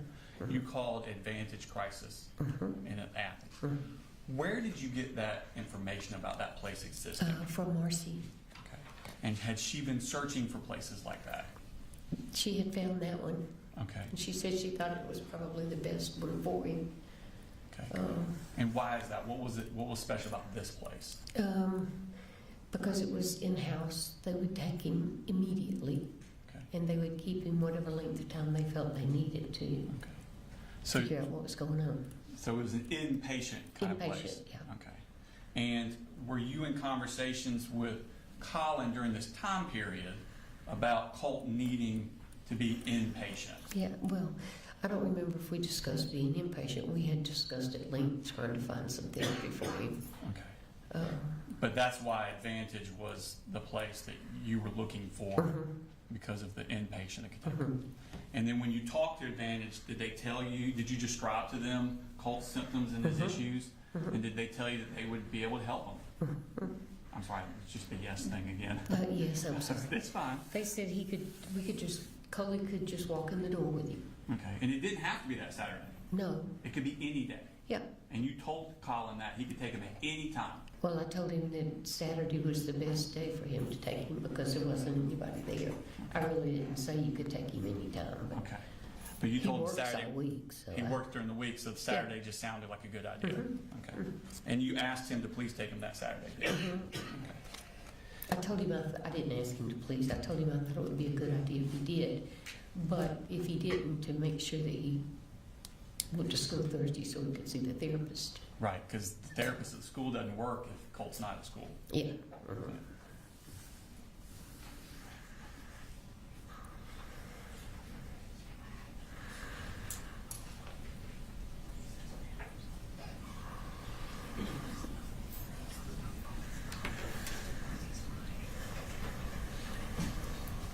When the situation that you were talking about on Cross, where Colt shoved Marcy to the ground while he was holding the rifle, did Colin text you that day saying, I need you to call, I'm at work, something's happening at the house? You remember that? He did text me that, but I don't remember if it was that day, but yeah. Okay, so he was aware of that incident. Oh, I don't know. I don't remember when he texted me to call him. Okay. I don't remember if it was that day or not. Okay, do you remember him telling you about the shoving down, Colin telling you about it? No, I just remember Colt telling me. Okay, you don't remember Colin texting you? I don't. But It's a that lot of doesn't stuff mean he happening, didn't. isn't it? Yeah. Is it fair to say that sometimes it you're- would be in my text? Okay. Is it fair to say that sometimes your memory's not? Yes. I'm Okay. 76. Yes. Is it possible that sometimes you can I'm trying to think of the word. I'm getting older too. You confuse different issues, different times Absolutely. and sometimes put the same things at the same time that were different. That's kind of leading. I'm 83, and I feel for it, but still. Yes, Your Honor. We're talking To to, reword the question. well, Your Honor, I do believe I'm allowed to lead a little bit more talking about her lack of memory and not being able to answer the questions I'm giving. I'm allowed a little bit of leeway under those circumstances. Well, just re-ask the last, reword the last question. Is it possible that you have issues sometimes putting two different memories together. Yes. Okay. But if I can continue, I do remember Colin and I communicating that day. Okay. Because I remember him saying, please don't bring Charlie up here with you. That's my Okay. husband. Okay. Because he was afraid something would happen, And which that- was a and- valid fear. And that's the day that Colt It shoved Marcy was, down. I remember now. Yeah. Okay. Thank you. I have no further questions, Your Honor. Jeffrey Cross, just a couple of things. Take reminded me. You knew that Colt and his dad, Colin, went hunting. Mhm. You knew that that Colt had killed his first deer back in, was it 23 or 24? 23, I think. And matter of fact, they sent you a video Picture. of that. Mhm. Sure. Okay. And so you knew that that his dad and Colt bonded over hunting. Mhm. They did other things. They played golf, correct? Mhm. But that was one thing that they bonded over, was shooting. And did Colin tell you that he would take Colt to the firing range? Yeah. Your Honor, I'm going to object. This is beyond the scope of regret. Well, he brought up the bullets. It is, but I'm gonna allow it. Go ahead. That's all I had here. Okay. You should be excused. Please, Your Honor. Thank you, ma'am. Thank you. Come through. You're free to go. Yep. Thank you.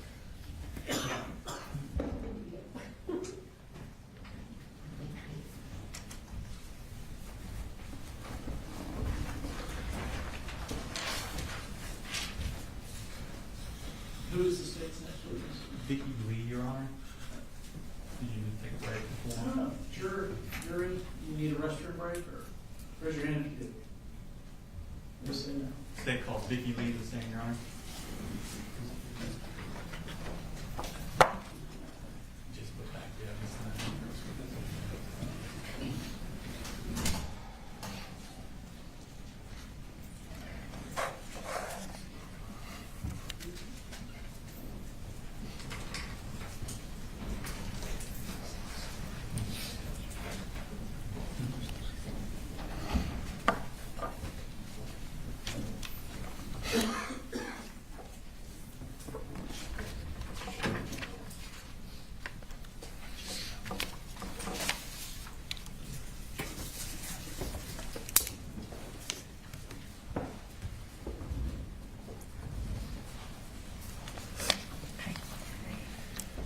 Could you raise your right hand, please? Swear the testimony given in the now pending before this court will be the truth, the whole truth, and nothing but the truth, so be God. Yes. Okay. If you could introduce yourself to the jury, please. My name is Vicki Lee. And where do you work, ma'am? I currently used to work for Advantage Behavioral Health Okay. And where is that located at? in Athens, Georgia. And what does Advantage Behavioral Health do? It is a mental health facility. We do behavioral health assessments on ages from 4 up until whatever adult age, but we do mental health evaluations there and also substance abuse evaluations. Okay. And what did you do when you worked there? I was the business manager. I was the manager of the clinic Okay. And where was that located at? in Athens, Georgia. Okay. Do you have a phone system at Advantage Behavioral? We do. Okay. And does this record calls when they come in, not the contents of them, but record like the numbers of who called and what time they called? We do. Okay.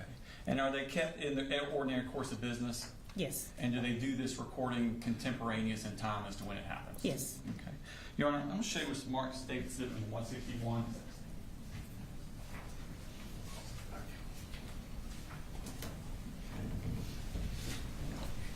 Yes, if you identify that. I think what we're going to be looking for is page 3. Okay. Are those business records from Advantage? It is. Okay. And were those given out as a result of a subpoena from Yeah. our office? Okay. Yes, they were. And was there a phone call made on August 27th? Excuse me. No objection, 161? No objection. It's already in notice, Your Honor. Okay, sorry. Yes, there was a phone call. That was me. Okay. And what was the phone number that it came from? I can see on here, but I don't remember specifically, but there's a number here, if you wanted me to read that one, but I don't Please. know specifically. Yes. The number that it came from was 229-425-5704. Okay. Thank you. And I know you don't know the contents of that, but let's talk a little bit about advanced behaviorals. Are y'all open on Saturdays? Yes, we are. Okay. If someone was to bring in a child of 14, what would be the procedure for that? Typically, what happens is we get all of their information. We always do, every child that comes in, we always do a behavioral health assessment. Okay. So that's the primary thing that comes in. If there's anything else that happens after that, we will make that decision at that time. Okay. Do they have to be brought in by a parent? They do. Okay. If someone were to bring in on a Saturday, or do they need an appointment to come in? No, we don't Okay. need, you don't need an appointment. Okay. For this behavioral assessment, what would happen if someone, if a child around the age of 14 came in and presented with symptoms that they were cutting themselves with a knife? Typically, at that particular time, once we do the behavioral health assessment with the therapist, typically, more than likely, we will require a mandated referral to a psychiatric hospital, which what we typically call is a 1013. They are not allowed to leave our facility unless they have to take them to that psychiatric hospital. They are not allowed to leave our facility until that has been done. Okay.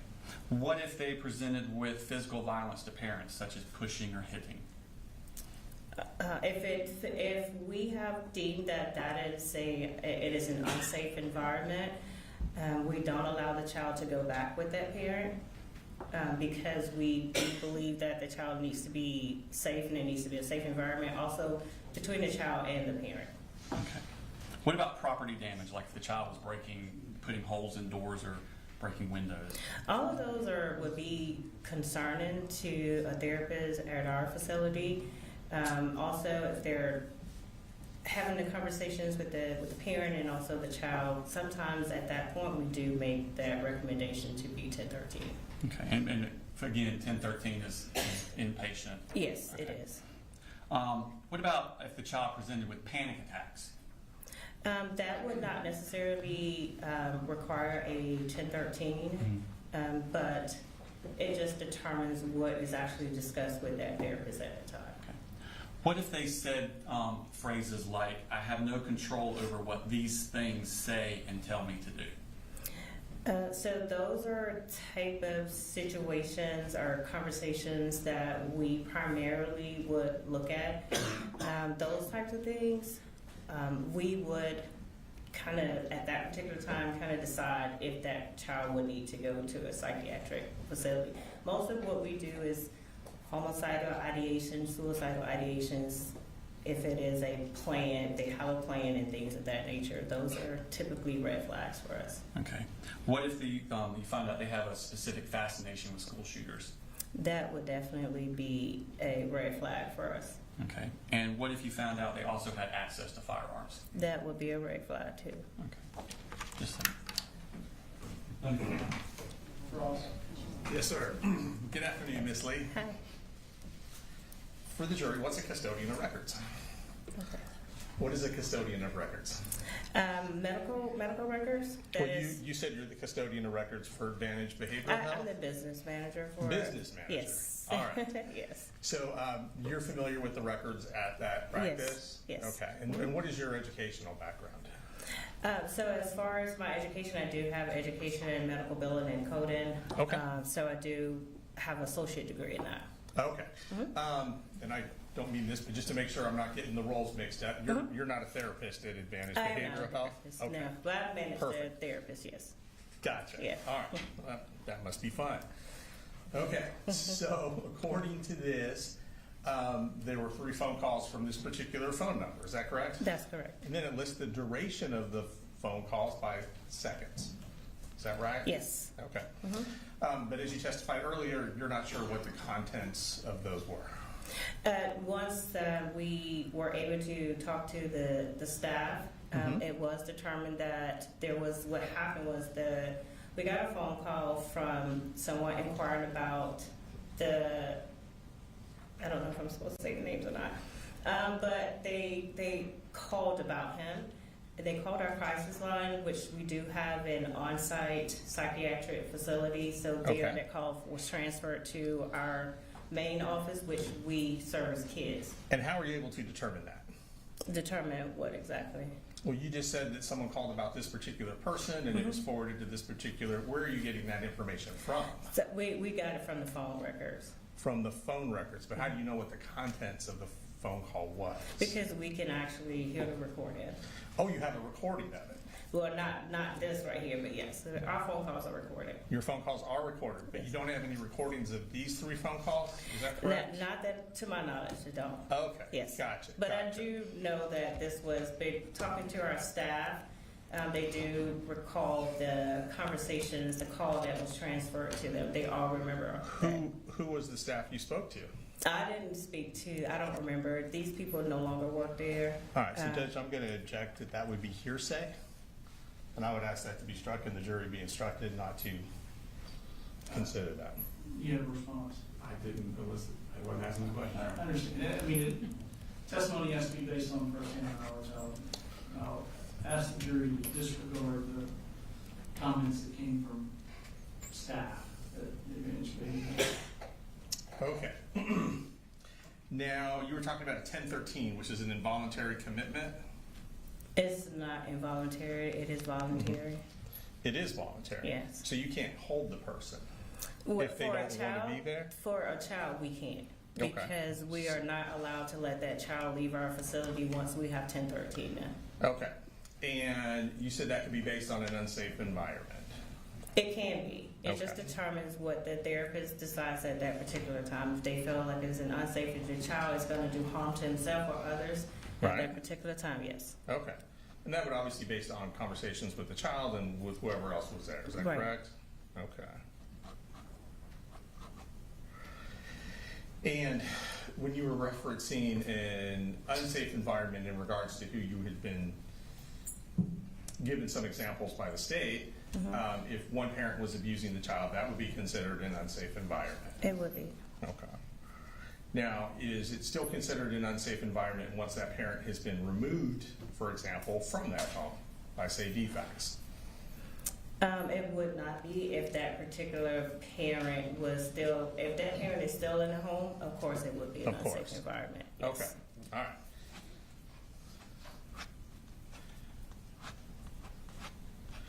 And if you interviewed a child and he or she presented no symptoms, that child would not be 1013, No, correct? but we do have a safety plan. We do have to have a safety plan. Anytime anyone comes into our facility, we do have to have a safety plan in order for them to leave. So everyone, well, let me clarify that first before we move on.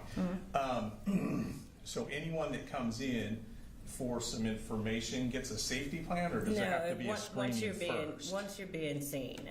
Once you're being seen, if you do speak with a therapist and we do a behavioral health assessment, Okay. at that particular time, we always develop a safety plan. So everyone gets a safety plan If who you sees do. a therapist? Yes. Okay. And you said y'all are open typically on Saturdays. We are. Are you open on holidays as well? We are typically open on holidays, as far as like Thanksgiving, Christmas. Right.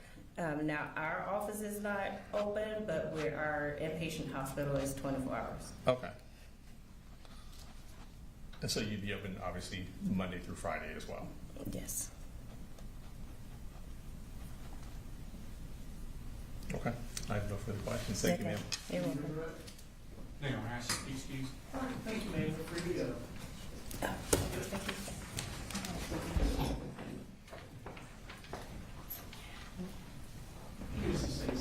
It's pretty long, Your Honor. I think I see a hand anyway, is that right? All right, ladies and gentlemen, we'll go ahead and take a 10, 15-minute break.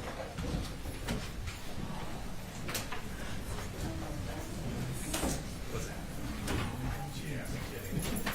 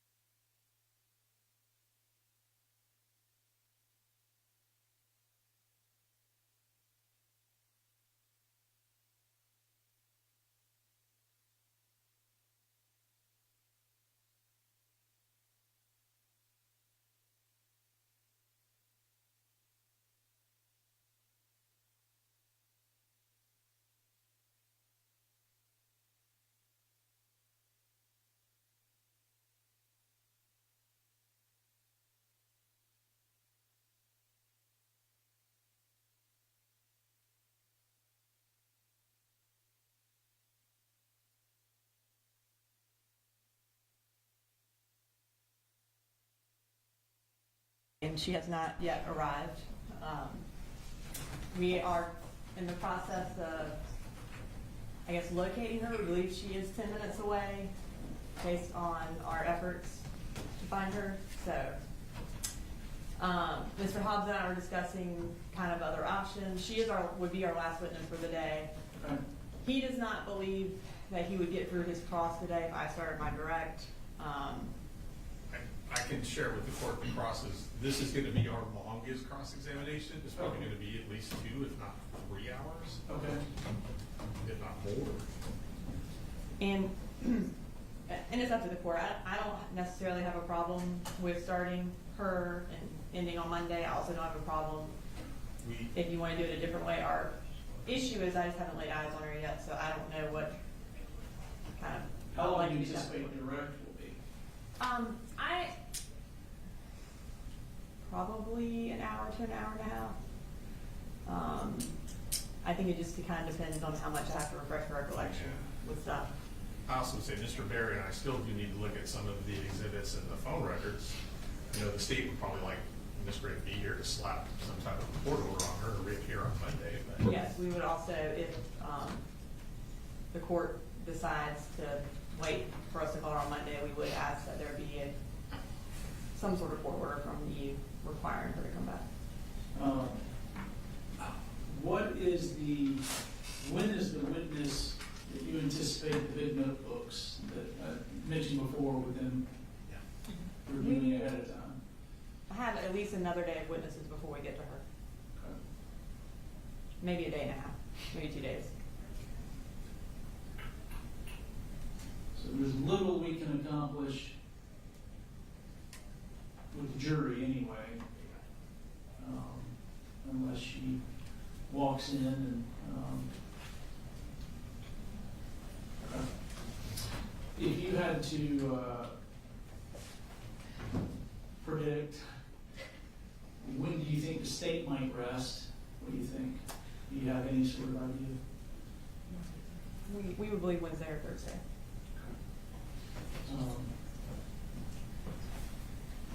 We have probably, I believe, 9 witnesses left, but they are all fairly lengthy except for one, I believe.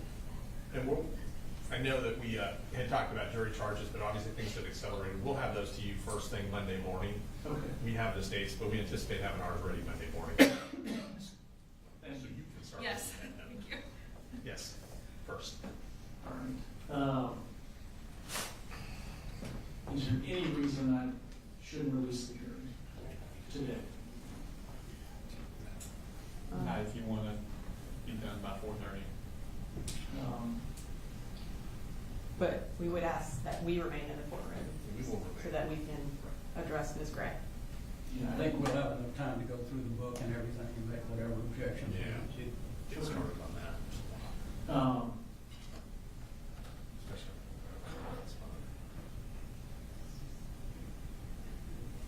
All right.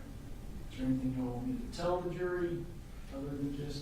Just tell me I have some lawyer stuff to do. They're going to get an early release on Friday. Just tell them the state can't get their witness here. Oh, well, we're getting her here. It's may take a little longer than we thought. We just don't know what car you have. Judge, when she does get here, I think we're going to have to charge her with the fact that she is still married to Colin, so there is a marital privilege. She's going to have to waive that on the record. So I think we need to, I don't know whether she needs a lawyer with her to do that, but I think we need to do that when she gets here.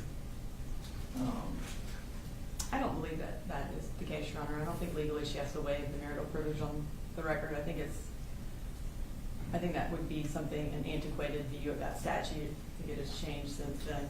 Well, it's been a minute since I looked at it, so I'm going to look at it anyway. We just did that on another murder case that I had. Okay. Like testifying.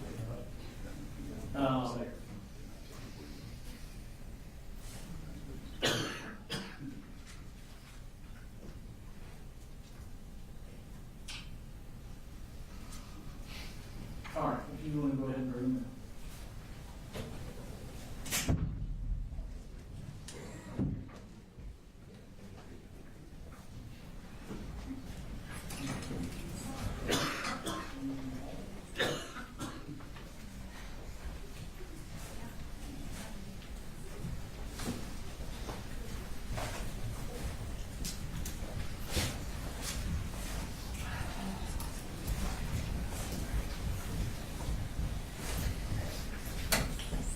Y'all can see.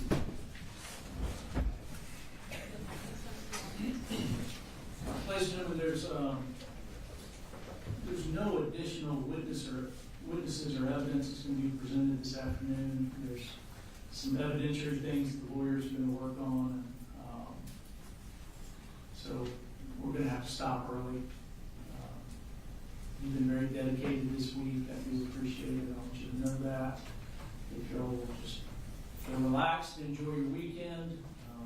See you Monday morning as usual. Again, stay off social media. Don't watch the news. Be careful with your text messages and don't discuss the case with anybody. Y'all have a good weekend. You Thank too. Yeah.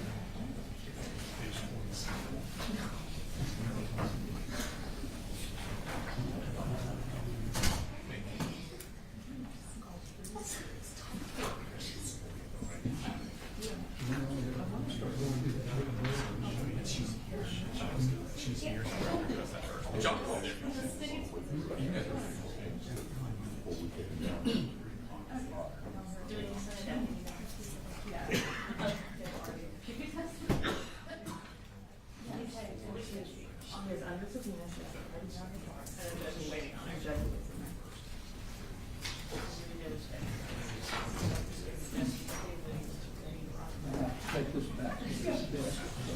In that phase. Yeah.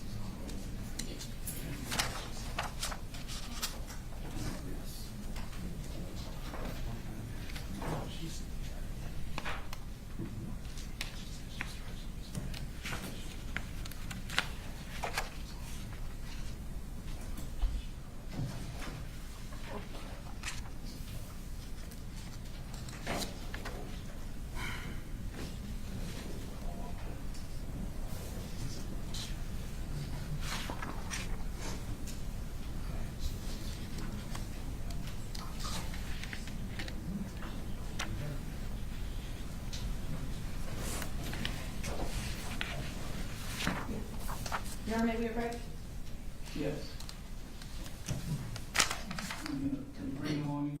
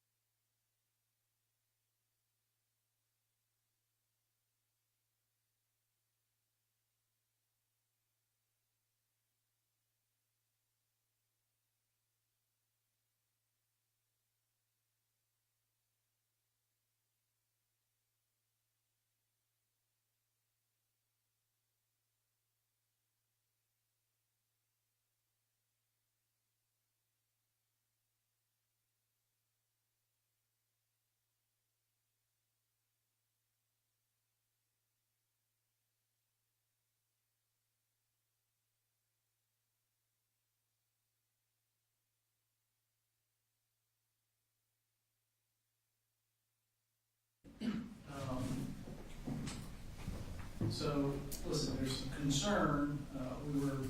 You were the next witness, and you weren't here when they were ready to call you. Yes, sir. So there's so we sent the jury home and bring them back Monday morning. You would be the first witness Monday morning. Yes, sir. There's some concern about you appearing. I just want you to understand you're under a subpoena. Is that right? Yes, sir. So I will be driving myself on Monday, so other family members won't be involved. just be aware, you're under subpoena, it still applies for Monday, you know, I don't know specifically what they had told you to be here, but, Sure.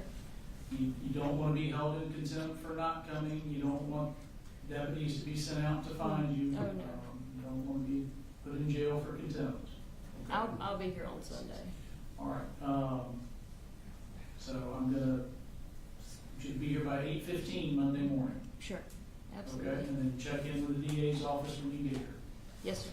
Anything else we need to address with Ms. Gray? No. Nothing was there. All right, thank you, ma'am. Thank you.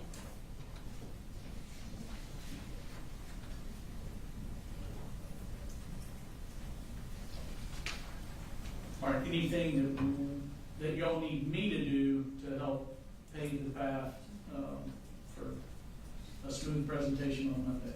I know y'all may need to look at some things, you may need to talk, but we're not ready for me to do anything, is that right? That is correct. Okay. And I think you indicated the larger notebooks that y'all needed to review, that's not being presented until, it's not on Monday. Correct. It'll be Tuesday or Wednesday. Okay. Yeah, so we're gonna, I'm going through it right now anyway, just to right, get get a good started. idea of where I need to As be. long as the deputies will let us do that, that's This is not one of Okay. Make These them- are the school records. This isn't one of Yeah, Colin's. I was gonna go through these two. Are there any, with respect to Miss Gray, are there any objectionable documents that you're gonna need rulings on that could take time like some of these others have? Probably not. I think we've kind of gone, For Ms. Gray? yeah, for Miss Gray. I don't believe Gone so through for- most of it. I don't believe so for Ms. Gray. Right.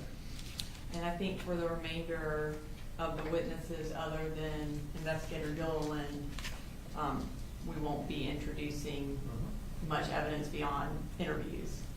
Right about that. Right. All right. So anything else y'all need me for? one quick thing, with one of the deputies in the state. Okay.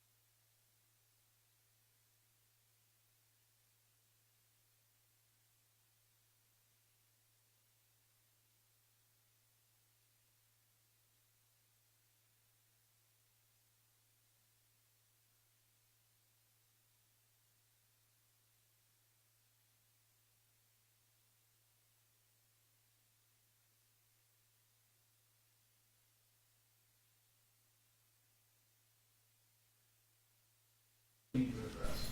No, sir. All right, well, I hope y'all have a good weekend. You too. We're adjourned for the day. No, you're not. Okay.